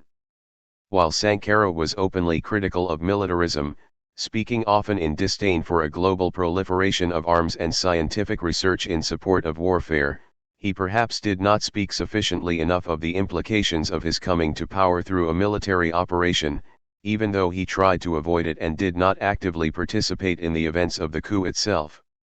In his biography of Sankara, Harsh explains some of the context of Sankara's reluctance to engage in a coup d'état. 89. Sankara continued to negotiate with President Jean-Baptiste Araogo in the hopes of arranging a peaceful political transition and avoiding bloodshed.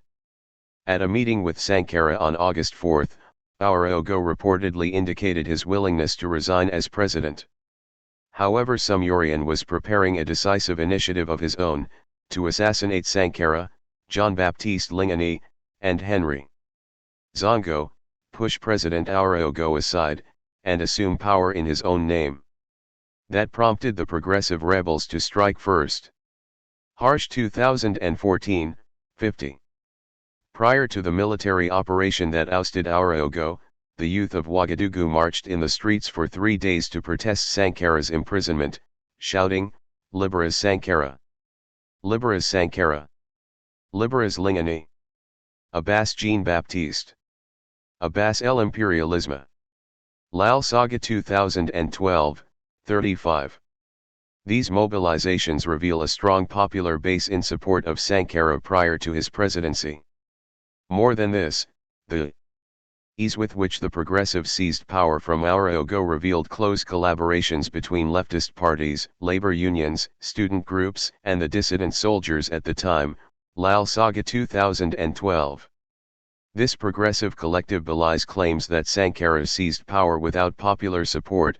Indeed, civilian groups collaborated to effect the coup d'état by serving as guides, cutting off power to areas of the city and remaining at the command base in Po, although certainly the Burkinabe political landscape was complex and highly fractured prior to the August Revolution. See chapters 3, 6, 7, and 17, this volume. In regards to the role of the military in society, Sankara spoke harshly about the need for political and ideological training, saying, "A military man or woman without a political education is a potential criminal." On the other hand, because he was not voted into office, our speculation on the nature of and extent of his popular appeal is reduced to just that, speculation. As a result, some have dismissed Sankara out of hand as just another leader to come to office through military means. Indeed, the revolution was dismissed early on in the international and Western media as just another coup. Sankara responded at a press conference on August 21 by articulating a distinction between types of coups. It is not a question of the military taking power one day and giving it up the next. It is about the military living with the voltaic people, suffering with them, and fighting by their side at all times. Sankara 1983 c. 75. Buriyama and Auraogo, 2015, reminds us that the army has dominated the exercise of power in Burkina Faso almost uninterruptedly since independence in 1960, including in the 27 years that Blaise Compaoré, himself a captain in the military, was president. 17 Considering the popular movement of 30 and 31. October 2014, Auraogo, Ibid, 2, highlights some of the ambivalence of the roles played by the army in the country, remarking that the army is at once a force capable of being blindingly coercive and liberating. Auraogo, Ibid, explains that the perpetuation of the power of the army, particularly at the level of the head of the state, is not the product of direct domination but rather the 90. result of a process of normalizing the charisma of the army in Burkina.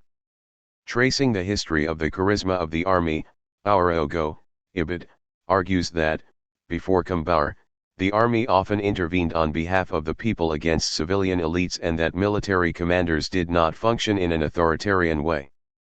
Nor did they demonstrate ethnic or regional favoritism. Indeed, the Sankara years boosted the army's association with charisma, and this sentiment was later instrumentalized by Compaoré's presidency, Ibid.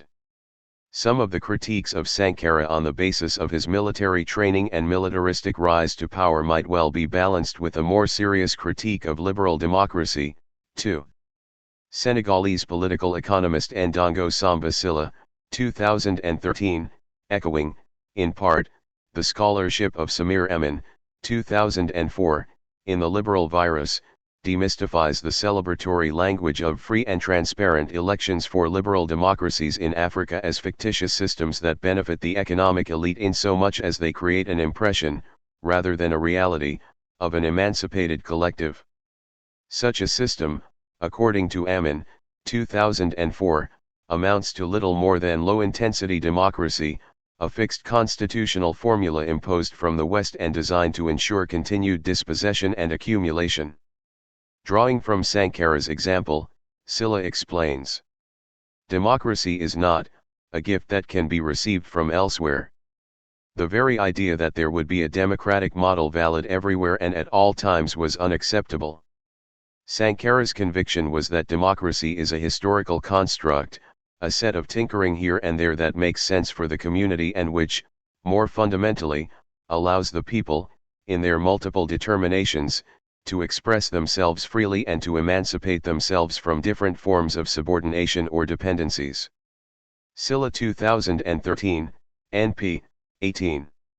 Others have dismissed Sankara as an autocrat, who imposed policies from above and harshly condemned those who did not fall in line with the revolution.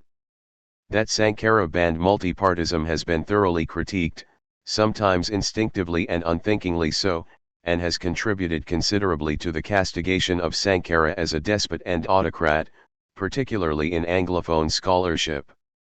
Again, however, Sylla's consideration of the revolutionary context is helpful in rethinking some of these too easy dismissals of Sankara's approach to radical politics in Burkina Faso.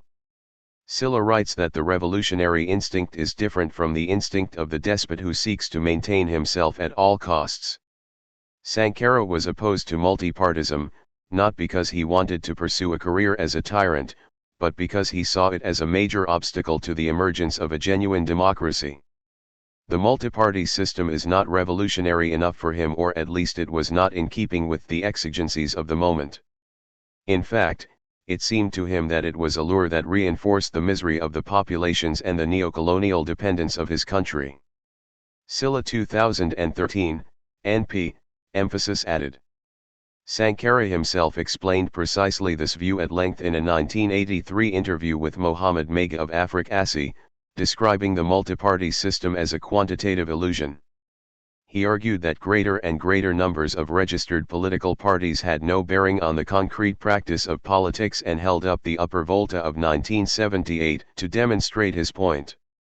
At the time, the country had no fewer than 9 contending political parties, Sankara explained. For many, especially for those who, through ease or ignorance, wanted to perceive it like this, it was the very model of democracy. a general in power, who was questioning himself, with 8 adversaries freely organized. It is tempting to stick the label democratic to voltaic politics. It was written, celebrated, and sung everywhere. For us it was only a masquerade. Nothing else. A masquerade that was very expensive. Sankara, interview with Afrik Asi, 1983, NP, emphasis added, for Sankara, the multiparty system operated as a colonial deception. It created a quantitative illusion in public, all the while obfuscating that these 9 parties, Sankara explained, were made up of 27 persons with the same interests, intimately linked by the politico-financial affairs of the comprador, bureaucratic and political bourgeoisies, and by their role as intermediaries of some large foreign commercial companies. 27 individuals linked by their infiltration to the same neocolonial forces, who spoke of democracy because they controlled 9 parties. These individuals received their electoral funds from abroad. They bought the consciences through notables, feudals, and many other dignitaries of the country. Millions of voltaic people voted by order. For me, it is not democracy. Sankara, interview with Afrik Asi, 1983, emphasis added. Sankara's critics who have described him as authoritarian on the basis of his banning of opposition parties have not addressed the superficiality and co-optation in multiparty politics. Other critics of Sankara have asked, how much were his populist policies and populist speech-making a representation of his own version of Pan-Africanism, and how much were they versions of populist grassroots desires from the bottom? In addressing these questions, however, we might consider the near impossibility of actually measuring popular support for any leader, let alone a leader whom has been assassinated and subsequently nearly erased from historical record, until the last decade or so. See Chapter 20, this volume. When we take as context, however, Sankara's own words, we begin to understand how he situated himself and his role in the struggle for the Bolibana of imperialism, for imperialism's end of the road, and the struggle for social, gender, racial and ecological justice. See those chapters in section 2 of this volume. 92. Conclusion. Sankara understood that part of his role as a leader for the grassroots would be a rejection of silence in the face of widespread hunger, thirst, and neocolonialism. He used his international platform to address the historical foundations of poverty and to reject to contribute, even through silence, to the perpetuation of such a system. He said, I protest, on behalf of all those who vainly seek a forum in this world where they can make their voice heard and have it genuinely taken into consideration. Many have preceded me at this podium and others will follow. But only few will make the decisions. I am acting as a spokesperson for all those who vainly seek a forum in this world where they can make themselves heard. So yes, I wish to speak on behalf of all those left behind, for I am human, nothing that is human is alien to me. Sankara 1984 c. 165. Sankara was a man who wore many hats, who played many difficult and dangerous roles. Simultaneously, he was, among other things, an educator and a wise man, an unflinching encourager of the people, a militant activist informed by a no-nonsense pragmatism, a president with military training and agroecology education, as well as a feminist Pan-African Marxist. While we evaluate Sankara based on his role as president who came to power during a coup d'état, we must also judge his actions against other Burkinabe presidents and against other presidents in general. Many leaders are co-opted by the power that they obtain, not so with Sankara. This was a man who refused power, money, and privilege. When his name was first put forward for the presidency, after the coup on November 7, 1982 that overthrew Zerbo, Sankara refused. Harsh 2014, 44. I am not moved by the argument that, had he lived, he would have been corrupted at some later date. We see nothing in his character, philosophy, or actions to indicate that this would be so. Sankara remarked often that he had the privilege of having access to a global stage and used it to mobilize for the people. He understood the limitations of the military, encouraging soldiers to undergo political training at the risk of becoming the hand of empire, protecting private capital. Are we waiting for an ideal? In terms of presidents, whom do we look to if we do not look to the actions and philosophies of Sankara, who achieved so much in 4 years and 2 months and in the face of such overwhelming obstacles? States are collections of peoples too diverse to expect or demand that any one leader would be uniquely popular among all, or that any one leader would be uniquely responsible for all of the actions of the state. Certainly Sankara had weaknesses. His ambition, uncompromising nature, and urgency are among 93. Those identified in the chapters in this collection, but these are also the same markers that we respect and admire in activists. See this volume. He stands out as a distinctively pro-people leader, willing to make an almost unimaginable level of self-sacrifice for his abiding belief that he was acting with the people and for the people, even if his policies were novel, new, mad and untested and uncertain. Recall his own modest and pragmatic admission that 60% likelihood of success was sufficient in the search for solutions to the problems of hunger, thirst, and inequality. Sankara's political leadership is a powerful example of how governments might reorient to support the people as the people work to achieve their own fulfillment and well-being. His legacy shows that another politics is possible. Yet, this brazen pro-people political orientation remains so dangerous a challenge to the established economic order that it continues to be dismissed as a certain amount of madness. Chapter 6. 1. WHATHAPPENEDON150CTOBER1987? The initial accounts of Thomas Sankara's assassination were reported by Sen and Andrea Miradou in the pages of Jeune Afrique as early as November 1987. Andrea Miradou 1989. Valéry Sum, a close associate and friend of Sankara, would complete these first reports through the publication of his book, Thomas Sankara, L'espoir assassin, some 1990, soon after. The only survivor of the assassination, Helauna Traoré, has been frequently interviewed. He has always confirmed the same version of the events of that day. According to Traoré, Thomas Sankara had just begun a meeting with his collaborators when armed soldiers arrived at the Conseil de l'Entente headquarters, an office of the CNR. He declared, "It's me they are looking for," and went outside to face his assassins. The findings of the autopsy, only made public in Ouagadougou in October 2015, corroborated that he had indeed been assassinated while holding up his arms.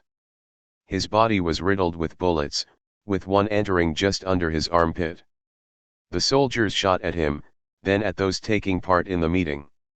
Valéry Sum identified 3 members of the commando unit: Corporal Mega, bodyguard of Blaise Compaoré, Hyacinth Kafando, and Corporal Nadia, who was the first to hit Thomas Sankara with a hail of bullets. In November 2001, an article in the weekly journal Burkinabe Bendra published the initials of 6 members of the commando unit, all servicemen. In 2002, Mariam Sankara's lawyer, Mr. Dudon Kounko, in l'affaire Sankara le Jugi le politique, disclosed their names: Aura Ogo Arzoma Otis, Nabi Ansoni, Nakal Mawan Pasba, Aura Ogo Nabons Mend, Tond Kaber Mumauni, and Hyacinth Kafando, Kounko 2002. They were all under the order of Gilbert Dindra, who led POS commandos at the time. Gilbert Dindra would later be promoted to the rank of Knight of the Legion of Honor during a visit to France in May 2008 and would serve as Compaoré's chief of staff. In October 2015, Dindra would be arrested after an attempted coup. 97. Following the popular uprising in October 2014, a judicial investigation began, conducted by the Honorable François Yamiago, of the military judicial system. As this chapter went to press, the trial was still underway and the current French president, Emmanuel Macron, vowed to make the French archives of Sankara's assassination public, during a visit to Burkina in late November 2017. Compaoré, after fleeing to Côte d'Ivoire, is currently being tried in absentia. Yamago has thus far presided over dozens of hearings, and the persons charged have now been publicly named. A few names, previously mentioned, do not appear on the court's list as they have since died. Other soldiers have been added to the list of members of the commando, including General Diendera, second in command in Blaise Compaoré's regime. Also named are those responsible for falsifying the death certificate of Thomas Sankara, which claimed Sankara had died of natural causes. All of the accused have been arrested, with the exceptions of Blaise Compaoré and Hyacinth Cafand. The latter was allegedly the chief of the commando unit. However, both are under an international warrant. At the time of this writing, the trial is ongoing and many of the precise circumstances are, as of yet, unknown. THEWESTERNIMPERIALISTCAMP, THEGEOPOLITICALCONTEXTOFTHE1980S. The wave of independence movements across the African continent alarmed what Sankara referred to as the Western imperialist camp. There was considerable apprehension that these newly independent countries would move towards communist ideologies. In each country, desires for political and economic independence were quickly subjected to destabilization attempts. This was the case in 1956 when the Egyptian President Gamal Abdel Nasser decided to nationalize the Suez Canal, and, in the Democratic Republic of the Congo, DRC, the first Prime Minister Patrice Lumumba, democratically elected, was assassinated in 1961. In the French-speaking former colonies, the United States subcontracted the fight against communism to the French, as progressive movements were leading to revolts and popular wars for independence, as in Algeria, Cameroon, and Madagascar. 2 After a protracted war in Algeria, France, under the stewardship of de Gaulle, granted independence to French possessions. In northern and sub-Saharan Africa, in an attempt to retain some of their political-economic dominance in the region, Paris installed subservient regimes in order to continue the exploitative extraction of raw materials as well as retain influence in African markets, and thus to maintain its political domination and its status as a world power. At the time, de Gaulle entrusted Jacques Foccart with the mission of holding the region under French influence. Nicknamed 98 Monsieur Afrique under de Gaulle and Pompidou, Foccart set up a large network of contacts, which organized surveillance and collected information across the Francophone African region. It is well known that he also ordered covert actions and so-called dirty tricks, i.e. destabilization efforts. This shadow network would later be termed La Francafrique. La Francafrique was still operational when Thomas Sankara was killed. A number of similar networks, military, financial or supporting various businesses, were created, sometimes with competing agendas. Most of them did not hesitate to act illegally, including organizing assassinations, destabilizations, and buying consciences, i.e. bribery and blackmail. Both Guinea, which had refused to ally itself with France, and Mali, which had good relations with the Soviet Union, were the targets of economic sabotage. On January 16, 1977, the government of Benin, which claimed to be Marxist, Leninist, had to repel a commando raid led by Bob Denard, whose links with the French secret services are common knowledge. In most other French-speaking countries, these networks have imposed and promoted regimes aligned to France with the complicity of local elite by placing advisors at the highest echelons of the state, people who are willing to stifle any aspiration for political independence and sovereignty. In the mid-1980s, the Cold War compelled each country to choose a side. The acrimonious competition between the so-called socialist countries, i.e., those allied to the Soviet Union, and the West under the umbrella of NATO, from which France has formerly withdrawn, albeit is still an active player, had transformed the planet into trench warfare. At stake was access to raw materials and the markets in Central and South America, Europe, Asia, and Africa. For many years Latin America was the preserve of the U.S., which supported bloody dictatorships, resorting to massive arbitrary arrests, tortures, and targeted killings. They had to contain recurrent unrest in this part of the world, which has a rich history of struggle for independence. The victory of Cuban guerrilleros, led by Fidel Castro, was followed by numerous destabilizing attempts. Cuban leadership received strong support from the Soviets, causing one of the worst crises in the early 1960s. An exhaustive list of murders, disappearings or other attempts to destabilize countries and movements would be too long to enumerate. Rather, I have described them here to provide an understanding of the geopolitical context of neocolonialism, including the Cold War conflict that emerged from the colonial struggle for power and domination, as it is within this much broader context that Sankara was assassinated. In the 1970s, African youth had gone to study in France, joining in great numbers the Fédération d'étudiants d'Afrique Noire. It was here that many discovered 99. Marxism. In Burkina Faso, the communist ideology in all its variants, Chinese, Soviet, or Albanian, spread among the middle-class intellectuals. They later constituted the managerial elite of the revolution. In the first months of the revolution, dissenting views appeared within the CNR, Conseil National de la Révolution, as well as outside. The PAI, Parti Africain de l'Indépendance, which was connected to international communist movements and was the best organized political party and the largest of the two that had taken part in the coup, had misgivings about the frequent changes in the composition of the National Council, the dominance of army officers, the lack of debates and the insufficient preparation for various initiatives launched by the government. This sometimes arose as a consequence of Sankara's insistence on immediate actions to meet immediate needs. A former UNDP collaborator acknowledged that, for the sake of speed, Sankara dismissed extensive studies prior to the construction of water reservoirs, for example, Bonhomme Rain 2016. Another party, the ULCR, Union de Luttes Communistes Reconstituées, led by Valéry Sum, opposed the preponderance of the PAI in the executive bodies and sets up a strategy to challenge it. The setting up of Comités de Défense de la Révolution, CDRs, in the workplace only increased tensions. At the time that they were created in November 1983, the General Secretary Pierre Araogo said, "No union is ready to make sacrifices which the CDR would gladly accept, unless CDR and unions merge for the best, provided that the former has eaten the latter," quoted in Jaffer 1989, 181. A prominent member of PAI, Touré Soumane, led the CVS, Confédération Syndicale Voltaïque, and made several defiant declarations to the media. His critics accused him of aspiring to the position of General Secretary of the CDR.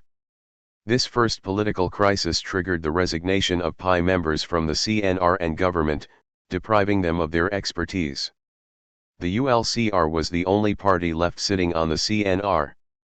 Many opportunists and neo-revolutionaries then came to the fore and took on responsibilities. Very quickly they created several organizations under the banner of Marxist-Leninism. The objective conditions for a new political crisis were in place. Political infighting would resume during the fourth year of the revolution. The launch of a public debate on the forming of a political party was the pretext. In May 1986, four organizations, UCB, Union de Communistes Burkinabé, ULCR, GCB, Groupe de Communistes Burkinabé, and OMR, Organisation de Militaires Révolutionnaires, in a common communiqué, pledged to work within the CNR for the edification of a unique avant-garde organization. However, differences soon surfaced. On one hand, Sankara recommended the prior dissolution of these organizations, on the other hand, he wished to incorporate the PAI but also the PCRV, Parti Communiste Révolutionnaire Voltaïque, which had refused to collaborate with the authorities deemed 100. Illegitimate. All civil organizations were opposed, except ULCR on the second point. More differences arose. At the start of 1987, after the release of Touré Soumane, unions led by members of PAI and PCRV, until then harshly dealt with, resumed their activities. Some CDR activists, close to UCB, attempted to take control of several unions by force. Union leaders again were arrested in late May. In the CNR, members of UCB, GCB, and OMR demanded the execution of Ture Sumane. Thomas Sankara and members of ULCR were opposed. On August 4, 1987, the fourth anniversary of the revolution, Thomas Sankara delivered a keynote speech, urging a putting to right of errors, saying, "The democratic and people's revolution needs a people who believe in the revolution, not a defeated people, a people with convictions, not a people subjugated and resigned to its fate. But we must take care to avoid that unity becomes one dry, obstructing and sterile voice. On the contrary, one should promote multiple, diverse, and productive viewpoints and actions, nuanced thinking and actions, bravely and genuinely aiming at accepting differences, acknowledgement of criticism and self-examination, towards a bright future which cannot be anything else than the happiness of our people." 4. He sent a letter that circulated to all the ministries, asking for the reinstatement of SAC staff. Thomas Sankara was aware of a sense of weariness. He offered a pause to slow down the pace of reforms. A pay rise was approved by the Council of Ministers on October 14. Those who took over on October 15, 1987, the day after, would claim credit for it. The struggle for power resumed apace. Many discontented rallied round Blaise Compaoré, including those who had been criticized by Sankara, for behaviors he deemed unworthy of revolutionaries, those opposed to opening up the government and calling for new purges, as well as those who wanted at last to take advantage of their positions to enrich themselves. A war of leaflets, which comprised more insults than substance, highlighted the tension between the two groups. Blaise Compaoré controlled most of the army and was plotting to attract to his side all these opponents who knew they needed the support of the military forces. His supporters had taken control of many CDRs via activists from UCB, with the complicity of Pierre Araogo, the General Secretary of the CDR. 5. The draft of a speech he was due to make at a meeting in the evening of 15 October 1987, written by himself and authenticated by his relatives, was found a few years ago. 6 Thomas Sankara asserted that those who were hiding behind so-called dissensions did not put forward any argument when engaged in a political discussion. Actually, according to him, their only motive was the lure of power. They were the political guarantors of the plot. Some who sincerely believed that the coup against Sankara was about changing the course of the 101 revolution were assassinated when they realized that his death put an end to the revolution. Those loyal to Sankara, who could not flee, were arrested, often tortured, sometimes until death, as several witness accounts, recently made public, reveal, including testimonies from Mausbila Sankara, Guillaume Sechauma, and Basile Guissou, to name a few. THOMASSANKARAANDBLAISECOMPAORE, ANINTENSELYCLOSEFRIENDSHIPORARIVALRY. It would be easy to hide behind political determinism in order to dismiss questions regarding the relationship between Thomas Sankara and Blaise Compaoré. For some, this relationship was the main explanation for the assassination of Thomas Sankara. But one could also presume that Compaoré's state of mind and this extraordinary relationship constituted the weakest link of the leadership, one which the backers of the assassination plot used to their advantage so as to organize Sankara's assassination. The two young officers, Sankara and Compaoré, allegedly met during the so-called War of the Poor between Burkina Faso, then Haute-Volta, and Mali in 1974. But their friendship deepened during a military training in Morocco in 1978. At the time, some close to Sankara were surprised by his sudden friendship with Blaise Compaoré. Until then, every new member of the clandestine organization, that the revolutionaries in the army had created, had to get through various stages before being admitted. But Thomas Sankara asked his comrades to allow Blaise Compaoré to skip the normal procedure. Sankara seemed to have absolute confidence in Compaoré, to whom he entrusted the most secret missions. Thomas Sankara's father, Joseph Sankara, came to consider Blaise Compaoré, an orphan whose family background was uncertain, as his own son. He had his meals with the family nearly every day, and he even asked him to search for a wife on his behalf. When Thomas Sankara was assassinated, his father expected a visit from Blaise Compaoré, a visit that never materialized. Later he said that he lost two sons on that day. 7. Thomas Sankara recalled his strong friendship in the film, Capitaine Thomas Sankara, 2012, directed by Christophe Coupelan. The film captures a fascinating and striking account, depicting a fusional but very unequal relationship. In one scene Sankara explained, "It's great to have a man to whom one can tell everything, well, almost everything. Letting him guess what you did not dare to tell him yourself. It's great and very unusual. But it can be painful because it implies huge efforts from the other to be always responsive. When I call Blaise at 4 o'clock, to ask him to come and see 102. Me, he has to accept to spend the entire night until dawn making me relax, laugh, boosting me, in order to help me in carrying out my work. We spend night after night discussing. That means he must have no worries. He ought to live to attend to a sick person, or I don't know, to look after. It's unique. When I reflect on this, I am asking myself, who is going to support him? Because he has to have someone to lean upon, to keep him sane." In each of the photographs and scenes depicted in the film, Blaise Compaoré is seen in the background, behind Sankara. Critics say that Sankara did not spare his friend, even publicly. Their rivalry became apparent when they seized power on August 4, 1983. Blaise Compaoré confided to Vincent Sieg that he wanted to be the top man given his central role in the events that day, an account that was widely believed. 8. Compaoré's wife, Chantal Terrasson de Faugeries, herself a well-connected protégé of Ivorian President Houphouët-Boigny, had allegedly pushed him not only to claim the top job but also to claim the traditional chief of Mossi, the largest ethnic group in Burkina, to which Blaise Compaoré belongs. Rule in this group is centralist and is led by an emperor, the Morgo Naba. Thomas Sankara, whose parents were Poul and Mossi, was deemed to be inferior. Of course, I am not emphasizing an ethnic angle to explain the rivalry that developed between the two men. It is simply one possible interpretation. Or one potential dynamic, among many.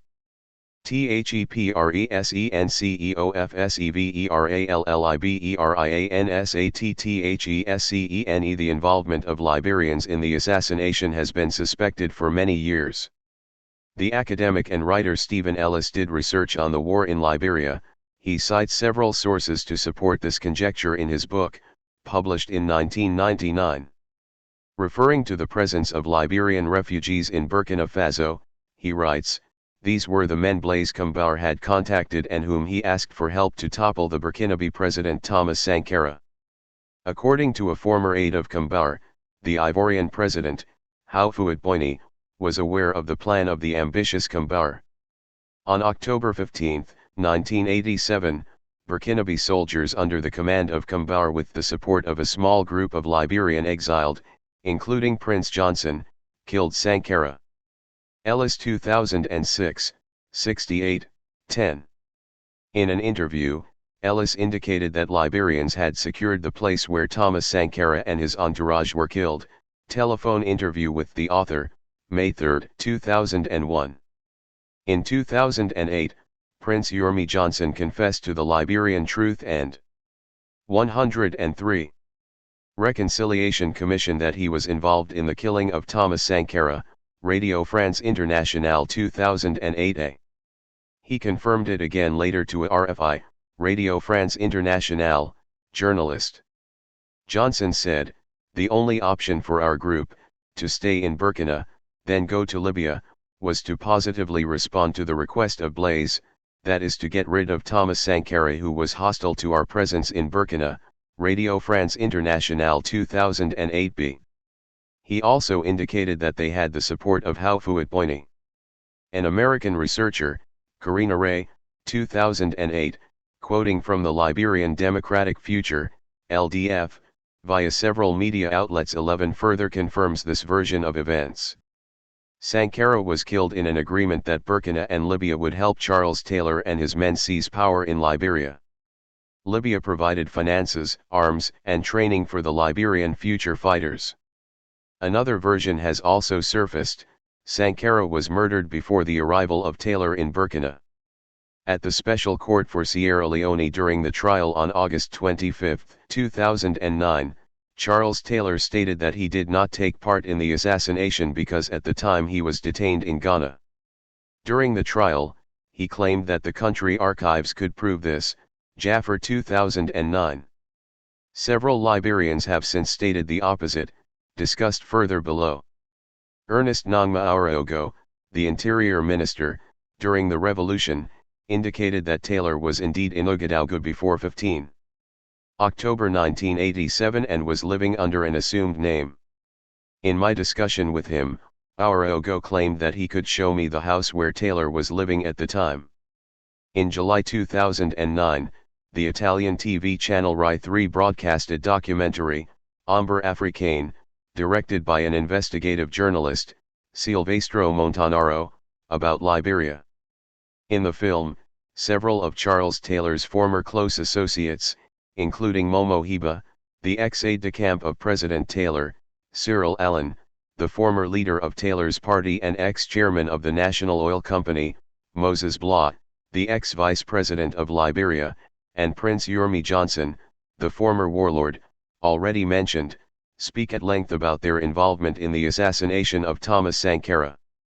In this testimony, they indicate that Sankara had refused to help them. It was in this context that they agreed to kill Sankara at the request of Blaise Compaoré. There was an understanding that they would receive assistance following Sankara's assassination and Compaoré's ascension. Momo Hiba and Cyril Allen claimed that it was Blaise Compaoré himself who had fired the first shot that killed Sankara around 4:30 p.m. Dindra, on the other hand, said that Blaise Compaoré arrived at the house much later, around 6:00 p.m. The precise timeline of Compaoré's arrival remains unknown. THEINVOLVEMENTOFTHEUNITEDSTATES in the book recently published by Herman J. Cohen, former Assistant Secretary of State for African Affairs, he writes that, as a member of the American 104 Executive, I accused Sankara of trying to destabilize the entire region of West Africa. Houphouët dismissed my concerns with the flippant remark, "Don't worry, Sankara is just a boy. He will mature quickly." Since we were alone, I insisted that Sankara was hurting the image of the entire French community in West Africa and would eventually hurt Houphouët himself. Cohen 2015, 23.13. The Liberians interviewed in Silvestro Montanaro's documentary, quoted Supra, all similarly mentioned the American participation in the plot to kill Sankara. What was the reason? The Americans did not like Sankara. He talked about putting in public ownership the country's resources for the benefit of the people. Actually, he was a socialist. And they decided to get rid of him, as Cyril Allen put it. The Liberians were willing to tell a bit more, provided that they believed they were not being filmed. To these ends, they made two important disclosures, which were confirmed later on. Firstly, they affirmed that the American Central Intelligence Agency, CIA, helped Charles Taylor escape an American jail, where he was serving a prison sentence. Secondly, Charles Taylor was tasked to infiltrate African revolutionary movements. Pure coincidence. Charles Taylor recounted the incredible improbability of his escape during his trial before the Special Court for Sierra Leone, SCSL. According to an AFP report dated July 15, 2009, "For me, I have been freed because I did not escape from prison." In 1985, he was detained in the jail of Plymouth County while waiting to be extradited to Liberia, where he was charged with embezzling $90,000. The accused explained that, on September 15, 1985, a prison officer rushed into his cell in the high security unit. This officer led him to another wing with less supervision. 2 other inmates were there, added Taylor. "We stepped closer to a window.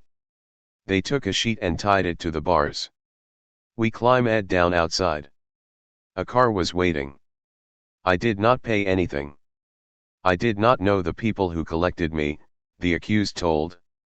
Another AFP report, dated December 22, 2008, reveals that an American congressman visiting Monrovia acknowledged, during a press conference, that the United States had taken part in the destabilization of Liberia before and during the civil wars and had been wrong to do so. Americans have supported the toppling of William Tolbert, assassinated in 1980 during a bloody coup by Samuel Doe, because he was not doing what they, i.e. the Americans, wanted. In his testimony at the Truth and Reconciliation Commission of Liberia, TRC, Simpson stated, Samuel Doe and Charles Taylor met the same fate because they refused to carry out orders from Washington. More recently, the Boston Globe, in its January 12, 2012 issue, revealed that Charles Taylor might have worked for the Central Intelligence Agency and the 105 Pentagon as early as the beginning of the 1980s. The CIA neither confirmed nor denied these charges. See Bender 2012.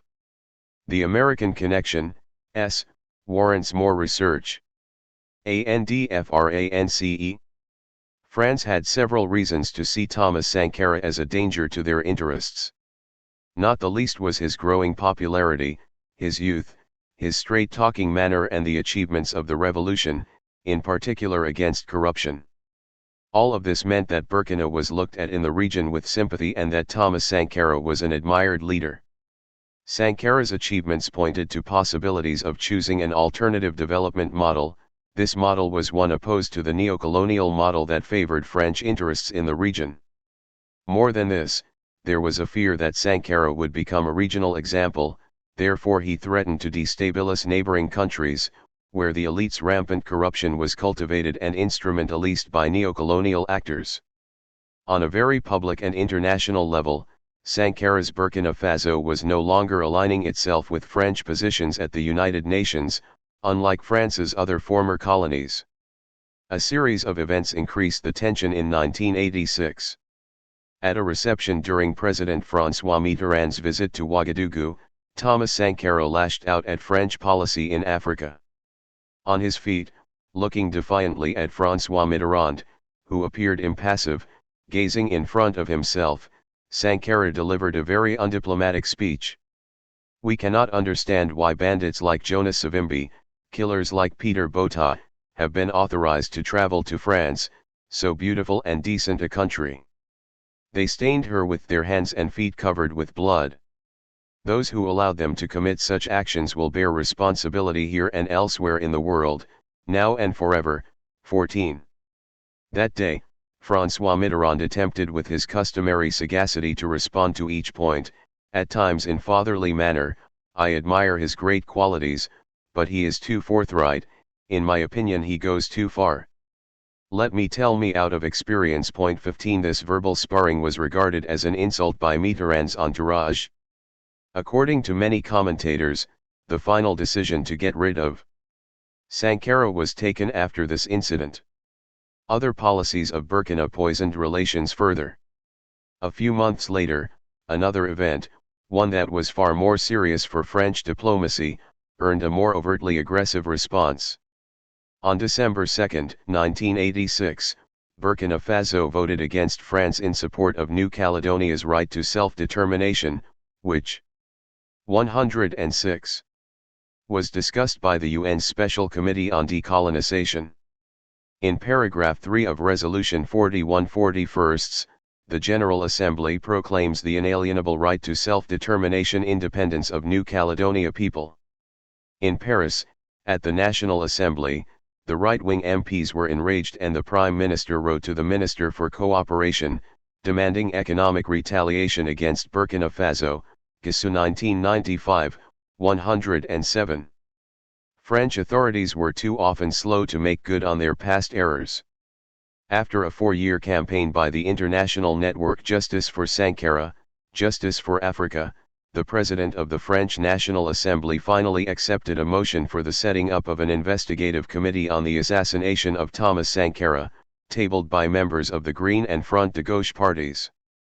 Claude Barthelone pretended to ignore that its remit would be precisely to investigate in France and not in Burkina. The questions phrased by the MPs were focused on specific points. We have to answer the following questions: why was Thomas Sankara assassinated?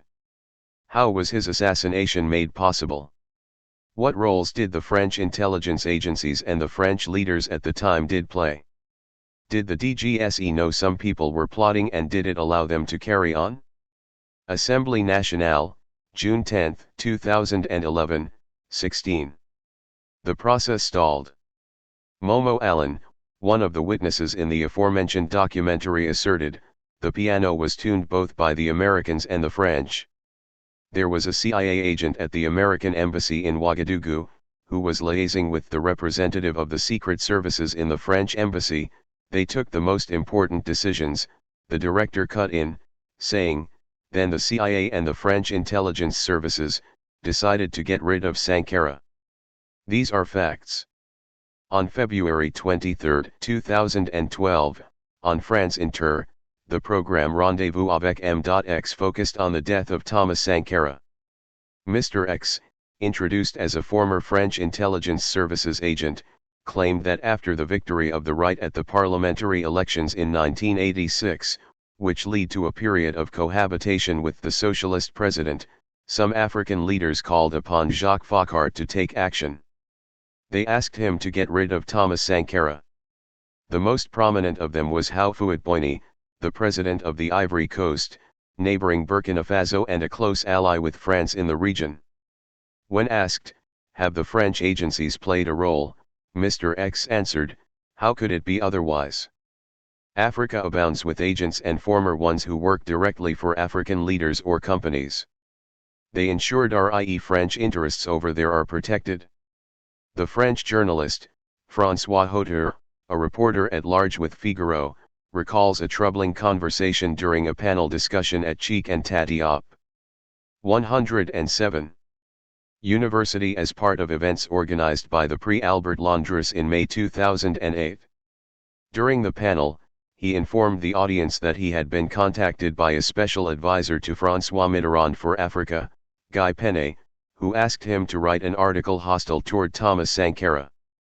More than this, Penne helped connect the journalist with Admiral Lacoste, who called the DCRG, Direction Générale de Renseignements Généraux, and suggested that he meet the chief of African operations. The journalist ended by adding, that was the biggest attempt at spinning I have ever seen in my entire career as a journalist. Ellis informed me in 2001 that Charles Taylor was also in contact with Michael Dupuc, former advisor to the President Jacques Chirac, when he was ambassador to the Ivory Coast. A French businessman, Robert de Saint-Pie, was acting as an intermediary. He died some years ago. Jean-Pierre Bat further emphasizes France's support to Charles Taylor in his 2012 book, Le Syndrome Foccart. The networks of La Francafrique were not just satisfied with these efforts to destabilize the regime, they also needed to imply that Blaise Compaoré would have the support of the new French government. In 1998, Jean Afrique alluded to these overtures to Blaise Compaoré before October 1987, at the time number 2 of a revolution he did not believe in anymore, ever closer to Houphouët-Boigny, through whom he met his future wife. The handsome Blaise met his French counterpart, then Prime Minister, via the Ivorian President and Jacques Foccart, who introduced him to the leaders of the French right, in particular Charles Pasqua. A few years later, in 1992, Blaise Compaoré awarded the highest distinction in Burkina Faso, l'Étoile d'Or du Nahuraï, to Jacques Foccart. Conclusion. This complex landscape constituted the conditions for an assassination, made up of the converging interests of the United States, France, several French-speaking countries in the region, notably Côte d'Ivoire, and Libya via Charles Taylor Associates. Although complex and sinister, the historical geopolitical context described in this chapter is not a mere flight of fancy, as the French ambassador to Burkina declared in 2005. Rather, multiple sources reveal that many geostrategic actors supported, in some form, Sankara's assassination. Togo was also rumored to have sent a general of gendarmerie with a group of men to Ouagadougou. When looking for support in the West African region, Compaore's trip to Côte d'Ivoire was a great occasion. During a party, he met Chantal Terrasson de Faugeries, who was a member of a group of girls at the Yamoussoukro Lycée, who were often called upon to make heads of states visits to Côte d'Ivoire. Pleasant occasions. She was the daughter of Jean Kourama Terrasson, a 108 well-known doctor in Côte d'Ivoire, who had close ties to President Houphouët-Boigny. After their initial meeting, Compaoré, deeply in love, traveled regularly to Côte d'Ivoire to join her. Their relationship progressed quickly and the wedding took place on June 29, 1985, 6 months after their first encounter. Houphouët-Boigny seemed to want the wedding to be successful. He lent his private jet to transport the couple and gave them numerous presents, including a large sum of money, rumored to be 500 million FCFA or $900,000, to ensure that his Franco-Ivorian protégé could maintain her lavish lifestyle. This, of course, was in the context of the political and economic revolution in Burkina Faso, as people were being encouraged to live according to their means, to count on themselves and to abstain from lavish lifestyles. The geopolitical conditions were in place to prepare the coup.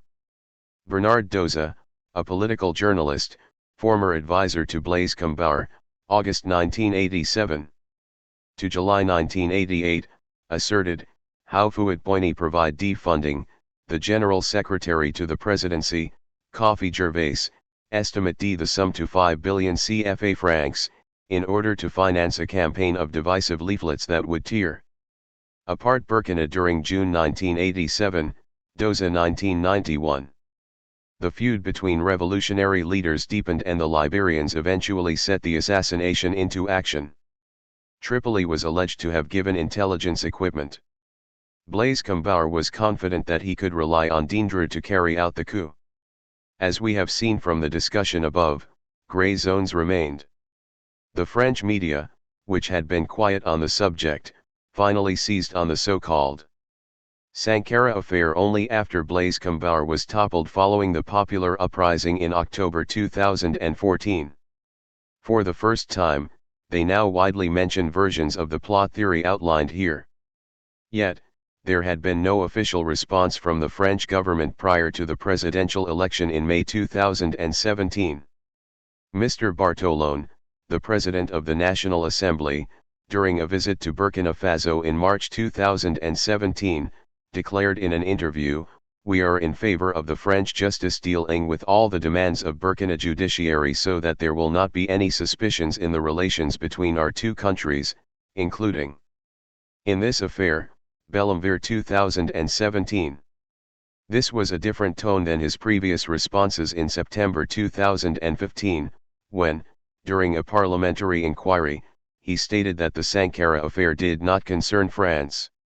If a rogatory commission were created, it would entail the appointment of a French judge to lead the investigation in France. As per the declassification of documents, as President Macron has recently indicated France will do, such a commission would constitute an important breakthrough, but it would be insufficient. This is because similar incidents in the past have shown that even when official papers are made public in France, there are still many remaining obstacles on the path to establishing the truth. In Burkina Faso, Judge François Yamiago appears to be investigating thoroughly, including looking into the theory that there was an international 109 coup. He asked for judicial assistance from the French authorities so that a judge might conduct hearings. He requested the declassification of related official papers. Nonetheless, no one has yet had any access to the necessary archives, as the date of the assassination goes back further in time than what has been made available. Gradually, we might have new revelations and hopefully compelling documents will be revealed, particularly if journalists and researchers press to open new avenues of investigation into aspects of the case as of yet insufficiently explored. In this chapter, I set out to examine some of the many variables that might have played a part in the murder of Thomas Sankara. Some would like to dismiss his assassination as a rivalry between two men in a deeply complex friendship, others see his death as the consequence of internal politics, and others as the result of a complex international plot involving many geopolitical actors. The contextualization of Sankara's assassination within political and economic events at the time underlines the narrow path that Burkina Faso was allowed to follow. Contemporary history shows that countries that try to resist the dominance of major global superpowers are subject to thorough destabilization attempts, including military aggressions. In this case, political differences led to a serious conflict precisely because Blaise Compaoré was able to turn them to his own advantage in order to create the political conditions for his presidency as an alternative. Without political allies, he never could have contemplated seizing power. On the other hand, the civilians who closed rank behind him could not contemplate taking over without the support of the army. The fact that the country quickly returned to the Western fold demonstrates that these so-called political opponents against Sankara, whom they criticized for being too reformist, were interested, first and foremost, in their own enrichment. Personal enrichment is precisely what happened under Blaise Compaoré's regime. Thomas Sankara was too dangerous an obstacle for this enrichment. He had to be eliminated, and conditions were met to do it. This remains the most plausible hypothesis. Most of the world's coups, which set out to topple leaders whom have become hindrances to global capitalism, are organized with accomplices among the direct entourage, see afterward, this volume. Thus they most often arise within internal political situations with deep contradictions. This is precisely what happened in Burkina Faso when Thomas Sankara was assassinated. The murder of Thomas Sankara stands as one of the most shocking political assassinations in world history. To this day, the exact circumstances are not elucidated. Although some of the victims are forgotten, the prestige of Sankara has continued to increase over the years. In Africa, Europe, and the United States, the former leader of Burkina Faso has inspired many creative people, including writers, poets, choreographers, painters, visual artists, and playwrights. See chapters 21 and 23, this volume. Many citizens' movements and political 110 parties now claim that Thomas Sankara's ideas guide their actions. See chapters 15, 19, and 23, this volume. Several documentaries, most of them made by European directors, have contributed to his renown. 17 screenings are generally followed by discussions, allowing activists from the international network Justice pour Sankara, Justice pour l'Afrique to remind us of the campaign for truth and justice about the killing of Thomas Sankara. They provide detailed information on what we know and ask the audience to sign petitions. Commemorations on the anniversary of his death are organized everywhere in Africa as well as in many European countries, in the US and in Canada. Videos of Sankara's speeches, particularly that delivered on national debts, are available with subtitles in several languages. International networks against the burdens of debts in poor countries hold events around October 15 in order to pay homage to Thomas Sankara. These actions contribute to prevent what is termed l'affaire Sankara from being forgotten. Hopefully one day the full truth of Sankara's assassination will come to light. Chapter 7. Incentivized self-adjustment. Reclaiming Sankara's revolutionary austerity from corporate geographies of neoliberal erasure. Nicholas A. Jackson. Introduction. In their 1989 annual report, World Bank analysts commented that since 1984, Burkina Faso's government had been taking a number of adjustment measures. While it is premature to assess the impact of these programs on economic growth, measures to improve incentives, combined with favorable weather conditions, are beginning to bear fruit. World Bank 1989, 108. At best, this passage was inserted as a throwaway line, part of a report whose authors desperately sought to justify the then struggling Structural Adjustment Plan, SAP, framework of development. SAPs had attained hegemonic status within research and high-level administrative departments of the international financial institutions, IFIs, only 2 years before, when Anna Kruger's, 1974, views were largely concretist in the 1987 World Development Report. Despite this short timeline, World Bank scholars and researchers were already preparing the documents to compel strong government facilitation, i.e. what has since become known as governance, to address the clear failures accumulating within structural adjustment, World Bank 1987, Kruger 1974. When held up against the actual words and policies of President Sankara, the World Bank report statements almost attain the status of nonsense syllables, disconnected with any semblance of reality. However, when one moves beyond the formal written discourses of the IFIs into larger geographies, represented 114 Nicholas A. Jackson governed and lived, of global corporate exploitation, anti-hegemonic resistance, and corporate response, the World Bank statements make much more sense, albeit geographic more than discursive. In this chapter, I look at a. The ideological roots of Sankara's ideas, followed by an explication of the revolutionary self-adjustment that he put in place, b. The reasons why, beyond the dissension within Burkinabe government power centers that is often blamed, as longtime BBC reporter for Burkina Faso Joan Baxter, 2008, 97, commented, Sankara could not simply be overthrown, he had to be permanently eliminated, and, finally, c. The Flexion networks that underpin Burkinabe power within global geographies of corporate exploitation. My epistemological approach to power derives from John Allen's, 2003, 97, notion that while power is not something or attribute that can be possessed, I do not believe either that it can flow, it is only mediated as a relational effect of social interaction. Allen provides important examples of the diversity of modalities through which power is exercised: domination, authority, coercion, seduction, inducement, and manipulation, ibid. For a very long time, certainly since Europeans began exploiting resources from Africa and other eventual colonies, small groups of people have used already appropriated, controlled, justified and legitimized resource wealth to create corporate entities. After 2005, see also Jackson 2009.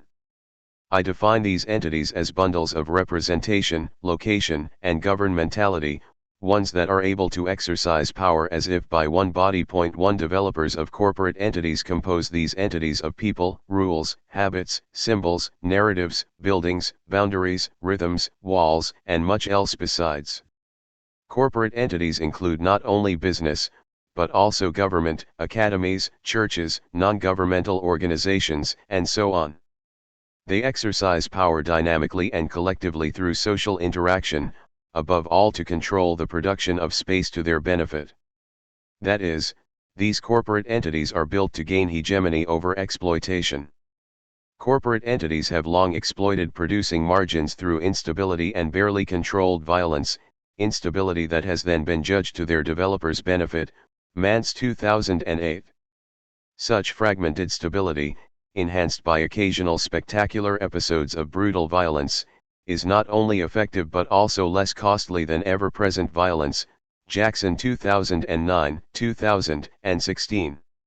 However, every condition of such corporate exploitation generates resistance, and more brutal conditions or stronger opposition movements often bolster anti-hegemonic resistance, whereby people attempt to overturn existing configurations of power.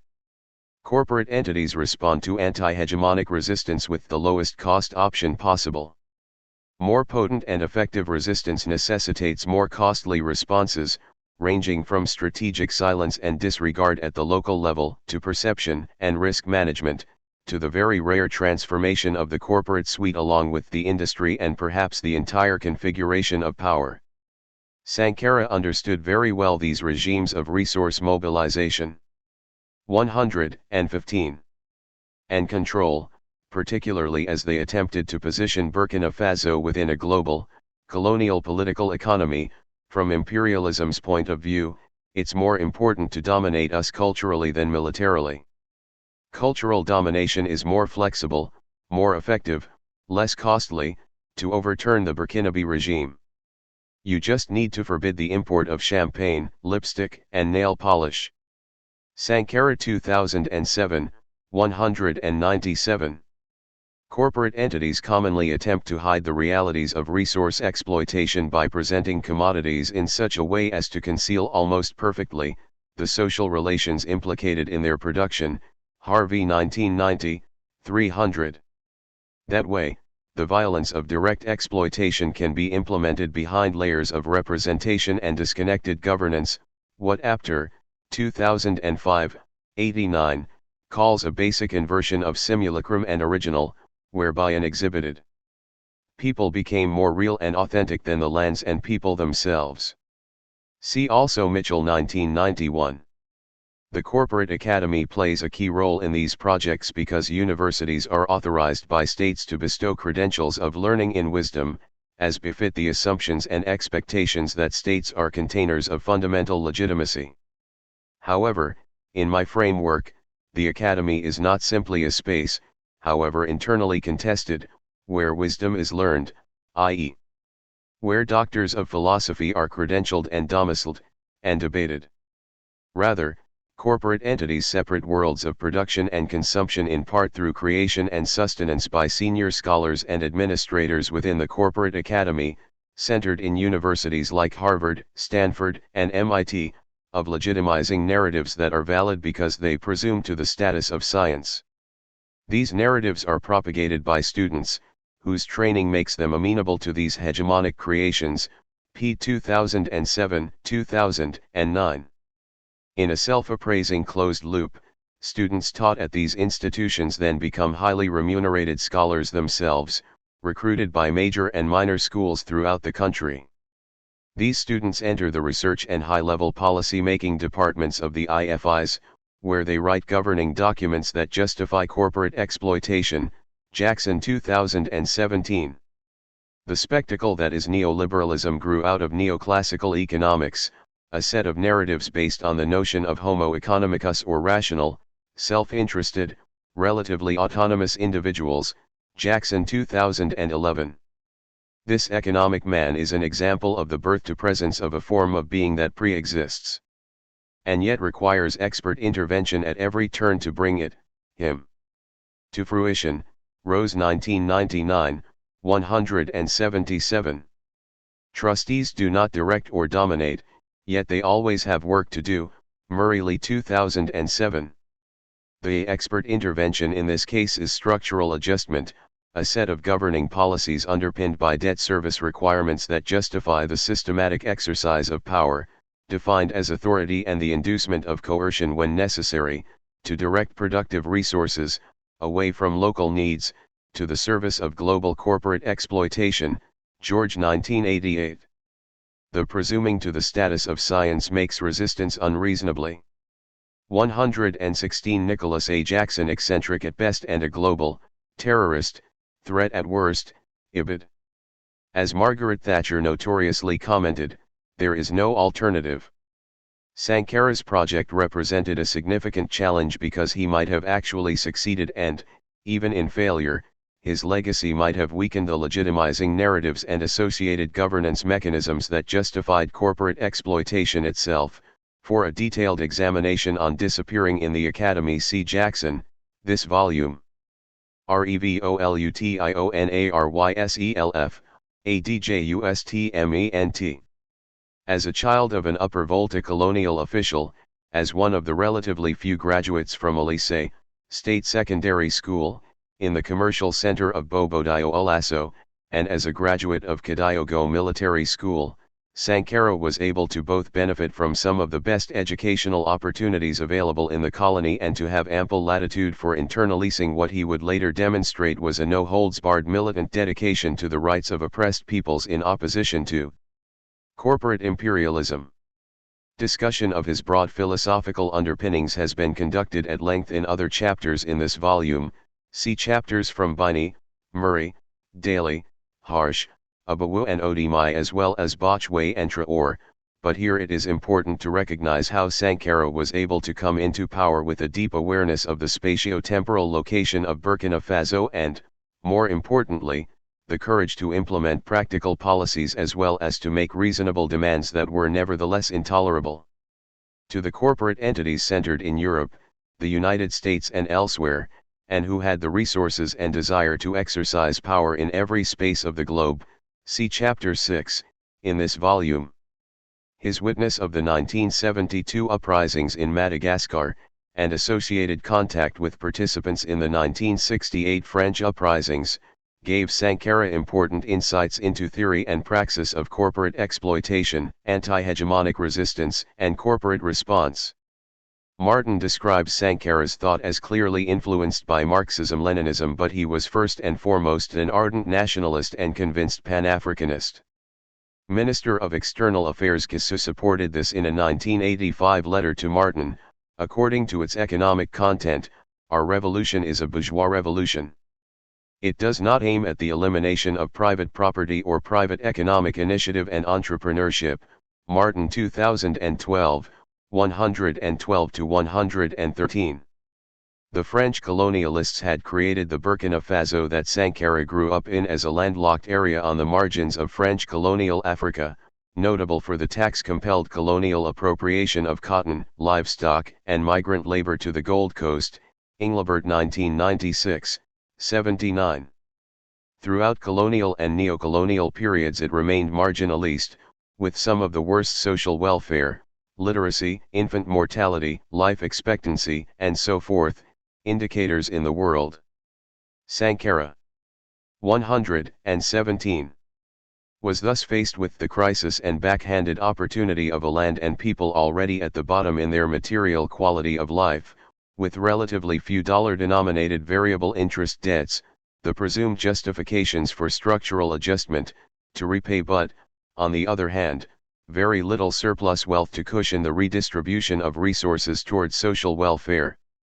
Sankara used his experience to embark on a program that, while invigorated by Marxist, Leninist anti-imperialist language, was more akin to social democracy. The means of production were not universally socialized but rather were strongly directed and influenced to serve the needs of Burkinabe people, more than the needs of global capital. To do so, Sankara refocused the economy toward endogenous development and away from debt, migrant labor, export crops, urban concentration, and a corrupt civil service glut. Dumble 2013. Sankara's administration nationalized land and then leased it out with preference for rural subsistence and other local products. Sankara famously demanded, "Where is imperialism? Look at your plates when you eat. The imported rice, maize, and millet, that is imperialism." Sankara, speech at First National Conference of CDRs, April 4, 1986. Burkina refocused cotton production to the domestic textile industry, with Sankara requiring every government official to wear tunics, faso danfani, made from local cotton by local manufacturers.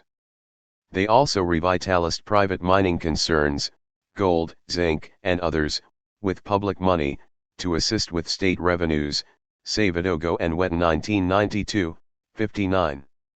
These changes then supported the administration's strong mobilization of resources and people towards social welfare programs.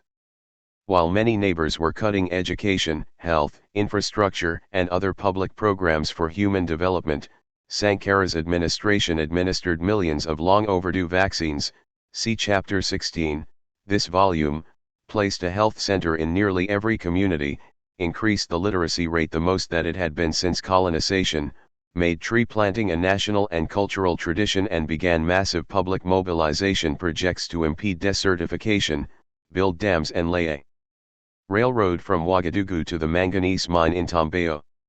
To support these programs and to increase the power of the masses, Sankara confronted many of the traditional civil society elite, including teachers and other largely urban-based trade unions, academics, civil servants, bureaucratic bourgeoisie, in state administrative organs, and cultural or traditional elite of the countryside, whom he labeled petty bourgeoisie opportunists and counter-revolutionaries attempting to retain their entrenched interests. Sankara 2007, 382 ff.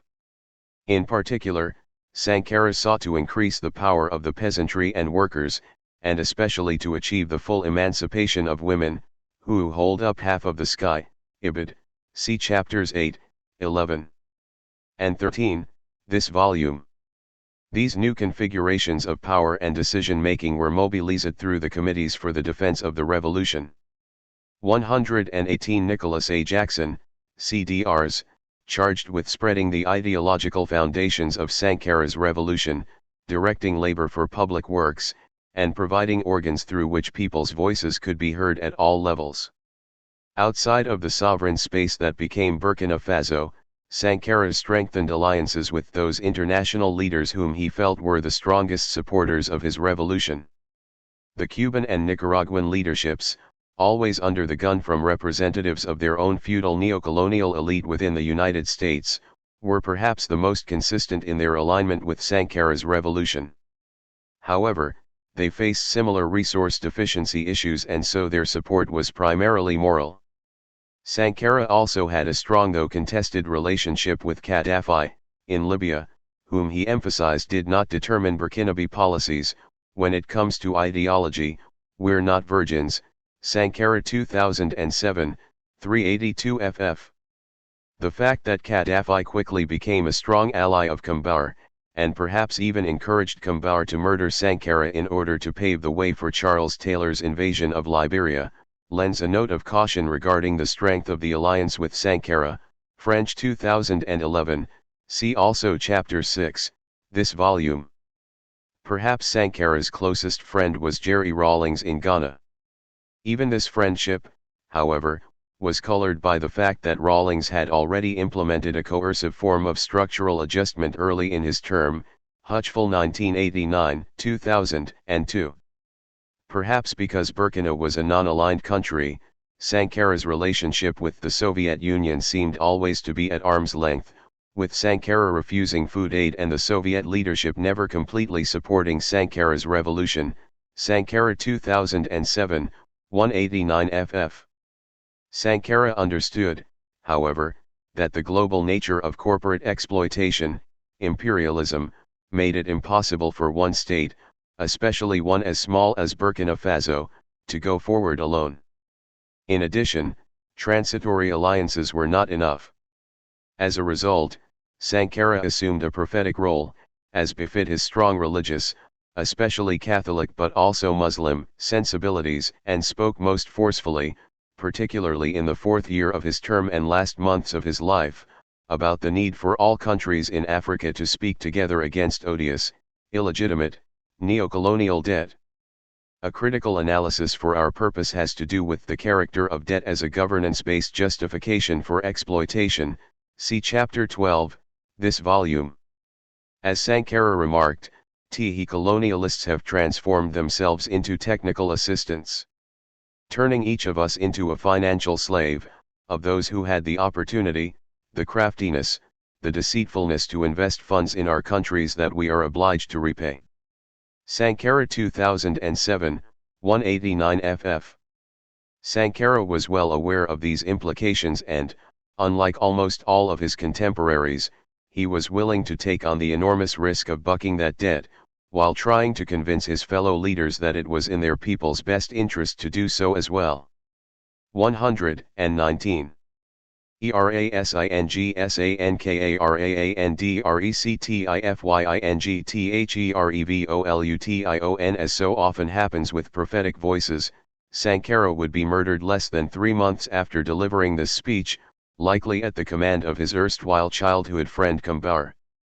Many reasons for his assassination have been given, including the alienation of teachers, leftist organizations, and other groups inside Burkina, the move to create a single party, nominally internal economic pressures, and alliances with particularly adversarial or grasping external leaders, including Compaoré's wife's patron, President Houphouët-Boigny of the Ivory Coast, Charles Taylor of Liberia, and Gaddafi in Libya, Jaffer 2007.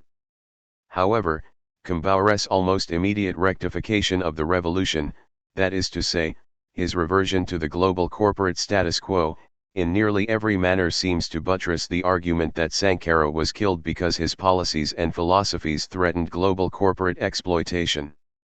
Civil service, Professional and traditional elites were relieved to see Sankara go, but the poor and urban and rural youth expressed opposition through sporadic protests, overt hostility to the new authorities, and the virtual collapse of most mobilization efforts. Harsh 1998, 628. As Hilgers describes it, under the cover of some kind of democratization, Blaise Compaorés' regime has developed the capacity of using and transforming institutions with the aim of keeping power. Hilgers 2010, 352.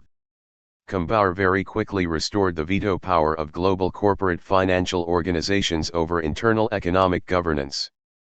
Soon after Sankara was killed, the Compaoré regime began accessions to the IFI structural adjustment loans, SALs, not because the country had unsustainable debt, though Compaorés' use of public largesse to seduce local power elite did further increase government outlays, but simply because, in the words of Prime Minister Youssouf Ouattara, Burkina Faso saw no other option.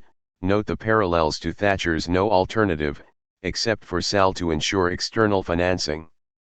Demonstrating how far the Compaoré administration had departed from Sankara's self-adjustment, Ouattara was comfortable making the common-sense statement that there are even financing possibilities, e.g. external Paris Club loans, that a country can no longer benefit from if it cannot implement a package of conditions which the international community, at a given time, has come to regard as compulsory. Foreign Broadcast Information Service, June 26, 1992. More than this, though, Burkina's trade unions and opposition parties, much like Sankara during his lifetime, see the conditionalities as a loss of national sovereignty. We take our instructions from the IMF and World Bank like the good pupils we are, opposition leader Joseph Kizerbo bitterly commented. Harsh 1998, 629. With the SAL in process, the Compaoré administration had effectively completed two key initiatives. First, the Burkinabe government needed to 120 Nicolas A. Jackson control anti-hegemonic opposition. They did so through various combinations of insincere negotiations, the repeated institutionalization of commissions, the proverbial committees to quash opposition, and violence when necessary. Schuley 2011, 145. Secondly, the newly authoritarian government needed to demonstrate their loyalty to global corporate entities, which Compaoré did by implementing SAL.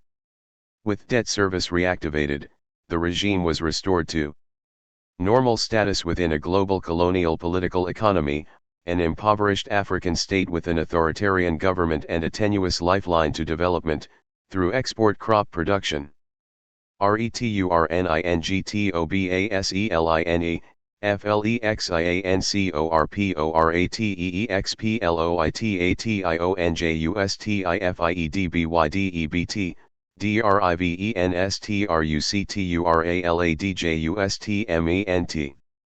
With neoliberal and minimalist polyarchic, i.e. elite competitive party, baselines restored, i.e. some opposition parties existed but no transfers of power occurred until his overthrow in 2014, Compaorés' administration was not only able to undertake the right kind of austerity, that is to say, cutting public services such as health, education, and water, privatizing public industries, redirecting sovereign resources outward, but was also able to build an impressive network of flex-ians. Weddell 2009, 2014. These flex-ians move between national and global as well as public and private corporate entities.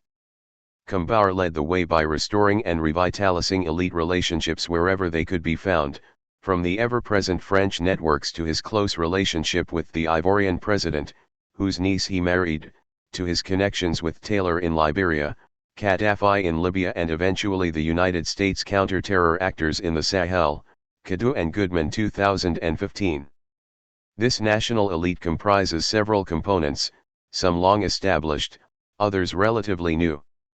Their interests are far from uniform, but many of the most influential members are linked together through complex webs of personal, family, ethnic, and social ties, often under direct state patronage. The more successful Burkinabe entrepreneurs generally are those who have forged alliances with foreign capital. Harsh 1998, 634 to 635. The relationships transcend, and are arguably sustained by, lines of nominal political opposition. Joseph Kizerbo offers a particularly good example.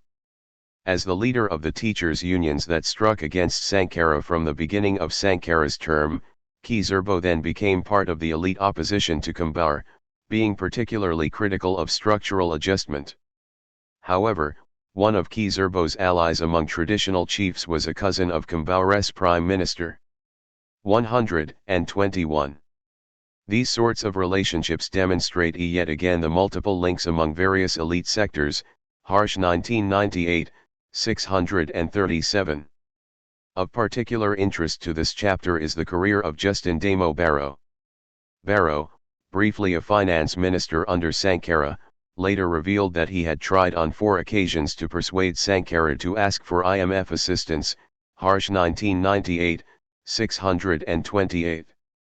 In 1987, Damo Barrow became a financial analyst with the World Bank, after which he was appointed by Kambhar as an advisor in charge of monitoring the economic reforms of Burkina Faso, before eventually becoming vice-governor and then interim governor of the Banque Centrale d'États de l'Afrique de l'Ouest, BCAO, Faso 2015.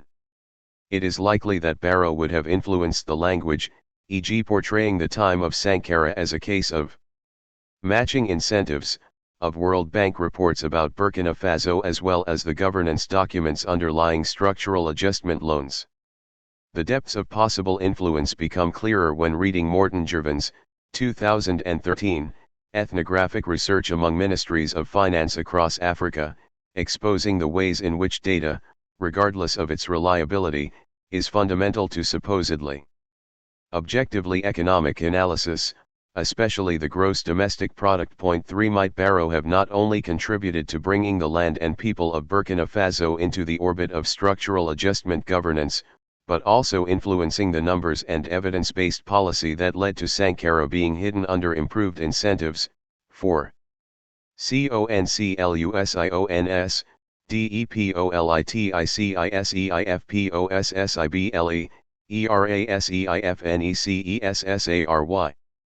30 years after Sankara's murder, former President Kambhar resides comfortably in the Ivory Coast, where he was given citizenship presumably to prevent his extradition to Burkina Faso, after escaping Burkina Faso with the assistance of the French government. BBC 2016. Meanwhile, Sankara's close friend in revolution Jerry Rawlings continues as a highly respected and wealthy elder politician for Ghana, Africa, and the world. The Flexians whom they supported, or at least accommodated, have reason for continued confidence that Sankara has disappeared enough. Rawlings helped by adopting the expected debt service projects imposed, and justified, by intergovernmental development organizations, thus promoting and being enriched by the depoliticized story of debt, economic opening, institutional correction, and the endless not like the West that is the Africa of legitimizing narratives within academies, governments, inter- and non-governmental organizations. Kambhar and his associates in government, Barrow, and opposition, Kizerbo, helped by either murdering Thomas Sankara or assisting with writing him out of a history that is now dominated by a typical corrupt, long-lived and now 122 Nicholas A. Jackson deposed dictator, to characterize in aggregate a long list of standard examples, in Kambhar. Left out of this dismal account is the fact that Sankara still lives. His words, when spread, are at least as powerful now as when he uttered them.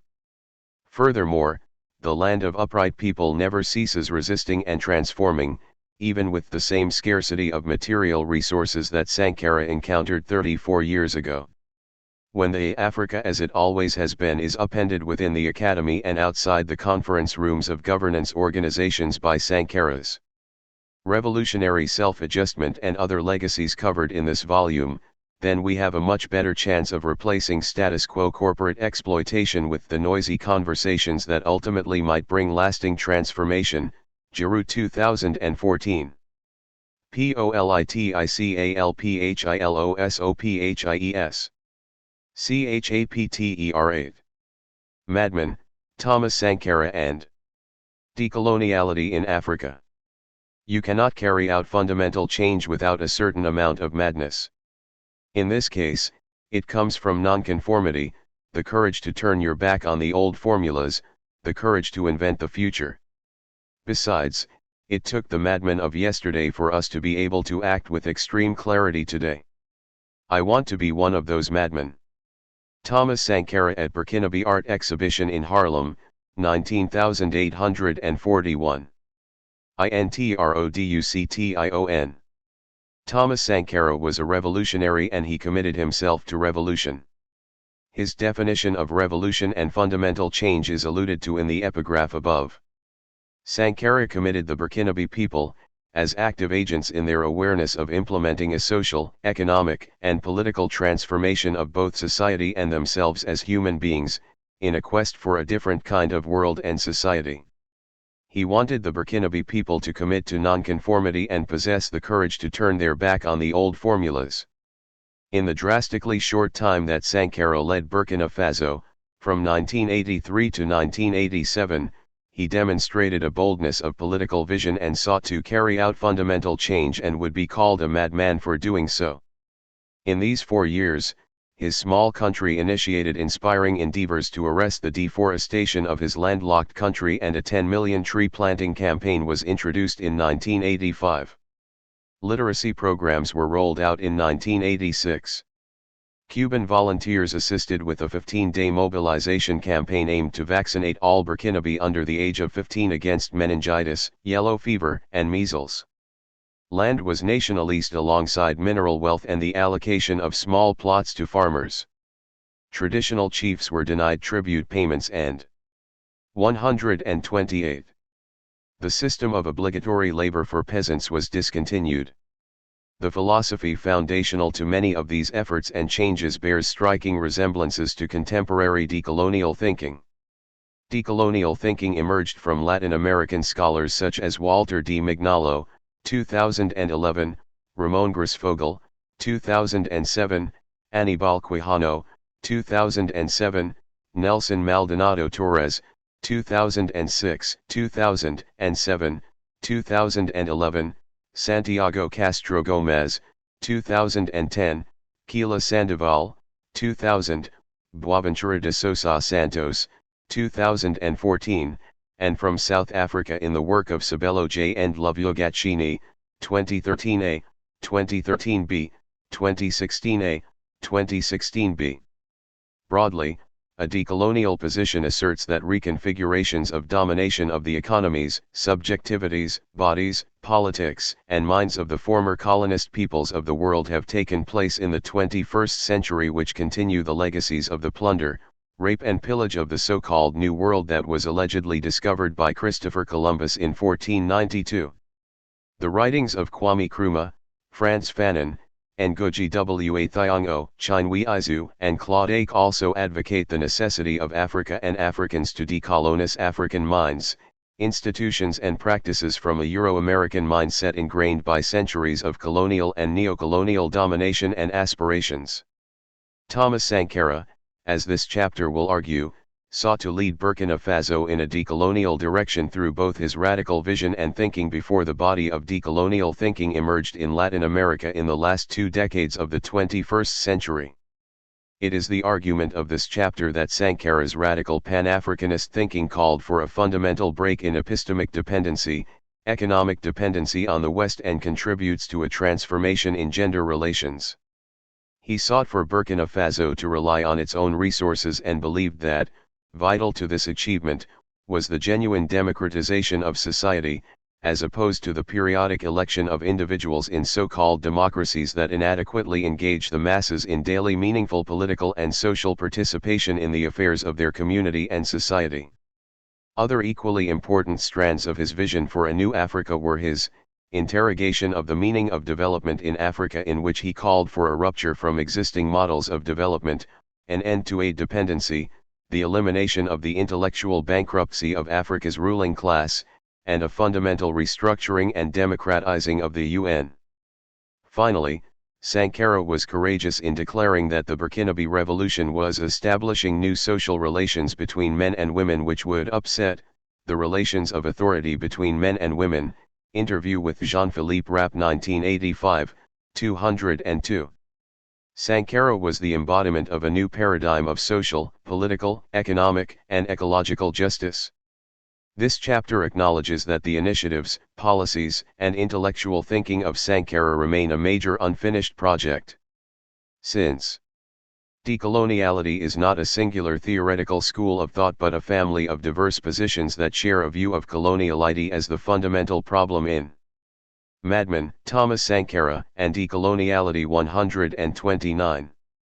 The Modern Age, and Legacies 2015, 492. This chapter will seek to enunciate Sankara's thinking as a contribution to decolonial thinking, gender relations, and Pan-Africanism as well as an unfinished project of decolonization.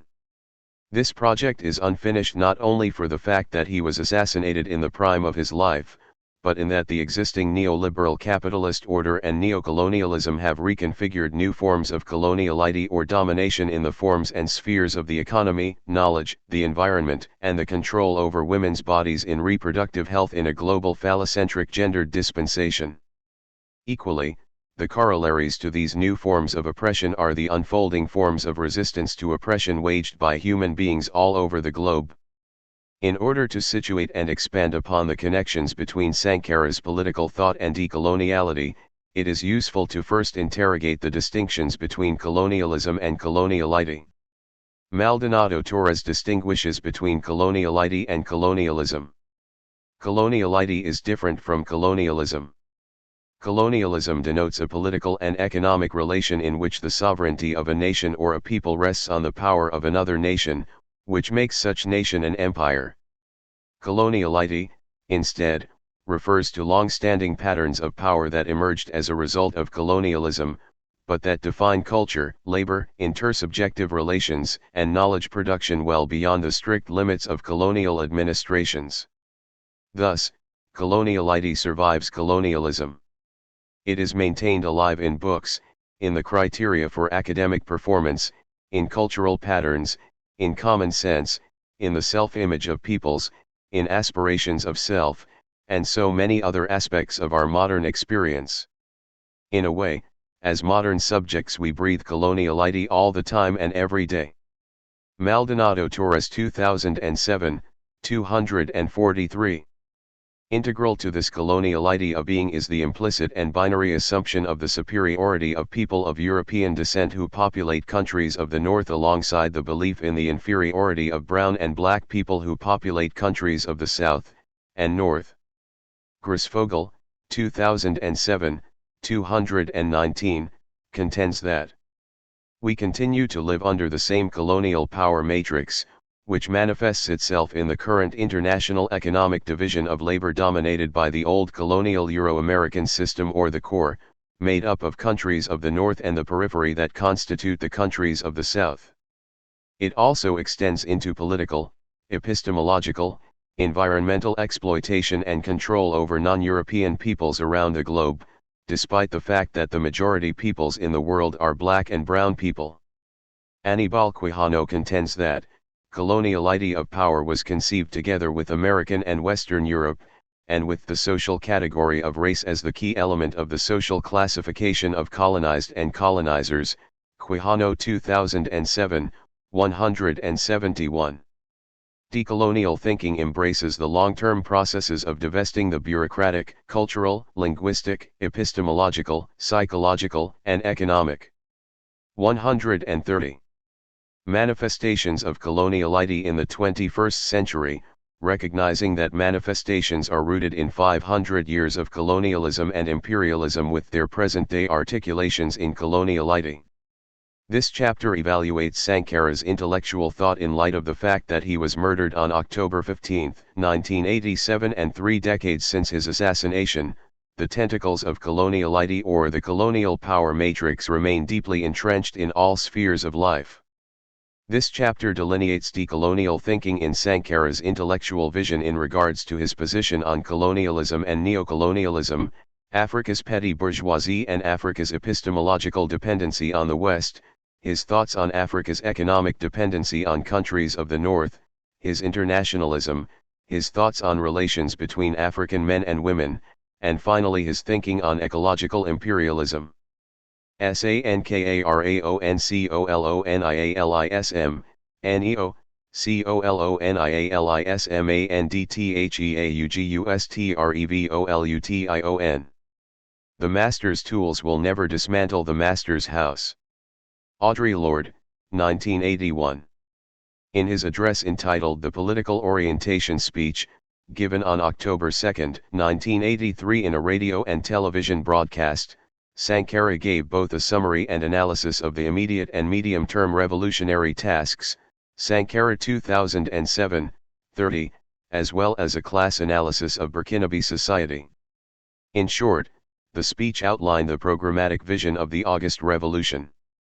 For Sankara, the so-called independence in 1960 evolved into 23 years of neocolonialism, culminating in the insurrection of August 4, 1983. He believed that, the task of constructing a new society cleansed of all the ills that keep our country in a state of poverty and economic and cultural backwardness will be long and hard. Ibid. 33.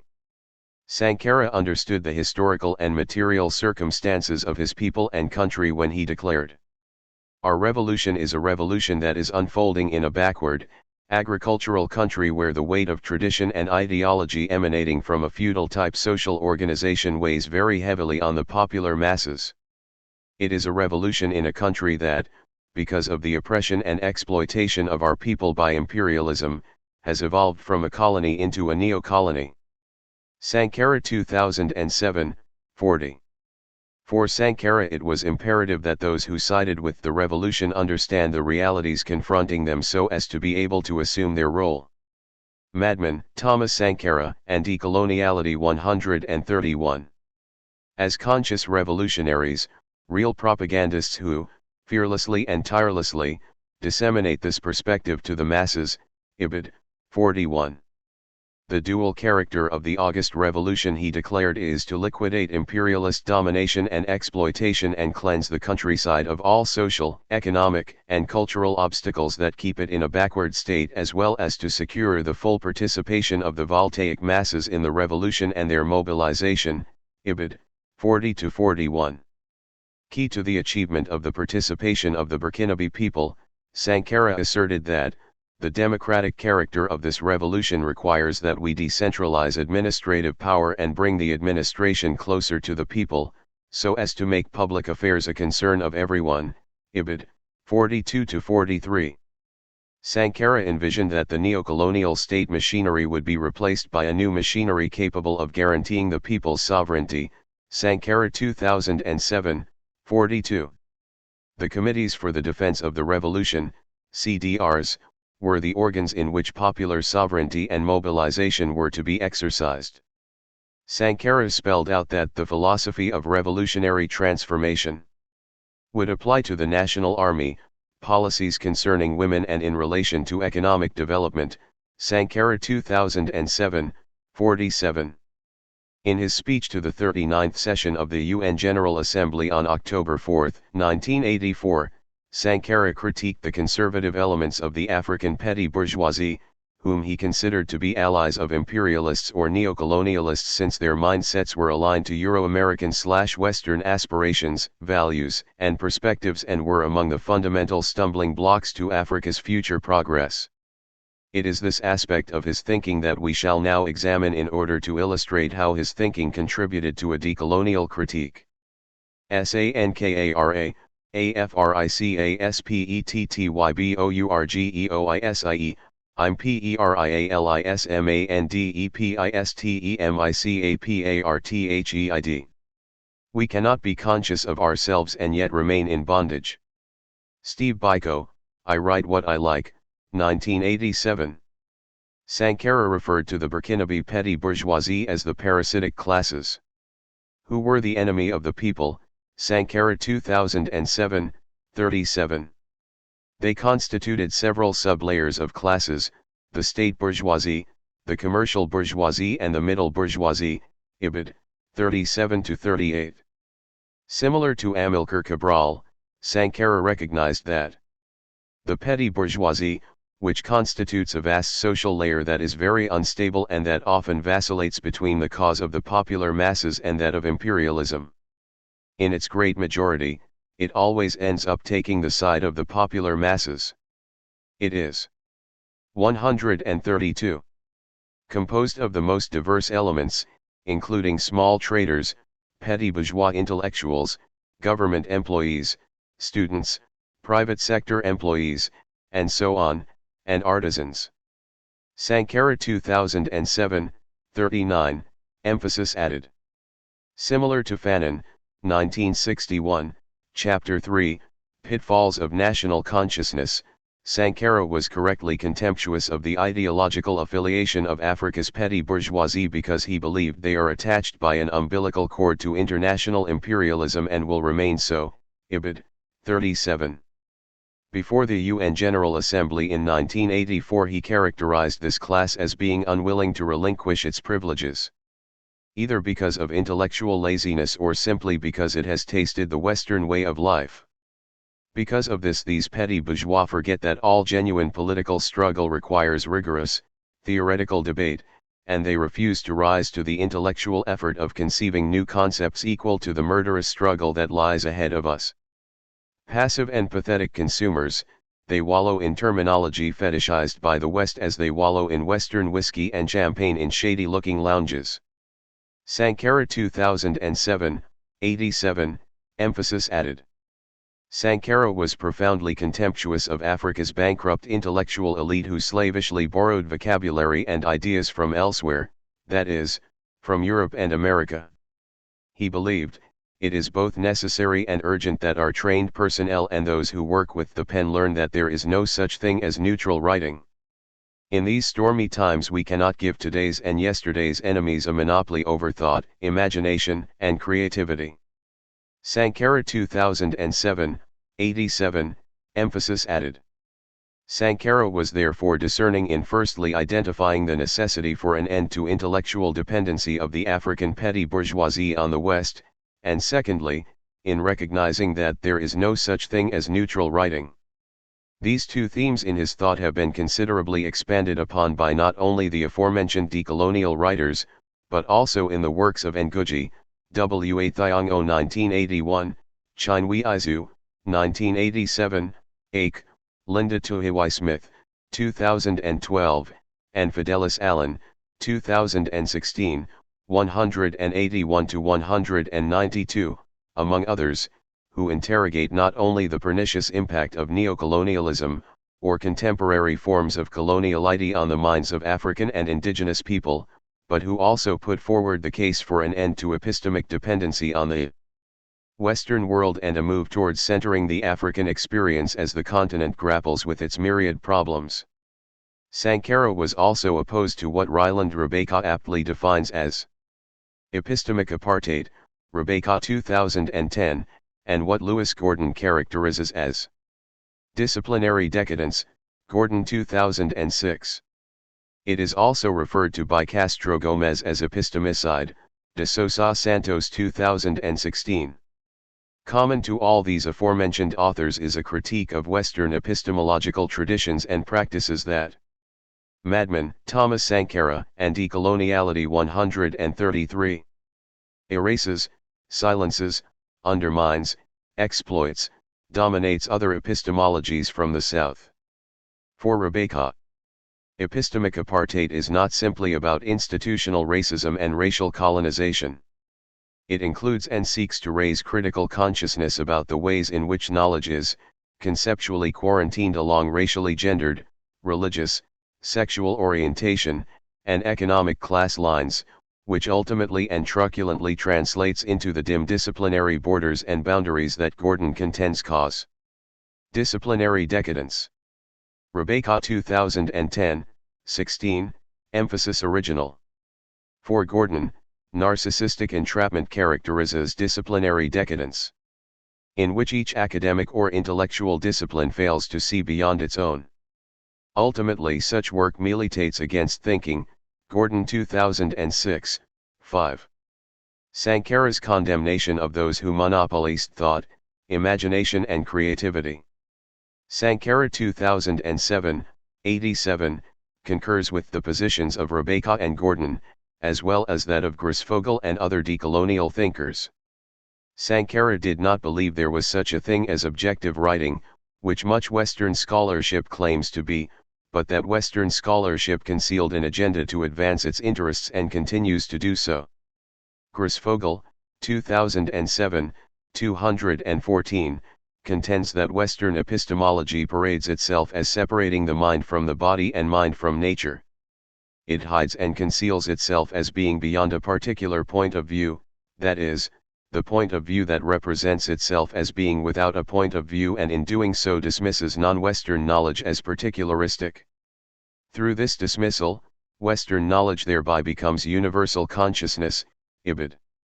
In the words of Castro Gomez, a single way of knowing the world, the scientific technical rationality of the Occident, has been postulated as the only valid episteme, that is to say the only episteme capable of generating real knowledge about nature, the economy, society, morality, and people's happiness. Castro Gomez 2007, 428. Linda Tuhiwai Smith concurs with Ake in relation to the ways in which imperialism is embedded in disciplines of knowledge. Ake writes, every prognostication indicates that Western social science continues to play a major role in keeping us subordinate and underdeveloped. It continues to inhibit our understanding of the problems of our world, to feed us noxious values and false hopes, to make us pursue policies which undermine our competitive strength and guarantee our permanent underdevelopment and dependence. Ake 1979, 2. 134. Tuhiwai Smith argues that not only do the various disciplines share philosophical foundations, but they are also insulated from each other through the maintenance of what are known as disciplinary boundaries, Tuhiwai Smith 2012, 70, meaning those such as anthropology, sociology, politics, economics, etc., allowing them to develop independently but also allowing for what she characterizes as the disciplining of the colonized maintained through exclusion, marginalization, and denial, Ibid. 71. Ake also emphasizes that Western social science is a critical domain in which the battle for the mind of African people and the economic domination of Africa by the West was being fought out, Ake 1979, 139. Sankara challenged Africa's intellectual elite to rise to the intellectual effort of conceiving new concepts equal to the murderous struggle that lies ahead of us, Sankara 2007, 87. His position embraces decolonial thinking, which insists on the necessity for a political and epistemic delinking in order to build democratic, just, and non-imperial/non-colonial societies. Sankara saw the necessity for educational reform, to promote a new orientation for education and culture. One of the missions of schools in the democratic and popular society will be to teach students to critically and positively assimilate the ideas and experiences of other peoples, Sankara 2007, 51. This vision of a critical education, necessary also in higher education, and the end of intellectual/epistemological dependency on the West remains an ongoing struggle for Africa and Africans as the 21st century unfolds. It is also critically linked to Africa's economic subordination to the North, which Sankara saw as a central problem confronting the African continent. As Mignolo succinctly argues, epistemic dependency was and is parallel to economic dependency, Mignolo 2011, 119. Sankaraandecondemicdency. After all, socialism has still to be built. Samir Emin, 1985. Sankara addressed the Burkinabe people with no illusions as to the economic reality of the country on October 2, 1983. Agricultural backwardness, in which 90% of the people were active in the rural sector, accounted for only 45% of the country's GDP and 95% of the country's total exports, Amin 1985, 36. He believed this economic impoverishment was the consequence of imperialist domination and exploitation, which had to end. At the 39th session of the UN General Assembly on October 4, 1984, Sankara denounced models and concepts imposed on African countries that perpetrated their economic subjugation to their former colonial masters. He said, Madman, Thomas Sankara, Anti-Coloniality 135. We must state categorically that there is no salvation for our people unless we turn our backs on all the models that charlatans of all types have tried to sell us for 20 years. There is no salvation outside of this rejection. There is no development separate from a rupture of this kind. Amin 1985, 86-87, emphasis added. Sankara called for a new international economic order, Sankara 2007, 93, and while he did not provide details of how he envisioned this new order would operate, it is likely it would have been modeled on the need for African nations to practice self-reliance in food production, as his small nation attempted to do. It is also likely to have been premised on the need for greater intra-African trade as well as centering the provision of goods and services around the needs of African people in congruence with his belief that ordinary people needed to be active agents in mobilizing and democratizing their societies in order to fulfill basic needs. In advancing Sankara's thinking on this front, his early death has robbed us of his deeper thinking on workers' self-management and how the Burkinabe state would have transitioned from a neo-colonial society to a more egalitarian socialist society in which ordinary people are active decision-makers and participants in all spheres of society. In his famous address to the heads of government at the July 1987 Organization of African Unity, OAU, summit, Sankara spoke without notes in a passionate condemnation of debt, which he considered another enemy of the African people, see Chapter 12, this volume. Sankara lamented that debt had led to the reconquest of Africa aimed at subjugating its growth and development through foreign rules and making Africans financial slaves guaranteed to die on account of an inability to repay the debt, Sankara 1987. It is evident that following the 1987 OAU summit, Sankara's call to create an Addis Ababa united front against debt did not materialize, despite the fact that his contemporaries at the summit heartily applauded him. Furthermore, Sankara said, "That is the only way to assert that refusing to repay is not an aggressive move from our part, but a fraternal move to speak the truth." Sankara 1987. 30 years since the murder of Sankara, Africa's debt has not only increased but a corollary of this coloniality of economic power has been the simultaneous rise in illicit financial flows from Africa that continues to hemorrhage Africa's abundant mineral and agricultural resources. Hence, coloniality in the 21st century is manifested in the continued pillaging, plunder and rape of Africa's resources via unscrupulous neo-colonial companies in Africa and transnational corporations, state officials who collaborate in the mispricing, misinvoicing, tax evasion, tax avoidance and tax havens around the world that are involved in such practices.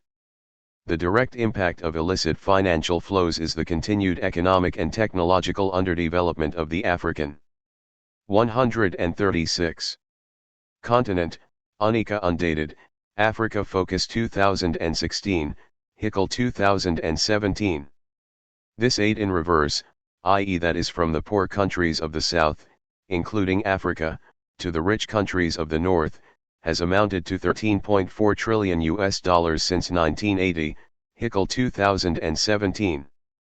The other more human impact of illicit financial flows is illustrated in the words of Tajuddin Abdul Rahim.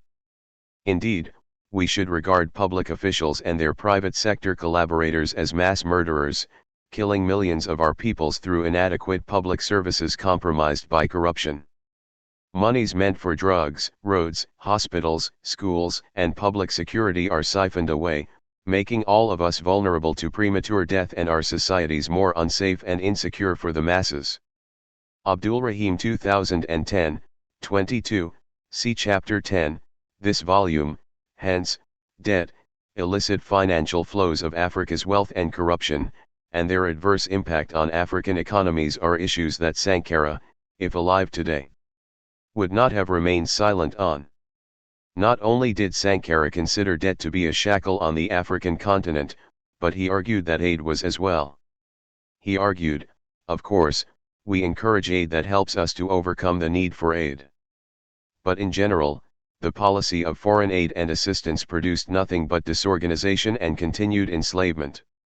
It robbed us of our sense of responsibility for our own economic, political, and cultural territory. Sankara 2007, 89. With these sentiments, Sankara believed that Africans should be wholly economically self-sufficient. Before the UN General Assembly, Sankara had the boldness of political vision and commitment to declare that his country and people had chosen to risk new paths to achieve greater happiness in order to also create the conditions for a dignity worthy of our ambitions, and in doing so to dare to invent the future. Sankara 2007, 89. Hence, Sankara's thinking may suggest he was committed to an unorthodox Marxism, but this is debatable. See chapters 1 and 9, this volume. Point 2. His ideological frame of thinking leaned itself to a praxis that was continually engaged in appraising the world and society to find meaningful solutions and engagements with human beings, that was committed to nonconformity in order to carry out fundamental change. Sankara 2007, 144. The epigraph that begins this chapter suggests Sankara's madness. And not in the pathological sense, but a meaning of madness in the sense of undaunting audacity, preparedness, and enthusiasm for decisive and radical action to overturn existing ways of doing things and thinking, is critical to decolonial thinking and for the future of the development of the African. Madman, Thomas Sankara, and Decoloniality 137. Continent. Integral to this is the need to interrogate thinking itself and old formulas and paradigms. As Ake contends, the question is not whether one wants economic development but what kind of economic development. Ake 1979, 151. Furthermore, he points out that there is an implicit assumption in Western societies that all economic development and models are equated with capitalist economic development. Yet, there is a world of difference between socialist economic development and capitalist economic development. And these two types of development do not exhaust the possible varieties, ibid. Consequently, it is incumbent on human beings to dare to invent better lives in which their economic needs will be fulfilled in a system that ceases to unfairly exploit their labor, environment, and their bodies. Sankara's call for a new economic path for Burkina and a new international economic order suggests that if Sankara had lived, he would have been sympathetic to the concept of delinking. Samir Amin defines delinking as associated with a transition, outside capitalism and over a long time towards socialism. Amin 1985, 55. He contends that it does not mean autarky. That is, withdrawal from external commercial, financial and technological exchanges.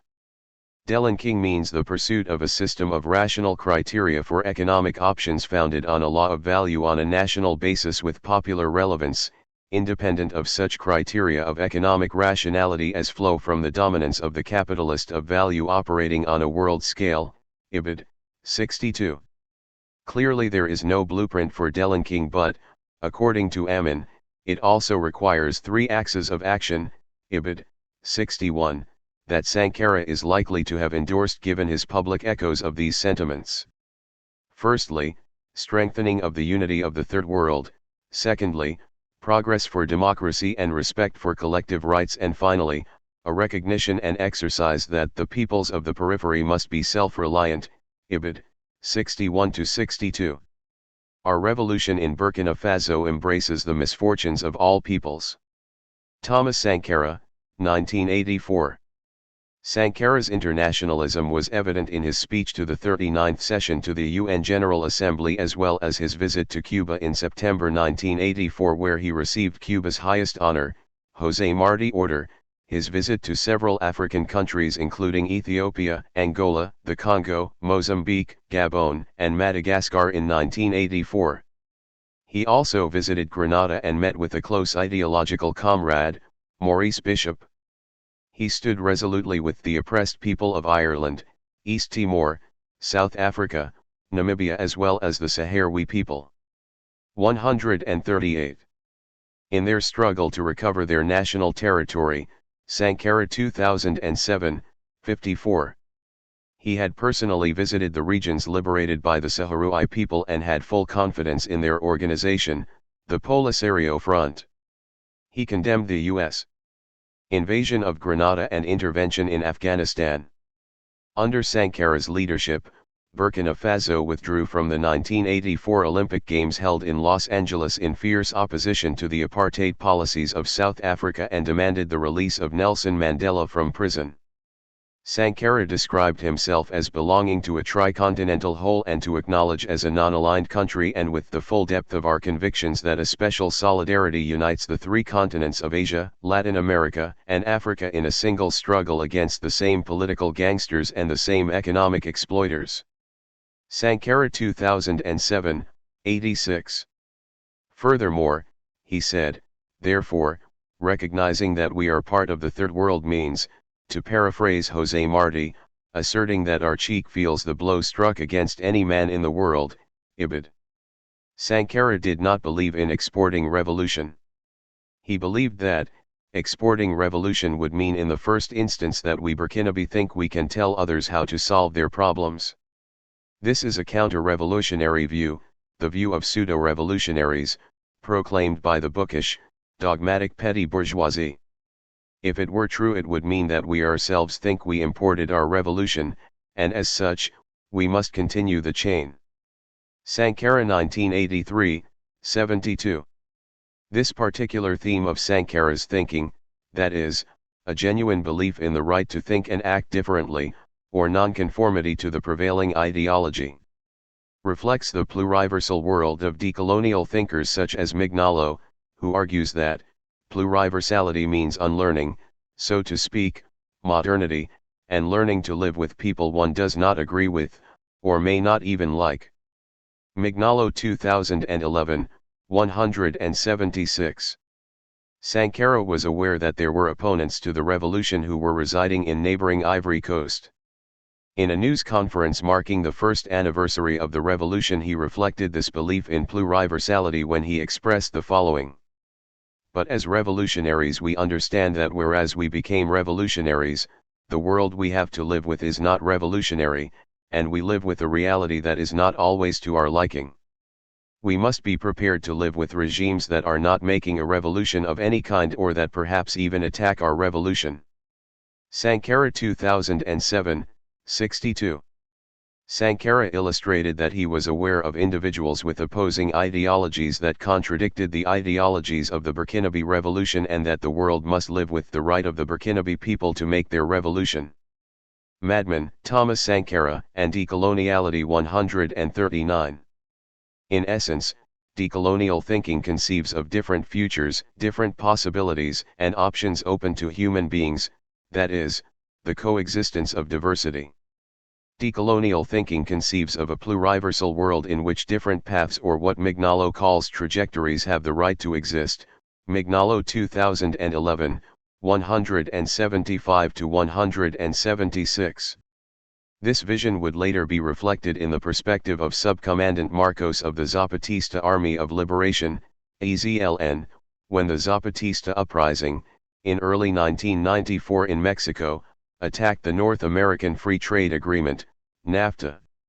Marcos declared, "We seek a world in which there is room for many worlds," cited in Sandoval 2000, on page preceding table of contents.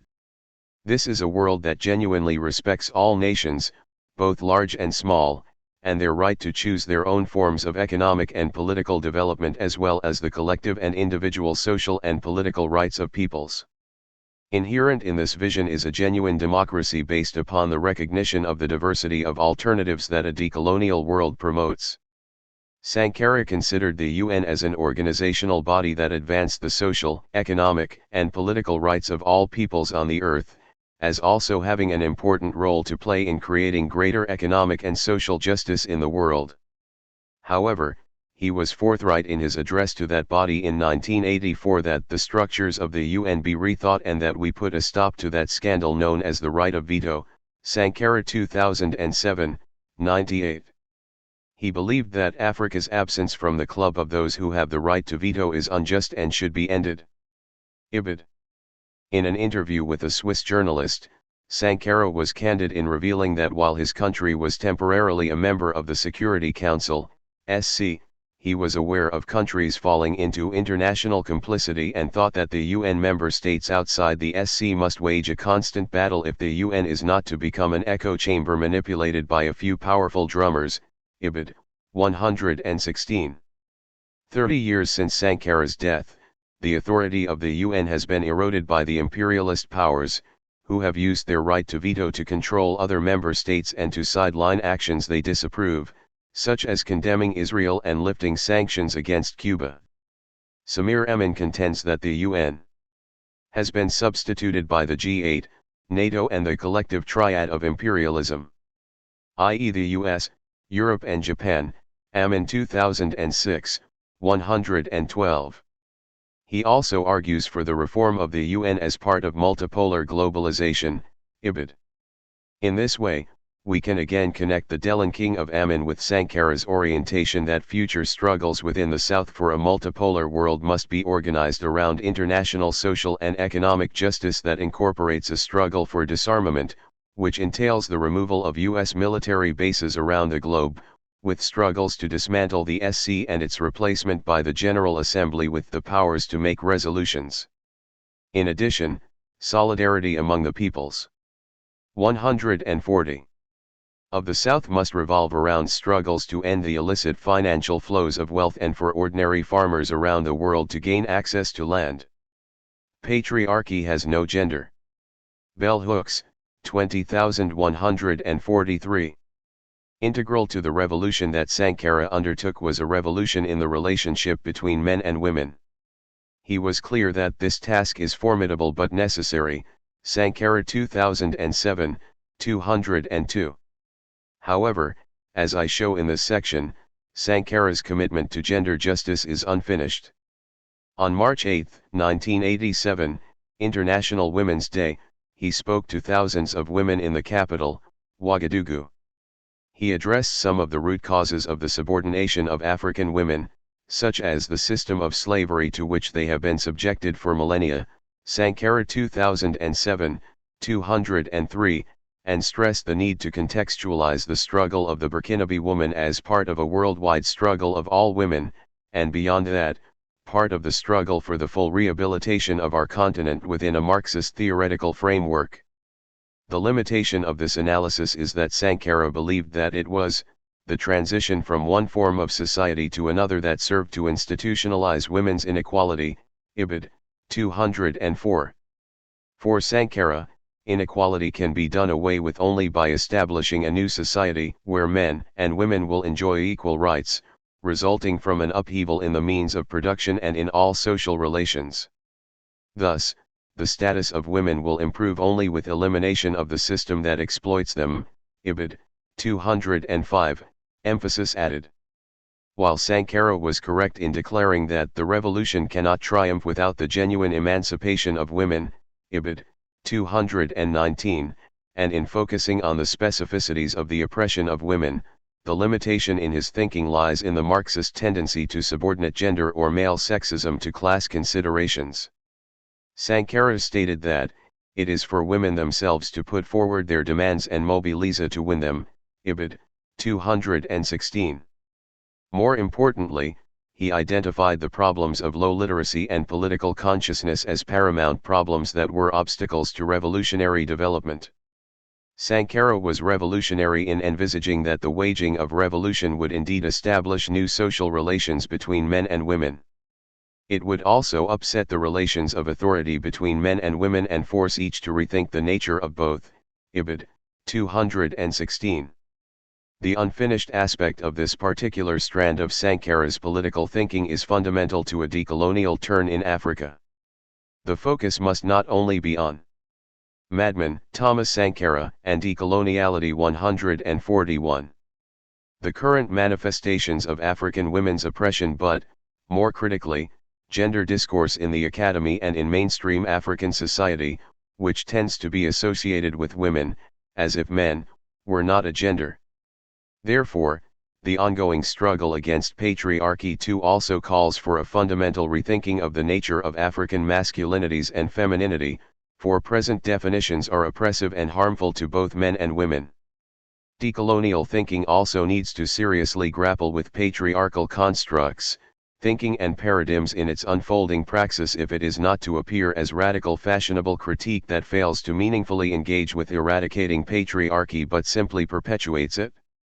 Both hegemonic masculinity and femininity embody ideal traits in which the former upholds men/boys to be strong, active, aggressive, dominant, competitive, and in control. In capitalist patriarchies, femininity embodies the less socially valued traits of weakness, passivity, receptiveness, emotion, nurturing and subordination. As Bell Hooks contends, when culture is based on a dominator model, not only will it be violent but it will frame all relationships as power struggles, Hooks 2004a, 116. Furthermore, before the realities of men can be transformed, the dominator model, that hierarchy embedded within coloniality, has to be eliminated as the underlying ideology on which we base our culture, Hooks 2004a, 116.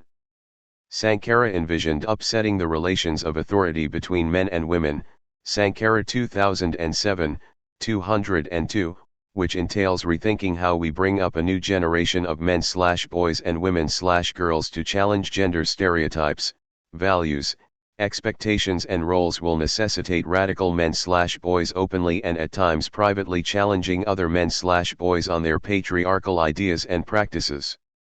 It will also involve creating a society and world in which boys and men are taught to authentically communicate their emotions and empathetically listen to others, rather than conceal them in the belief that they are upholding the stereotype of a strong African male, as required by rituals of patriarchal manhood in which they surrender their capacity to feel, Hooks 2004b, 137-138.4. The white man's burden is becoming increasingly heavy for the earth and especially for the South. Vandanashiva, 2014. Sankara's position on the need to protect and live in harmony with the natural environment made him a forerunner of the environmental movement of the 21st century. He said, 142. African societies are living through an abrupt rupture with their own culture, and we adapt badly to our new situation. Completely new economic approaches are required. Our populations are growing as well as our needs. In addition, our natural habitat and the spontaneous development to which we are accustomed, such as the natural expansion of the forests and crops, exists less and less. We have become great predators. Sankara 2007, 130. He believed that draconian measures were necessary to arrest deforestation in the country in the form of 3 battles, Sankara 2007, 130. They constituted a ban on the unplanned, anarchic cutting of wood, Ibid, 130, a ban on the random wandering of livestock which would entail imposing rigorous changes in people's mentalities, and finally, a program of reforestation in which millions of trees would be planted in groves. For Sankara, the battle against the encroachment of the desert is a battle to establish a balance between man, nature, and society. As such, it is a political battle above all, and not an act of fate. Sankara 2002, 89. He had a profound belief in the capacity of human beings to change their realities. He lambasted fallacious Malthusian arguments, Ibid, 90, that the African continent was overpopulated and insisted that the continent remained an underpopulated one. To cite Sankara at some length, to illustrate his thinking on the environment, he declared, "Explained in this way, our struggle for the trees and forests is first and foremost a democratic and popular struggle. Because a handful of forestry engineers and experts getting themselves all worked up in a sterile and costly manner will never accomplish anything.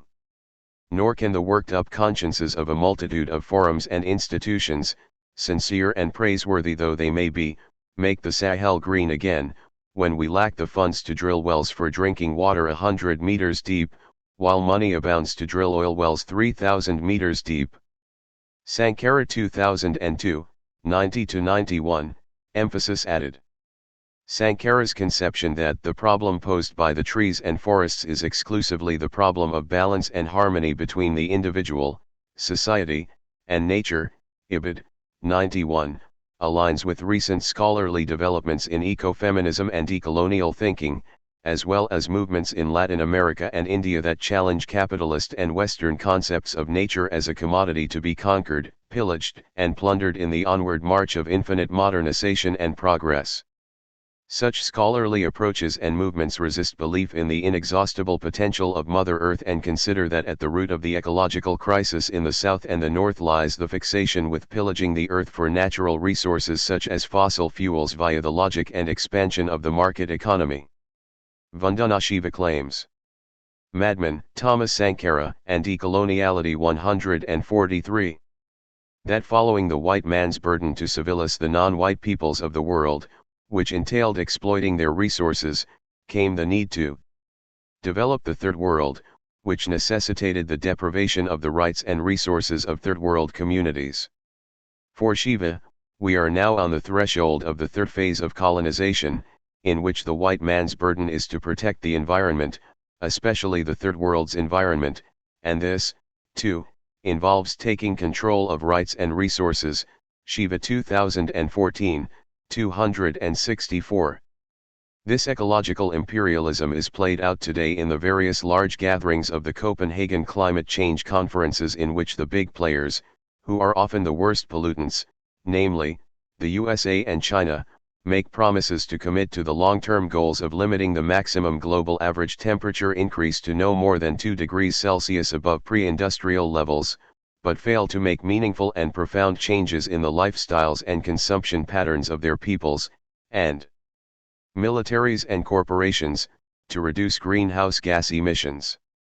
The deforestation that Sankara was proactive in seeking to arrest has since his death become a more acute issue related to not only the climate crisis in Africa but, as Nimo Basie highlights, forms of destructive extraction across the African continent.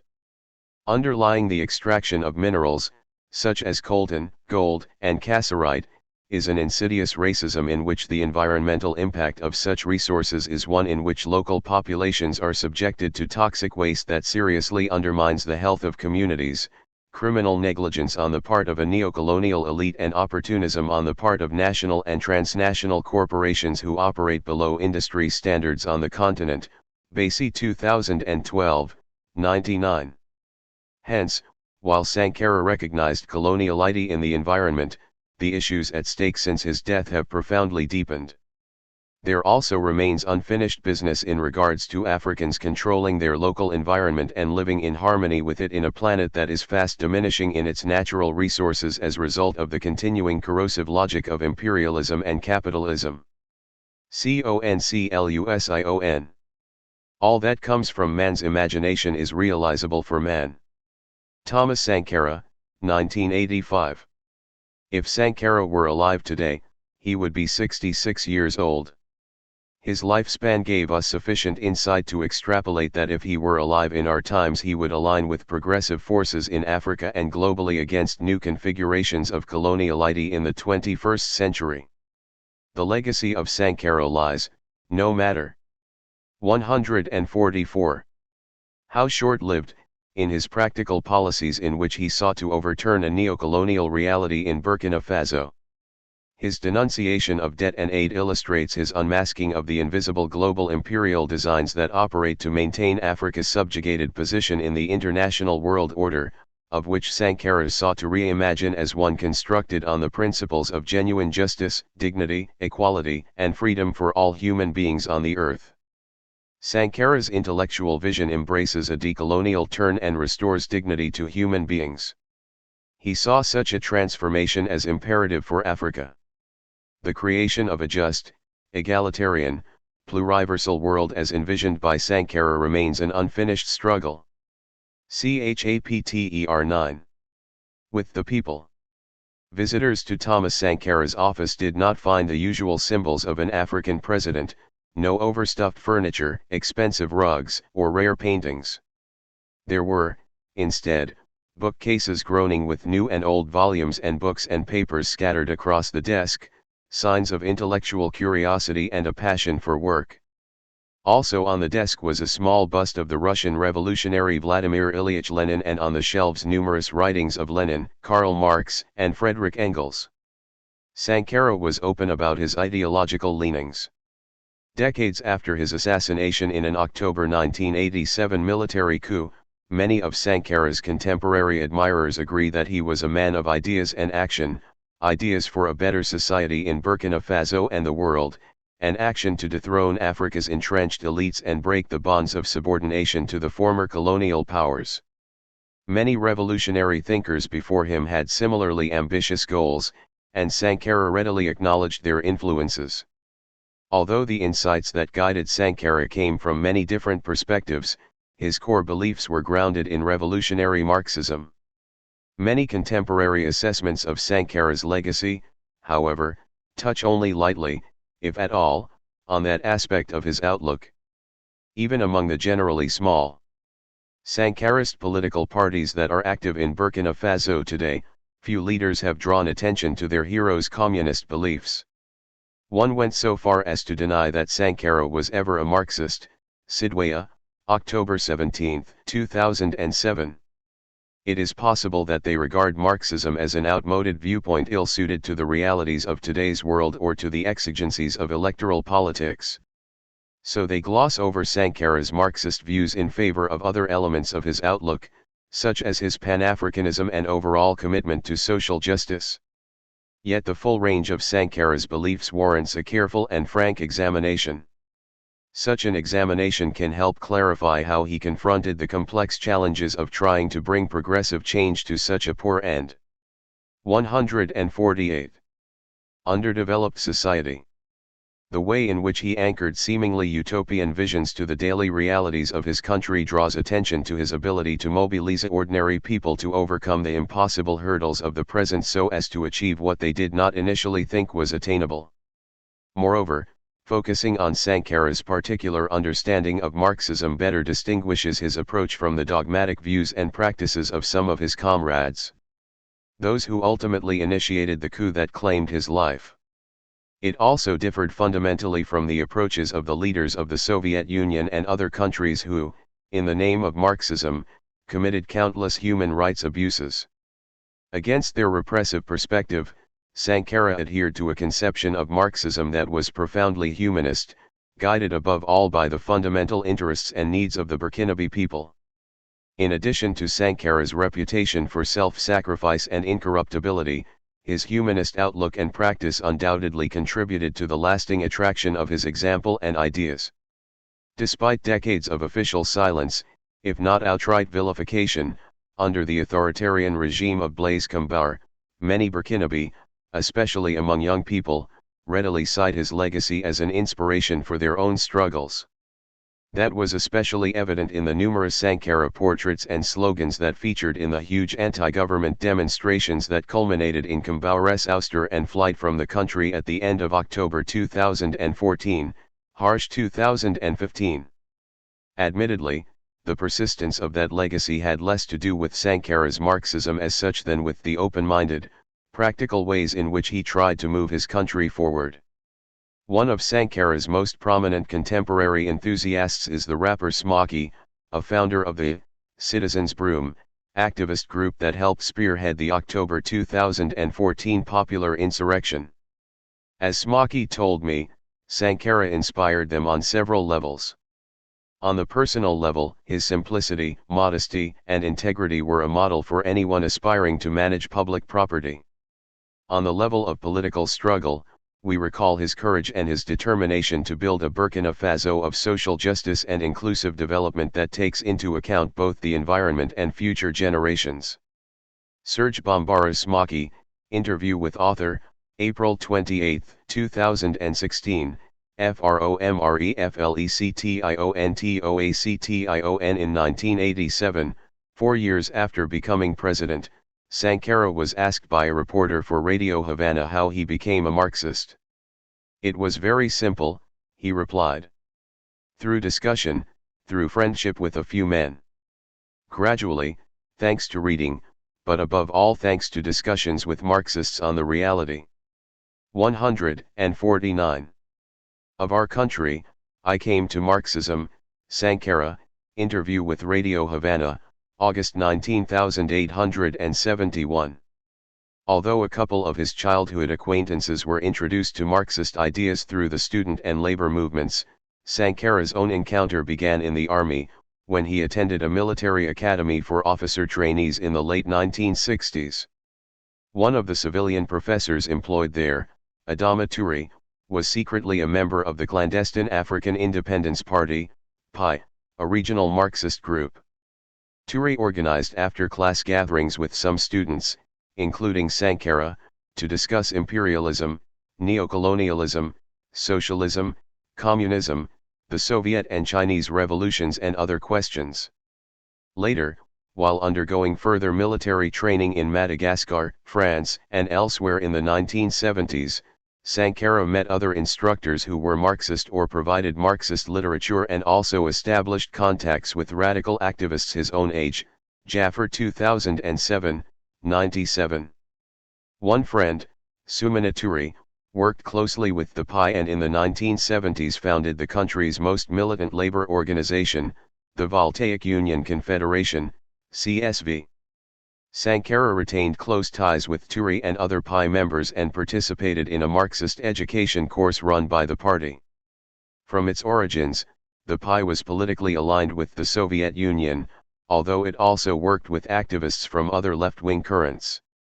Sankara himself held frequent discussions with young radicals who belonged to groups influenced by the political orientation of China or Albania, including his close friends Valery Sum and Fidel To, Jaffer 2007, 85, 96-98.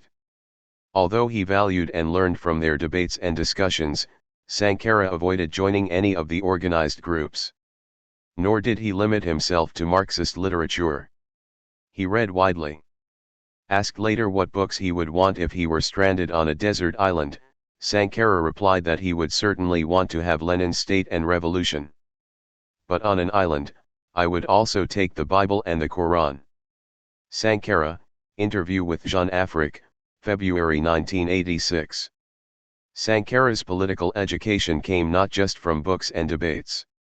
The second half of the 1970s were a turbulent time in Upper Volta, as the country was then called, reflected in frequent workers' strikes, student protests, and other popular discontent prompted by poverty, widespread hunger and the limited opportunities available to young people under the regime of General Sangol Lamizana.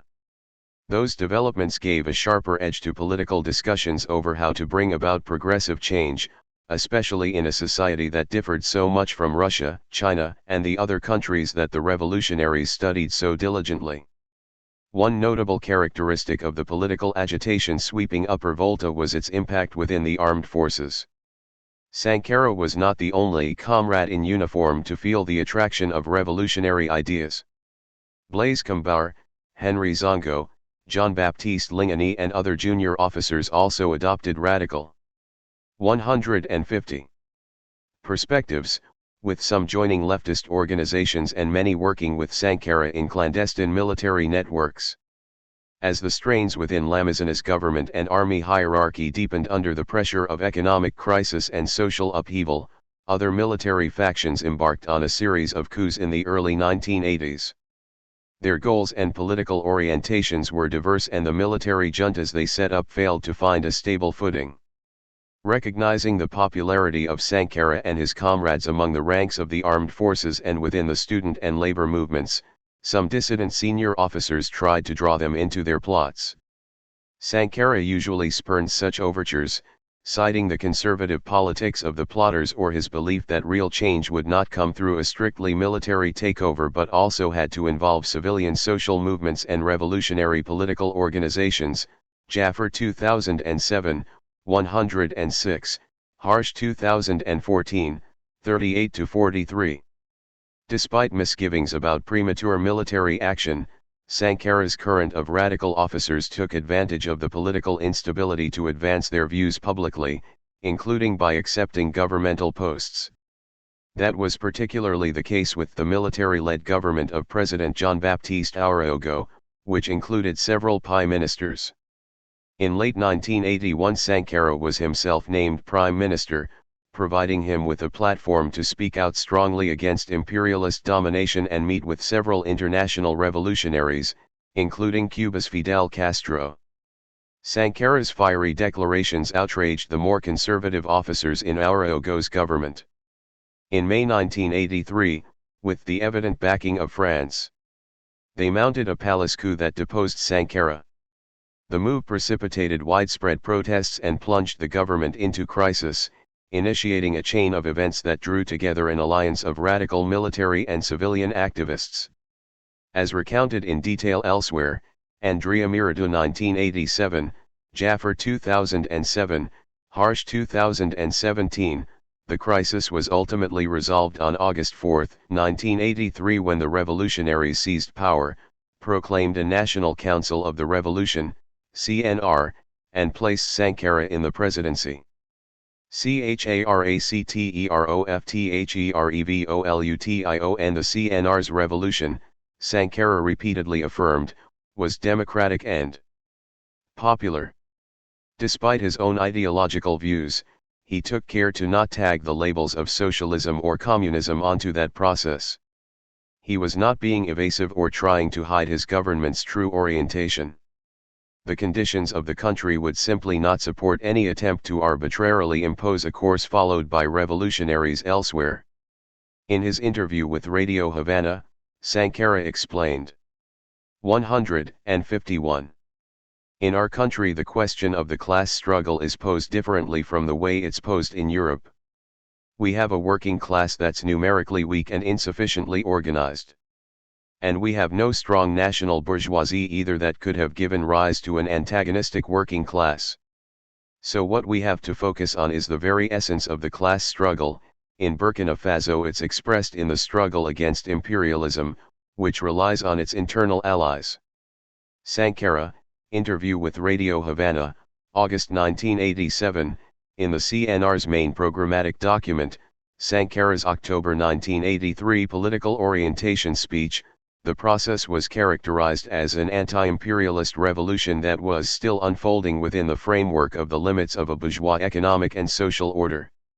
He was nevertheless highly critical of that order, calling into question the entire post-colonial era in terms that drew liberally from both Marxism and dependency theory.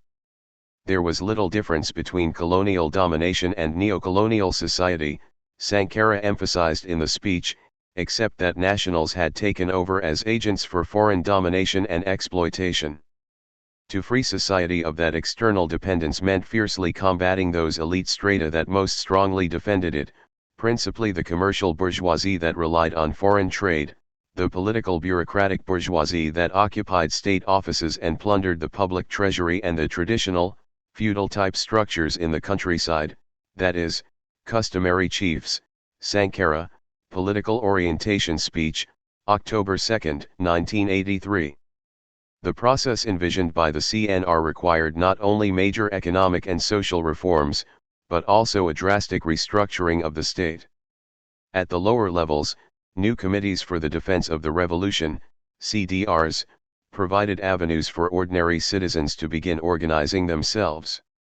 At the summit, weakening the grip of the political bureaucratic bourgeoisie meant launching a determined struggle against corruption. The notion of integrity was in fact woven directly into the state's new identity. On the first anniversary of the takeover, the CNR renamed the country from Upper Volta, a colonial-era designation, to Burkina Faso, which roughly translates as Land of the Upright People. That name change was simultaneously part of a broader effort to forge a new national identity, one that sought to move away from a loose collection of ethnic groups dominated by the Mossi, the largest among them, towards one in which all had a comparable claim. Burkina Faso itself reflected the society's polyglot identity, with Burkina coming from Moor, the language of the Mossi, and Faso from Dioula. The B suffix in Burkinabe came from Fulfulde, the language of the Pool. Engelbert 1996, 1. Through various policies and initiatives, the CNR pursued a consciously inclusive approach, to open up social and political life to more ethnic groups. The CNR had numerous Mossi in it, but also Bobo, Goraunsi, Pool and 152 others. Sankara himself was from a marginal subgroup known as the Silmi Mossi, of mixed Mossi and Pool ancestry. Whether he and his comrades drew their ideas from Marxism or revolutionary nationalist traditions, they saw the construction of a unified nation as an essential corollary to the building of a modern state. That effort was arguably one of the most successful of the revolutionary era. Years after Sankara's death, significant sectors of the population, including those critical of the CNR, have come to readily accept their identification as citizens of Burkina Faso, as Burkinabe. In a country as underdeveloped as Burkina Faso, even measures as seemingly mundane as ensuring more food and water for its poorest citizens were revolutionary. Beyond energetic programs to improve health and education for all, there were particular initiatives to advance women's conditions. Women were encouraged to organize themselves through the CDRs and a new Women's Union of Burkina. Sankara appointed more women to his cabinet than any other government did in Africa at the time, and more than most elsewhere in the world. In the 1980s such a gender composition was new and dramatic, see chapters 8 and 11, this volume. Reflecting the economy's continued external dependence, Sankara welcomed foreign aid, but tried to reduce reliance on aid by boosting domestic revenues and diversifying the sources of assistance. Although some of his advisors recommended an agreement with the International Monetary Fund, IMF, Sankara refused. He feared that an IMF program would compromise Burkina Faso's interests. All across Africa at the time, the IMF and World Bank were imposing structural adjustment programs that mandated major cutbacks in social spending as well as sweeping liberalization and privatization. The CNR's development policies pointed in a different direction. To benefit ordinary citizens, it insisted on increasing, not cutting, spending on health and education.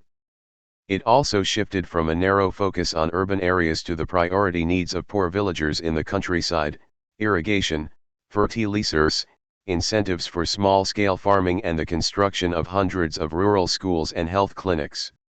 Sankara was ahead of other African leaders in favoring environmental sustainability.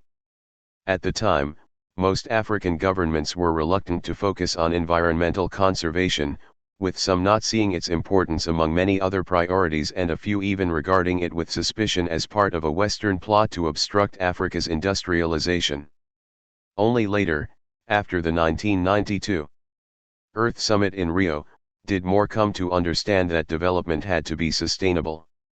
Years before then, Sankara argued that, especially in a country where rainfall was so scarce, developing agriculture necessarily meant preserving the soil, harnessing what little water there was and planting millions of trees. Burkinabe, Sankara said, simply had to struggle for a green Burkina. Sankara, International Conference on Trees and Forests, February 5, 1986. 153. What would be the major levers for economic growth and development more broadly? At the local level, Sankara's ruling council, usually acting through the grassroots CDRs, encouraged self-help initiatives by villagers and urban residents. Tens of thousands participated in repeated community mobilizations to clean up refuse, build schools, dig irrigation canals and water reservoirs, contour the soil and accomplish other development efforts. From October 1984 through the end of 1985, a national campaign known as the People's Development Program mobilized people across all provinces in a more systematic way. By its conclusion, it saw the construction of 351 schools, 314 dispensaries and maternities, 2,294 wells and boreholes, and 274 water reservoirs, not counting the many others facilities built outside that program. The results were significant locally and provided very visible evidence of the CNR's commitment to the well-being and participation of ordinary citizens. But much greater efforts and resources were needed to stimulate the economy nationally. The state emerged as the central driver for raising the financing needed to expand social services and increase productive investment. It is likely that the ideological outlook of Sankara and his comrades contributed to such an emphasis, but it also reflected the realities of Burkina Faso.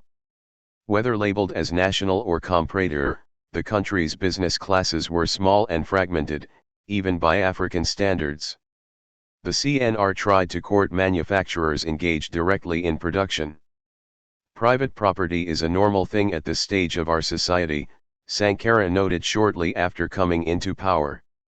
It is normal that it should be protected, Africacy, October 24, 1983. But hobbled by some of the region's highest energy and transport costs and the absence of suitable physical and commercial infrastructure, few Burkinabe entrepreneurs were in a position to increase their activities. That left the state as the dominant source of investment finance. Unfortunately, the CNR inherited a state sector and civil service that were inefficient and corrupt. To eliminate waste and enhance the functioning of the government's scores of state enterprises, incompetent managers were replaced and rigorous campaigns fought to root out corruption. While the operations of some state firms appeared to improve, for most of the public sector such efforts, even under the best of circumstances, would necessarily take time. The CNR's agrarian reform, proclaimed with great fanfare in 1984, also did not have enough time to make a major impact. It nationalized all land, with the aim of halting private land appropriation by a few wealthy farmers and, more commonly, urban functionaries. Since the nationalization also covered lands held under customary communal tenure, it sought to undercut the powers of traditional chiefs to allocate land and gave authority to designate tenure rights to new commissions that included members of village CDR bureaus. The ultimate goal was to make land rights more secure for poor, small-scale 154 farmers. Unfortunately, implementation of the agrarian reform bogged down in confusion, since chiefs were often the only ones who could sort out conflicting land claims. It took until 1987 for the authorities to draft plans for new land management commissions, which that time included local land chiefs, but the October 1987 coup intervened before they could begin functioning. Despite the economy's shortcomings and handicaps, real economic growth during 1983 to 1987, the years of Sankara's CNR, averaged 4.6% annually, notably above Upper Volta's 3.8% average in 1970 to 1982. Proponents of sweeping market liberalization at the World Bank and IMF had difficulty explaining such results. FORPERSUASIONOVERCOERCION Sankara was not tender with perceived enemies of the revolution.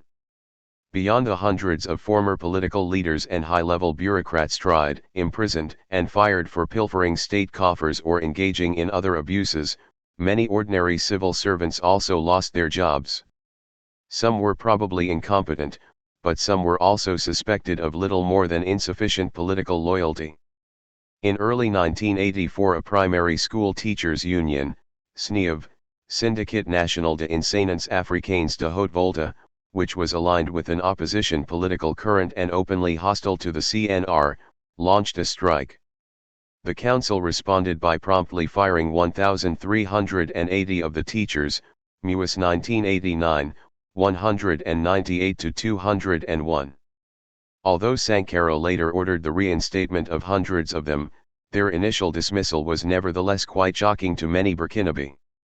Stern pronouncements by Sankara and other CNR figures encouraged some of their followers to go to extremes. The offices of an independent newspaper were mysteriously burned down in 1984, an act for which no one was ever charged. Armed activists of the CDR sometimes used strong-arm tactics to enforce curfews or compliance with various government directives. Sankara expressed alarm over such excesses. As early as 1985 he sharply criticized CDR members who acted arbitrarily and sought to exercise authority as a dynastic right, Carrefour Africain, August 9, 1985. At the first national conference of the CDRs in 1986, he denounced the veritable despots within the CDRs who did unspeakable things in the name of the revolution. Abuse of power must be considered alien to our struggle, he declared, Sankara 2007, 281-285. Most the CDR's armed vigilance brigades were subsequently dissolved and many of the worst offenders were replaced. Some were tried and imprisoned. Time and again, Sankara urged supporters to favor methods of persuasion towards Burkinabe who did not fully understand or accept the revolution. After ordering the release of several detained politicians, Sankara explained that the 155 revolution was for everyone. It's better to count the number of its adherents than to count the number of its victims. Sidwaya, January 7, 1986. In 1987, on the fourth anniversary of the revolution, he declared, "The democratic and popular revolution needs a convinced people, not a conquered people. A convinced people, not a submissive people passively enduring their fate." While repression should be reserved strictly for exploiters and enemies, the revolution must mean only persuasion for the masses, persuasion to take on a conscious and determined commitment. Sankara, on 4th anniversary of revolution, August 4, 1987. Sankara developed such views, in part, by drawing lessons from the flaws of revolutions elsewhere in the world. He often praised the Russian Revolution. The Great Revolution of October 1917 transformed the world, brought victory to the proletariat, shook the foundations of capitalism, and made possible the Paris Commune's dreams of justice, he said in his 1984 address to the Union General Assembly. But he then immediately added that while Burkinabe were open to all the world's revolutions, they also learned from some terrible failures that led to tragic violations of human rights.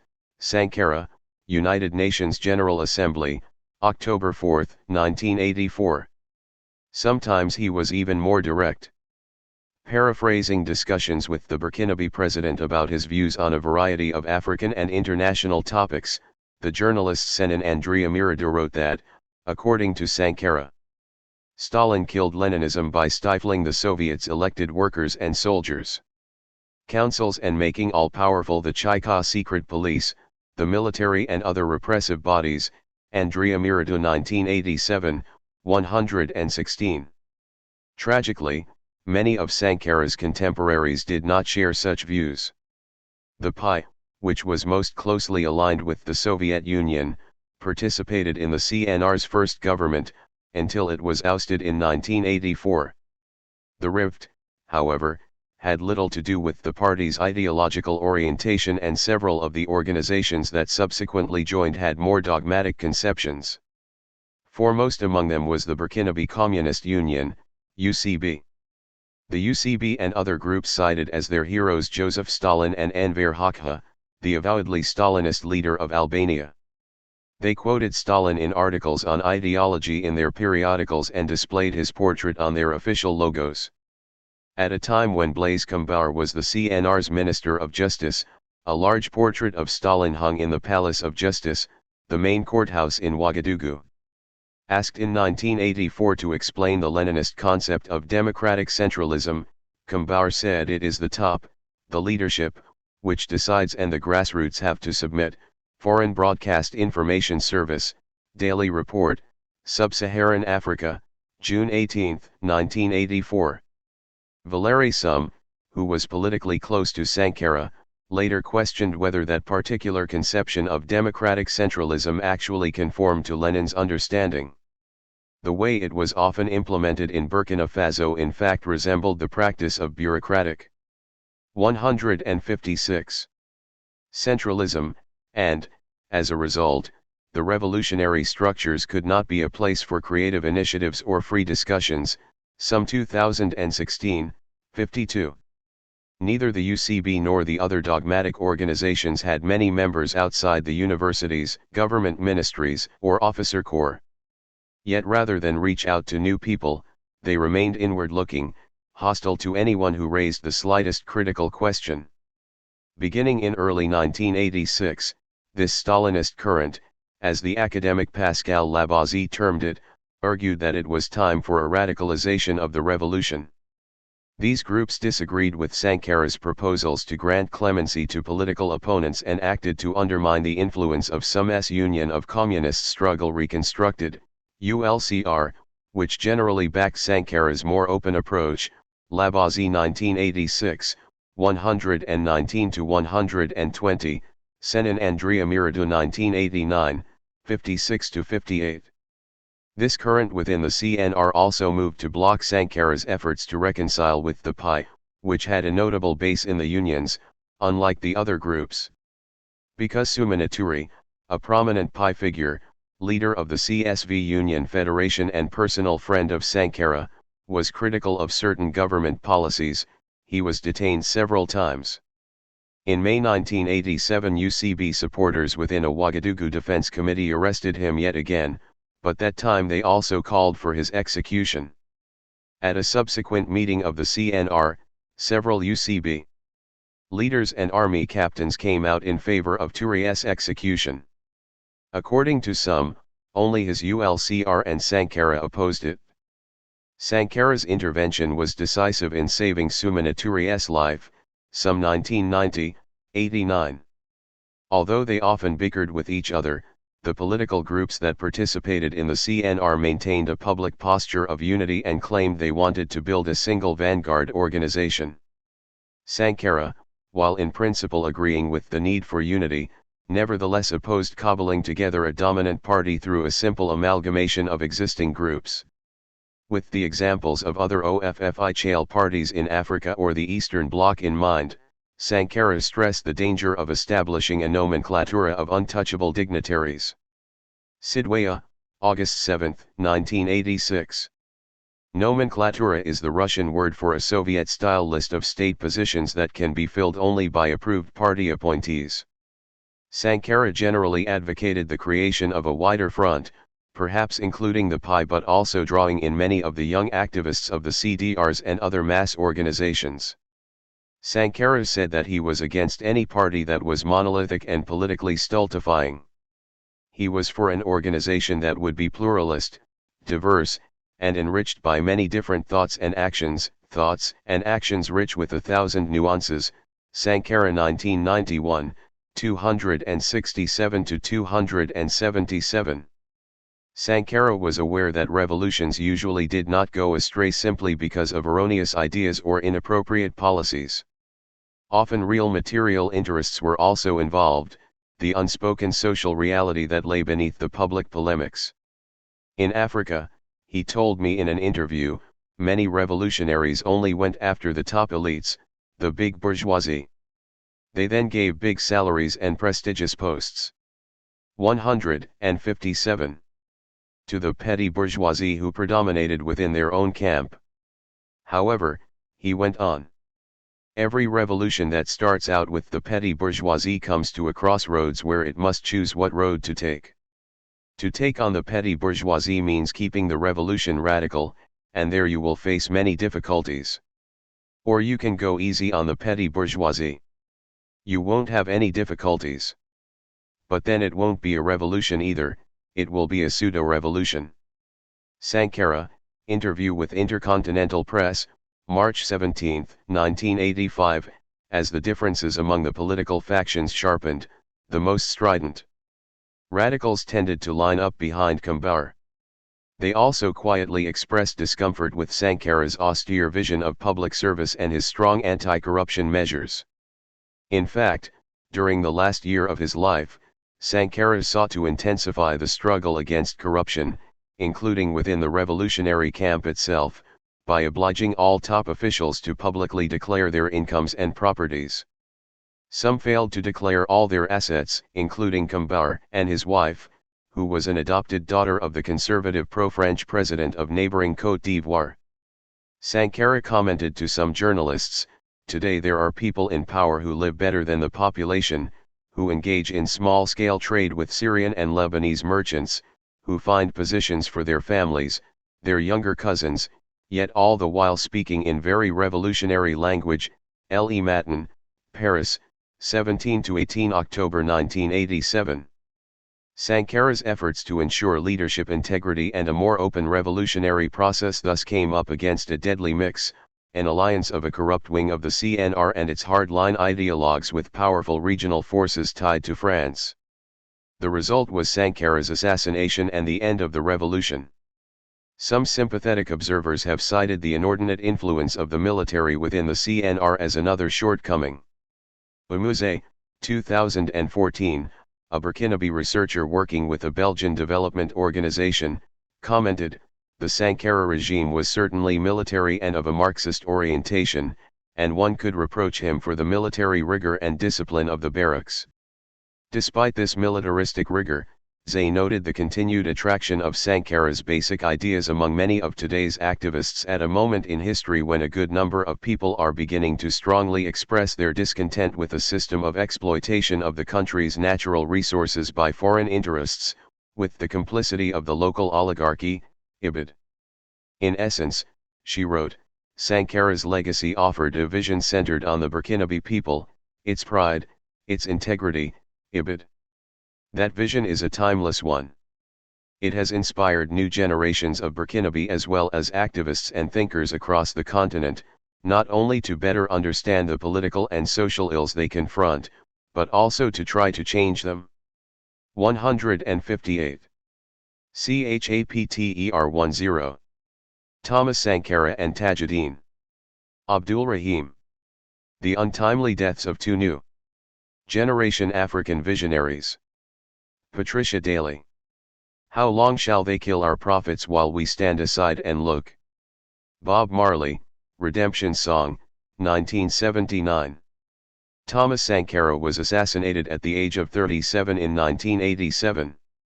12 years later, on African Liberation Day, May 25, 2009, Tajuddin Abdul Rahim died in a car crash under mysterious circumstances at the age of 49, Manji 2009. Their untimely deaths were like wounds of the spirits for African people worldwide. In a time when the continent of Africa was being dominated by dictatorial and neoliberal forces, when young people were being encouraged to abandon socialism and equality for economic entrepreneurialism and opportunism, two young men, rather than joining the ranks of rent-seekers, pursued African liberation through socialist Pan-Africanism. Sankara and Abdul Rahim represented a generation of young people who dared to persist in dreaming revolutionary thought, despite the neoliberal turn. Both were visionaries, both used Marx's dialectical materialism and internationalism to understand the power dynamics and the conditions of the oppressed. They were taken from this world far too early, but left a legacy that has outlived them. As Sankara noted a mere week before his death, you can kill revolutionaries. You cannot kill ideas. Their legacy is the unshaken belief in the ability of African people to liberate themselves from neocolonial, capitalist imperial domination. In this chapter, I discuss their unshakable belief in the power of African people to overcome imperial and domestic oppression. True to his conviction in the 160. Importance of human agency, Abdul Rahim's motto was, "Don't agonize, organize." As much has already been written on Sankara in the pages of this volume, the next section will provide a brief introduction to Tajuddin Abdul Rahim.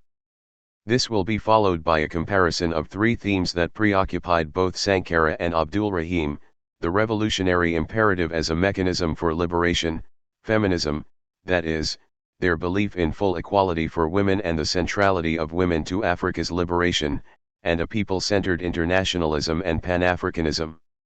Introducingtajudeneabdul, Raheem Abdul Rahim was born on January 6, 1961 in Funtua, Katsina State, in northern Nigeria. He gained a first-class honors degree in political science from Bayero University in Kano, where there was a vibrant intellectual culture of critical debates. As the Trinidadian scholar David Johnson notes in his obituary of Abdul Rahim, from Calabar to Lagos, Ife, Ibadan, Zaria, Bayero and many other sites, there was present a cohort of students who read widely, theorized, debated, fought, and intervened regularly on imagining and making a Nigeria and Africa that transcended the debilitating greed and politics of the power elite and their friends abroad. Johnson 2009. Abdul Rahim's talent as a student was recognized by the award of a Rhodes Scholarship to study at St. Peter's College, Oxford University, 1983 to 1987, where he obtained a master's and doctorate in political science, under the supervision of the Marxist political scientist, Gavin Williams. Abdul Rahim would revel in the fact that he had managed to capture some of Cecil Rhodes' loot and used the space of Oxford to campaign for the oppressed everywhere. At Oxford, Abdul Rahim co-organized lunchtime discussions on the politics of Africa and the diaspora, at which students from across the Africa continent and the diaspora would meet in what was then known as the Barn in Queen Elizabeth House to discuss a current publication or event in Africa. Abdul Rahim possessed a razor-sharp intellect, political astuteness, energy, fearlessness, immense warmth, and that most deadly weapon of struggle, humor. Johnson 2009. The latter was almost always accompanied by an infectious laugh. His immense oratory skills became evident when he took over as president of the Oxford University Africa Society. Johnson writes. Thomas Sankara and Tajuddin Abdul Rahim 161.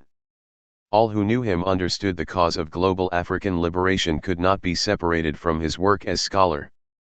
He was not the first student to think this way and would not be the last, but there is no finer exemplar of the tradition in his generation. Johnson 2009. Abdul Rahim moved to London in 1989 to work as a researcher at the Institute of African Alternatives, IAA, which relocated to South Africa after the end of apartheid. In 1990, he and a group of London-based Pan-Africanists founded the Africa Research and Information Bureau, ARIB. As Yusuf Abdullah writes, ARIB was in praxis in ways that were unimaginable at IAA. It ministered to the needs of the swelling ranks of West Africans in the 1990s and was an intellectual rendezvous for both continental and diaspora Africans, quoted in Zach Williams 2009, 638. Arib gave Abdul Rahim, Abdullah writes, the intellectual space to think through the African condition in close proximity with battle-tested comrades fresh from the barricades with rich experiences to reflect upon. Johnson 2009. Abdul Rahim was keen that Africans should take the lead in producing research and knowledge about the continent and on Africans in the diaspora. In 1996, Arib launched a successful semi-academic magazine, Africa World Review, with Abdul Rahim as the editor prescribing over an editorial working committee with members from across the continent and diaspora. Arib's mission was to research, facilitate discussion, and engage Africa-based groups to participate in the democratic struggles that were taking place all over the continent. Abdul Rahim's incisive grasp of African politics soon resulted in him becoming a regular commentator on the BBC World Service programs on Africa and other news outlets in Hausa and English. Through such platforms he became well known across Africa. Abdul Rahim's most prominent role was as the Secretary-General for the Secretariat of the 7th Pan-African Congress that was held in Kampala in 3–8 April 1994. In 1990, Arib members started to participate in discussions on the organization of the 7th Pan-African Congress. He was encouraged to take on the post of Secretary-General by A.M. Babu, the former Tanzanian politician, for which Abdul Rahim had to relocate to Uganda, where the Pan-African Secretariat was opened in 1992. The 7th PAC took place on 3–8 April 1994, and had some 5,000 delegates from 30 countries. Abdul Rahim was instrumental in the decision to have a women's pre-Congress meeting on 2–3 April. It was here that Pan-African women launched the Pan-African Women's Liberation Organization, PALO. While maintaining his role at the Secretariat as it sought to plan the 8th PAC, Abdul Rahim continued to support a number of Pan-African organizations. He chaired a host of Pan-African social justice organizations. 162. Including the Pan-African Development Education and Advocacy Program, the International Governing Council of the Center for Democracy and Development, the Pan-African Development Education and Advocacy Program, and Justice Africa. He established Hawa Memorial College in his hometown of Funchua, in memory of his mother, and personally funded the education of numerous school and university students across Africa. At the time of his death, Abdul Rahim was contracted as Deputy Director of the UN's Millennium Development Goals, MDGs, campaign based in Nairobi, yet he was not mainstreamed. He was a fighter in the struggle to get the campaign to support meaningful development programs. Abdul Rahim lived a Pan-African life. Speaking several Nigerian languages, he eschewed narrow Nigerian sectarian politics. For him, Pan-Africanism as a lived experience was facilitated by his employment in Uganda and Kenya and extensive travel. He was welcomed across the continent for his incisive criticism of African leaders and his strong belief in the ability of African peoples to triumph over adversity. He had a unique ability to speak truth to power, as well as to engage with the downtrodden. There is no doubt that he was inspired by Sankara's revolution in Burkina Faso. Sankara's influence is evident in Abdul Rahim's writings and speeches. He died in a car crash in the early hours of the morning on his way to Nairobi airport to catch a flight to Rwanda for a UN meeting with the head of state. Those who saw the body said his injuries were not consistent with driving at a high speed and there was no other vehicle involved. There was no formal inquiry into his death as car crashes are ubiquitous in Kenya and Africa. Revolutionaryzeal. Both Sankara and Abdul Rahim advocated revolutionary change as the only way in which Africans could liberate themselves from imperialism, elite domination, and mental oppression. In an interview in 1985, Sankara stated, "I would like to leave behind me the conviction that if we maintain a certain amount of caution and organization we deserve victory. You cannot carry out fundamental change without a certain amount of madness. In this case, it comes from nonconformity, the courage to turn your back on the old formulas, the courage to invent the future. It took the madmen of yesterday for us to be able to act with extreme clarity today. I want to be one of those madmen. We must dare to invent the future." Sankara, interview with Jean-Philippe Rapp, 19851. In 1991, Abdul Rahim mirrored Sankara, when he commented, "Maybe it is ambitious on our part and perhaps even audacious, however, I do not think we." Thomas Sankara and Tajuddin Abdul Rahim 163. Can all claim to be revolutionaries if we are not ambitious and ready to dare, sometimes where others may fear to tread? Abdul Rahim quoted in Bini and Olukosi 2010, 19. Abdul Rahim supported movements for the oppressed, while in the UK, these included the African National Congress, Southwest African Political Organization, SWAPO, the Save the Sharpeville 6 campaign, and the anti-apartheid movement. In his turn, Sankara supported the Western Sahrawi freedom fighters and other anti-imperialist movements and governments around the world, including those in Cuba, Nicaragua, and Grenada. Both men were critical of the leaders of the post-liberation governments in certain African states. Sankara blamed the failure of the revolution on the petty bourgeoisie outlook of the leaders of the revolution, who overturned the big bourgeoisie only to replace them. How much Abdul Rahim saw the effectiveness of the use of armed struggle or coups d'état as achieving the goal for transformation is difficult to see.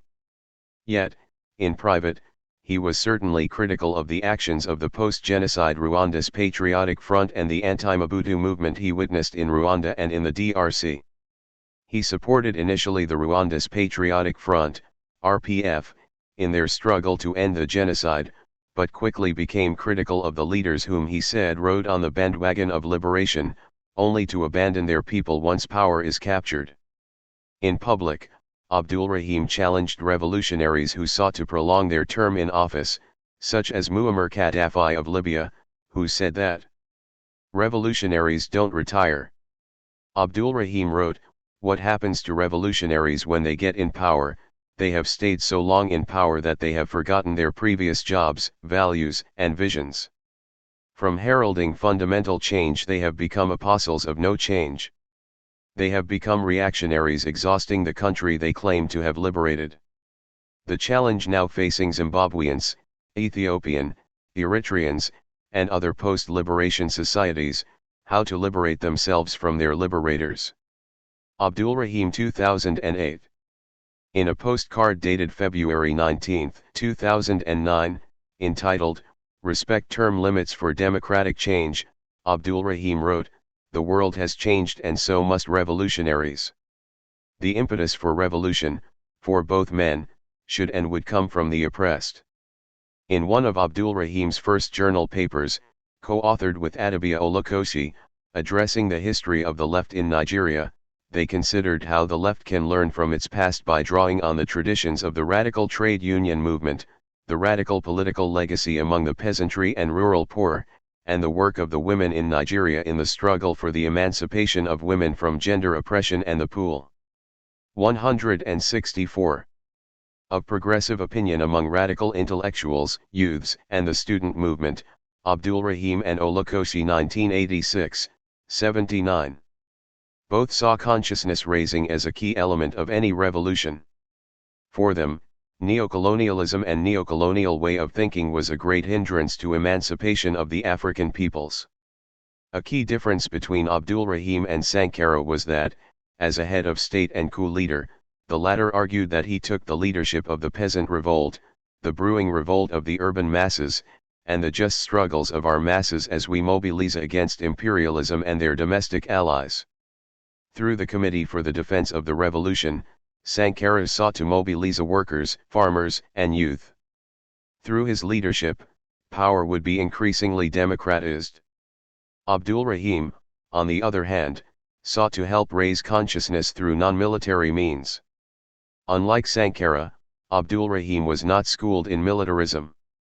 He did national youth service in Nigeria and sported military attire while at Oxford, but this was in solidarity with the liberation struggles of Che Guevara, Fidel Castro, and Sankara himself. Abdulrahim sided with the dispossessed, the poor, women, students, farmers, market women, mamambagas, and street traders. In his final postcard of 2009, entitled "City Beautification Should Not Destroy Livelihoods," he championed the right of informal traders to sell their wares on the streets of African cities. AFRICANMENASFEMINISTS Emancipation like freedom is not granted, it is conquered. Thomas Sankara, United Nations General Assembly, 1984. Sankara and Abdulrahim were representatives of a new breed of Pan-Africanists who were feminists. Both envisaged a progressive involvement of women in the struggle for liberation beyond the domesticated activities that were deemed women's spheres. Sankara sought not to organize women in folkloric groups, where they sewed uniforms and sing and dance. Intercontinental Press interview, March 17, 1985, nor did he seek to speak for them or organize their liberation. Instead, he supported their developing consciousness. He stated, "You cannot free slaves who are not consciousness of their situation of slavery, and women had to liberate themselves." Sankara, on International Women's Day, March 8, 1987. International Women's Day, March 8, provided key moments when both men were able to articulate their feminism. Both challenged the cultural and social constraints that prevented women's full emancipation. Sankara saw the fight against circumcision and polygamy as well as the fight for economic.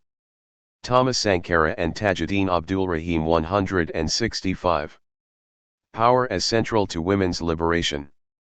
In a speech given on March 8, 1987, Sankara noted how the Burkinabe Revolution was a depersonalizing darkness for women, while being a reality for men. Sankara, on International Women's Day, March 8, 1987. And yet the authenticity and the future of the revolution depend on women. Ibid. He continued, "To win the battle for men and women, we must be familiar with all aspects of the women question on a world as well as on a national scale." Ibid. In 2006, Abdulrahim argued that every day should be Women's Day. In 2009, he advocated not just changes in laws to end violence against women, but general public education and mass awareness. This will not just be about laws but also confronting certain received wisdoms, and cultural and social practices that encourage violence against women and disempower them from voicing their pain, let alone seeking legal redress. Abdul Rahim 2009b. Abdul Rahim's feminism began early when, as a young boy, he helped his mother to give birth. When working on the MDGs, he used his bureaucratic position in the United Nations to challenge states to improve the maternal health care for women. He wrote, "It is not morally or politically right and it cannot be acceptable that mothers die giving life." Abdul Rahim 2009a. As Secretary General of the Pan-African Congress, Abdul Rahim was instrumental in facilitating the incorporation of Resolution 8 of the 7th POC. The resolution drew on the recommendations arising from the Women's Pre-Congress meeting. Resolution 8 on Women and Pan-Africanism, in its preamble, notes that women make up more than half of the Pan-African world and are therefore an important constituency for Pan-Africanism, and that women, individually and collectively, are part and parcel of the Pan-African movement.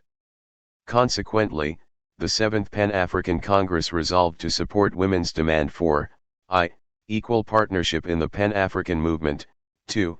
The setting up of a women's section in the Secretariat, 3. A 50% allocation of the financial and other resources at the various international, regional, and sub-regional and local structures of the Pan-African movement, and 4. The convening of a women's summit to evaluate progress made so far, consolidate networking, and together with their brothers lay new strategies for the future. While Abdul Rahim supported the development of the Palo movement, many men paid only lip service to Resolution 8. On International Women's Day in 2017, Bini questioned the persistence of men in the Pan-African movement who harbor patriarchal views. She demanded to know where the contemporary Sankaras and Cabrals were, describing both as radical feminists. I would add Abdul Rahim to her list of anti-sexist, anti-heterosexist, caring, conscious, empathetic men who will develop organizations and institutions that serve African people. Bini 2017. 166. INTERNATIONALISTSANDPAN, AFRICANISTS. Both Sankara and Abdul Rahim were varyingly internationalist and Pan-Africanist. Sankara was a socialist and anti-imperialist who forged alliances with other socialist movements and governments worldwide. He was an advocate for the oppressed of the world and of the non-aligned movement. While Sankara saw Pan-Africanism as a problem, he recognized both its inspirational role at a historical juncture, as part of the national liberation struggles, and the potential of the idea, demonstrating an awareness of the difficulties in the realization of African unity.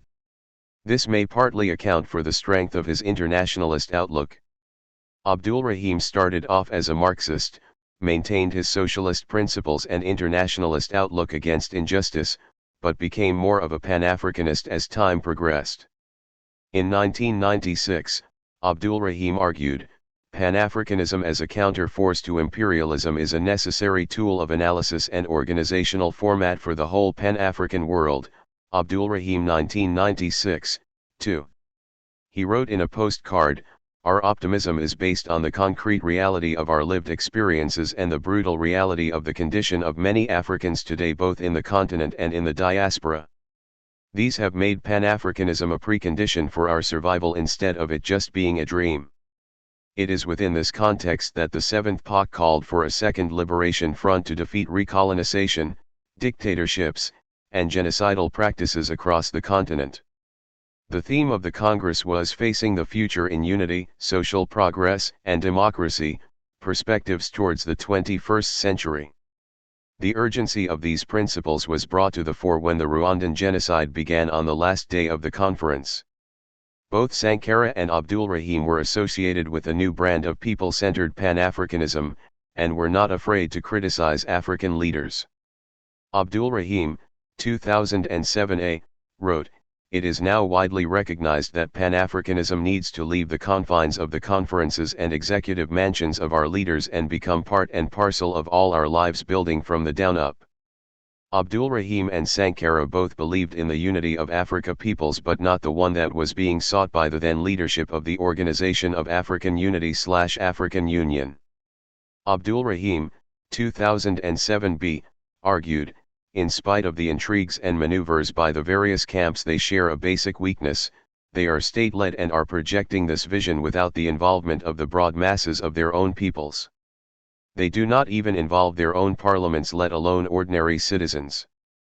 In many cases it is only the presidency that is involved, with foreign affairs ministers playing guessing games.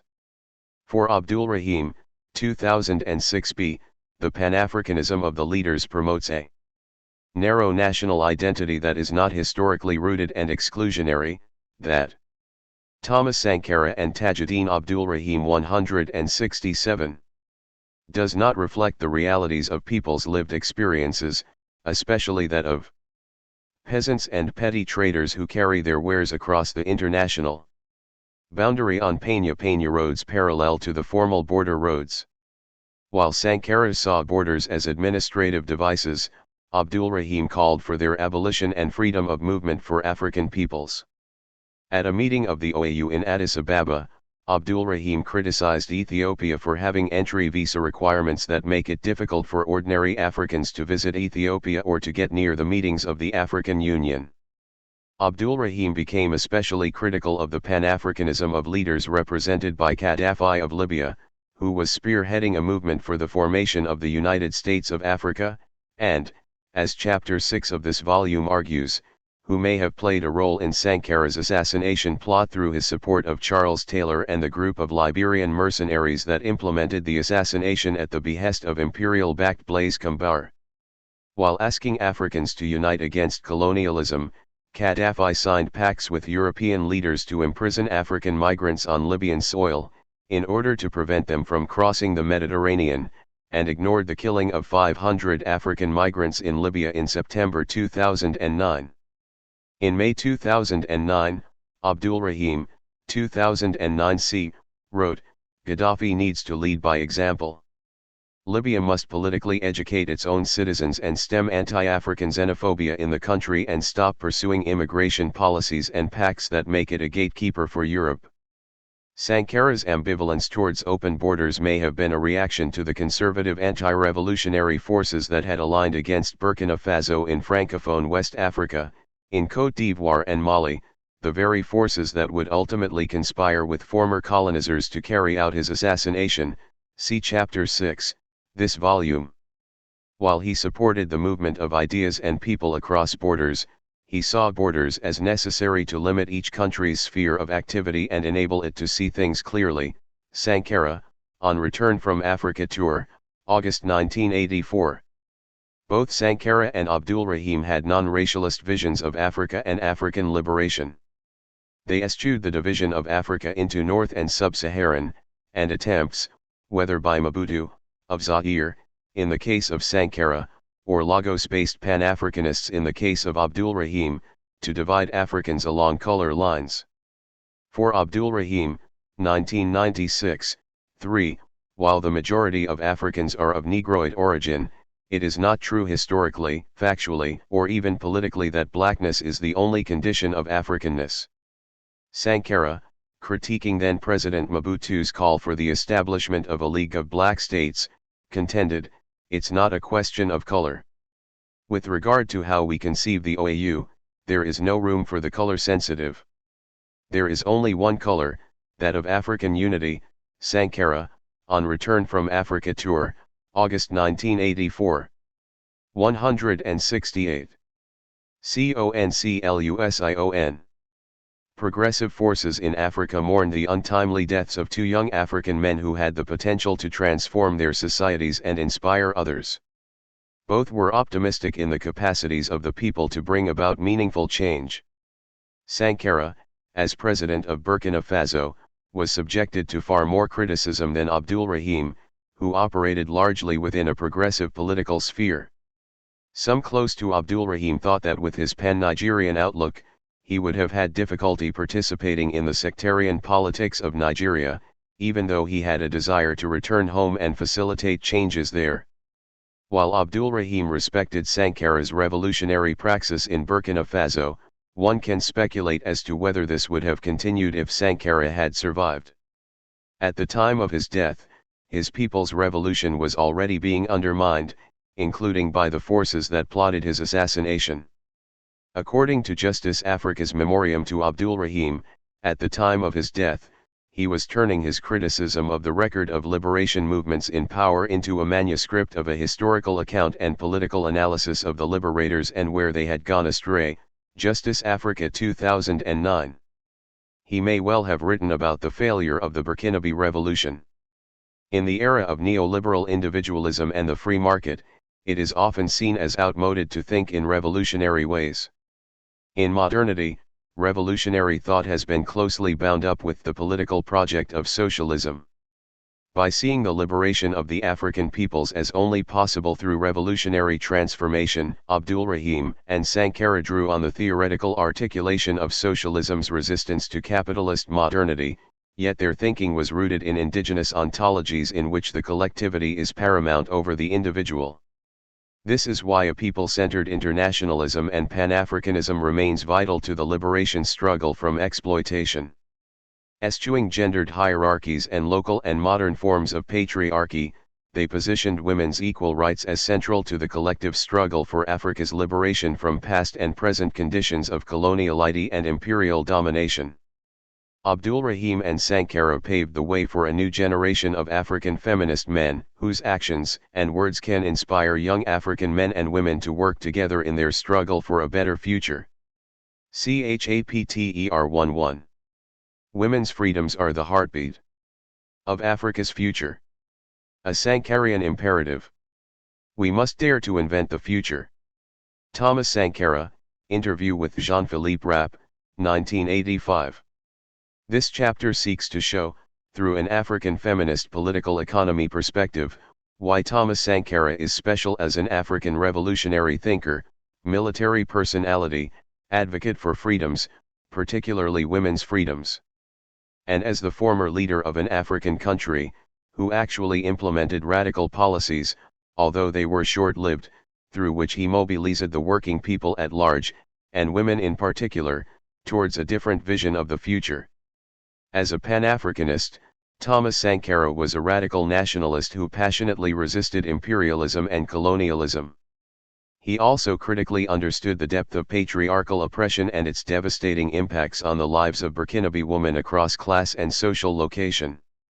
Nonetheless, the challenges of militarism as an anti-revolutionary weapon remained largely unresolved, and they proved to be the Achilles heel to his demise. He continues to serve as a vibrant and contemporary role model for younger Africans, particularly in giving an example for how to bring radical courage to the creation of gender and class-inclusive societies on the continent. SANKARASPOLITICALPHILOSOPHYANDAFRICANISTTHOUGHT.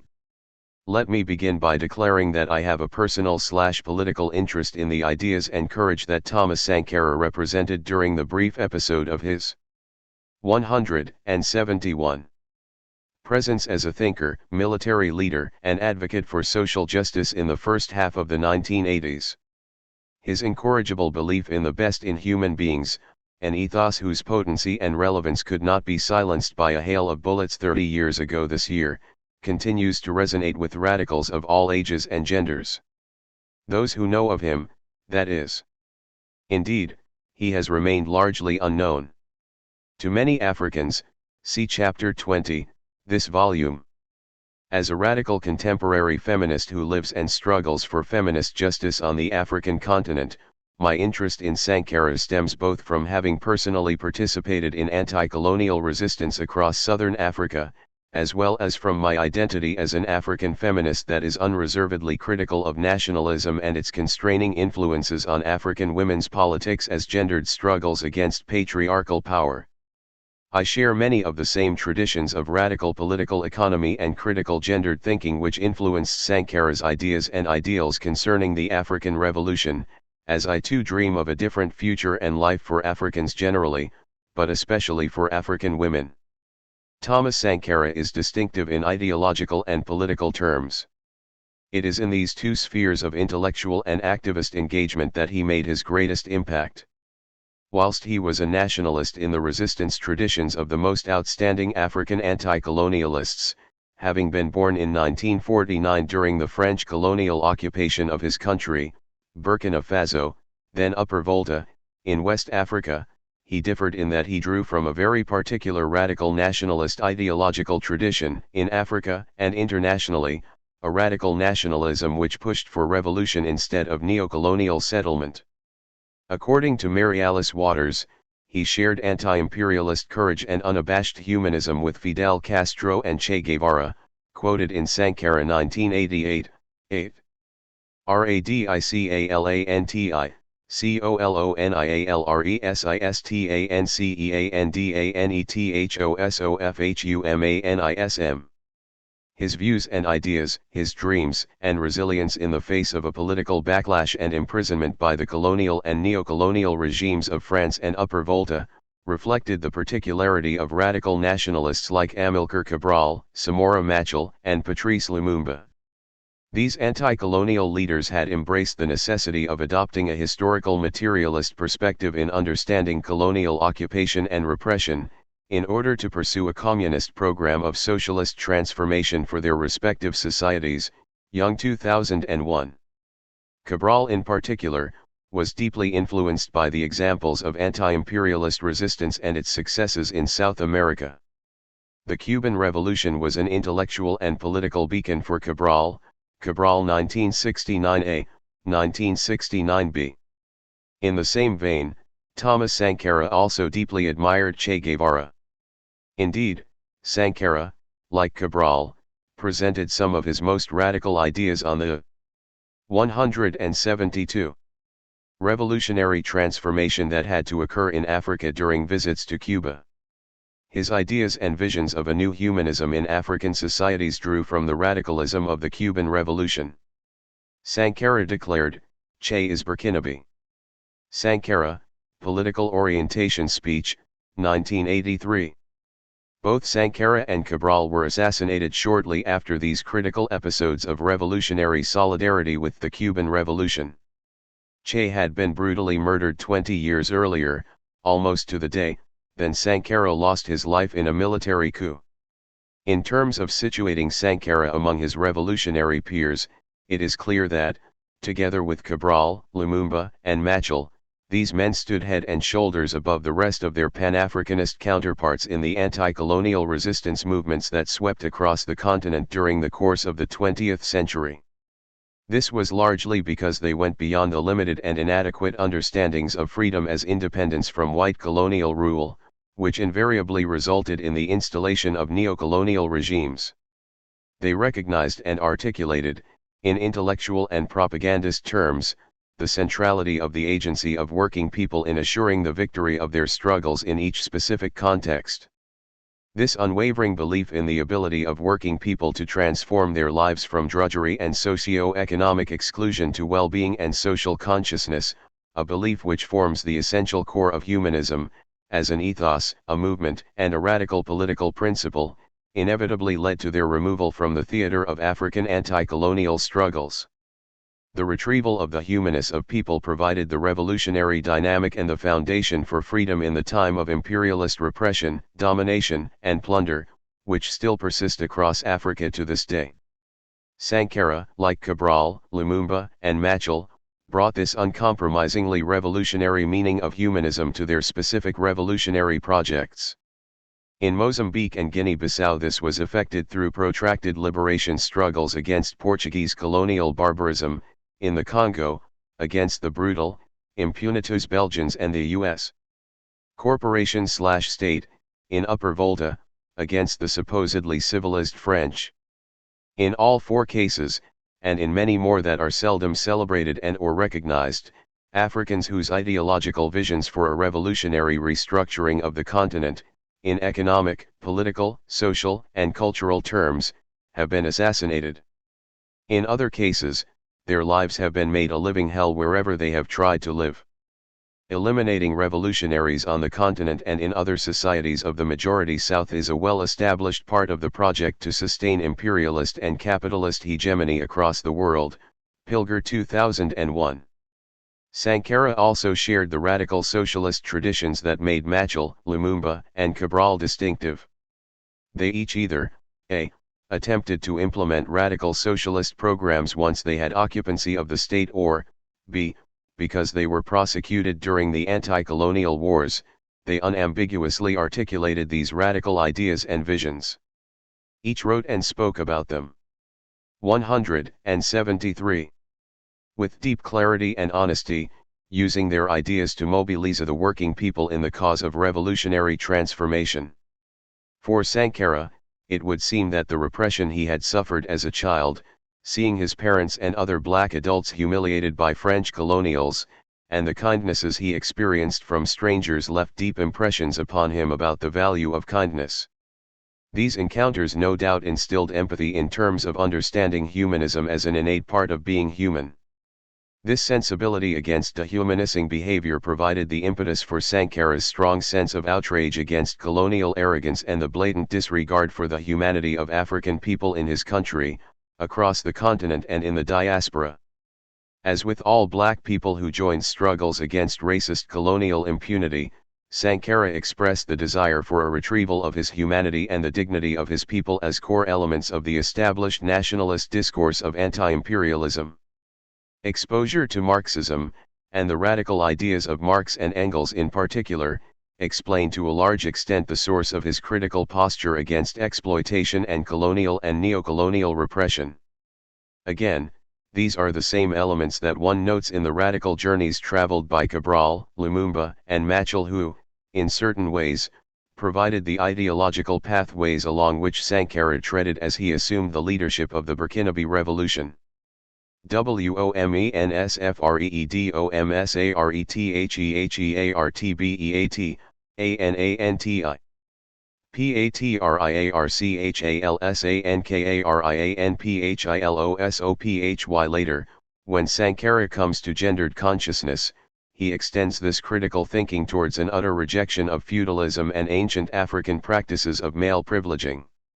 He was highly critical of child marriage, female genital mutilation, and domestic violence, which, he argued, was too often facilitated by culture and tradition. Sankara, International Women's Day, 1987.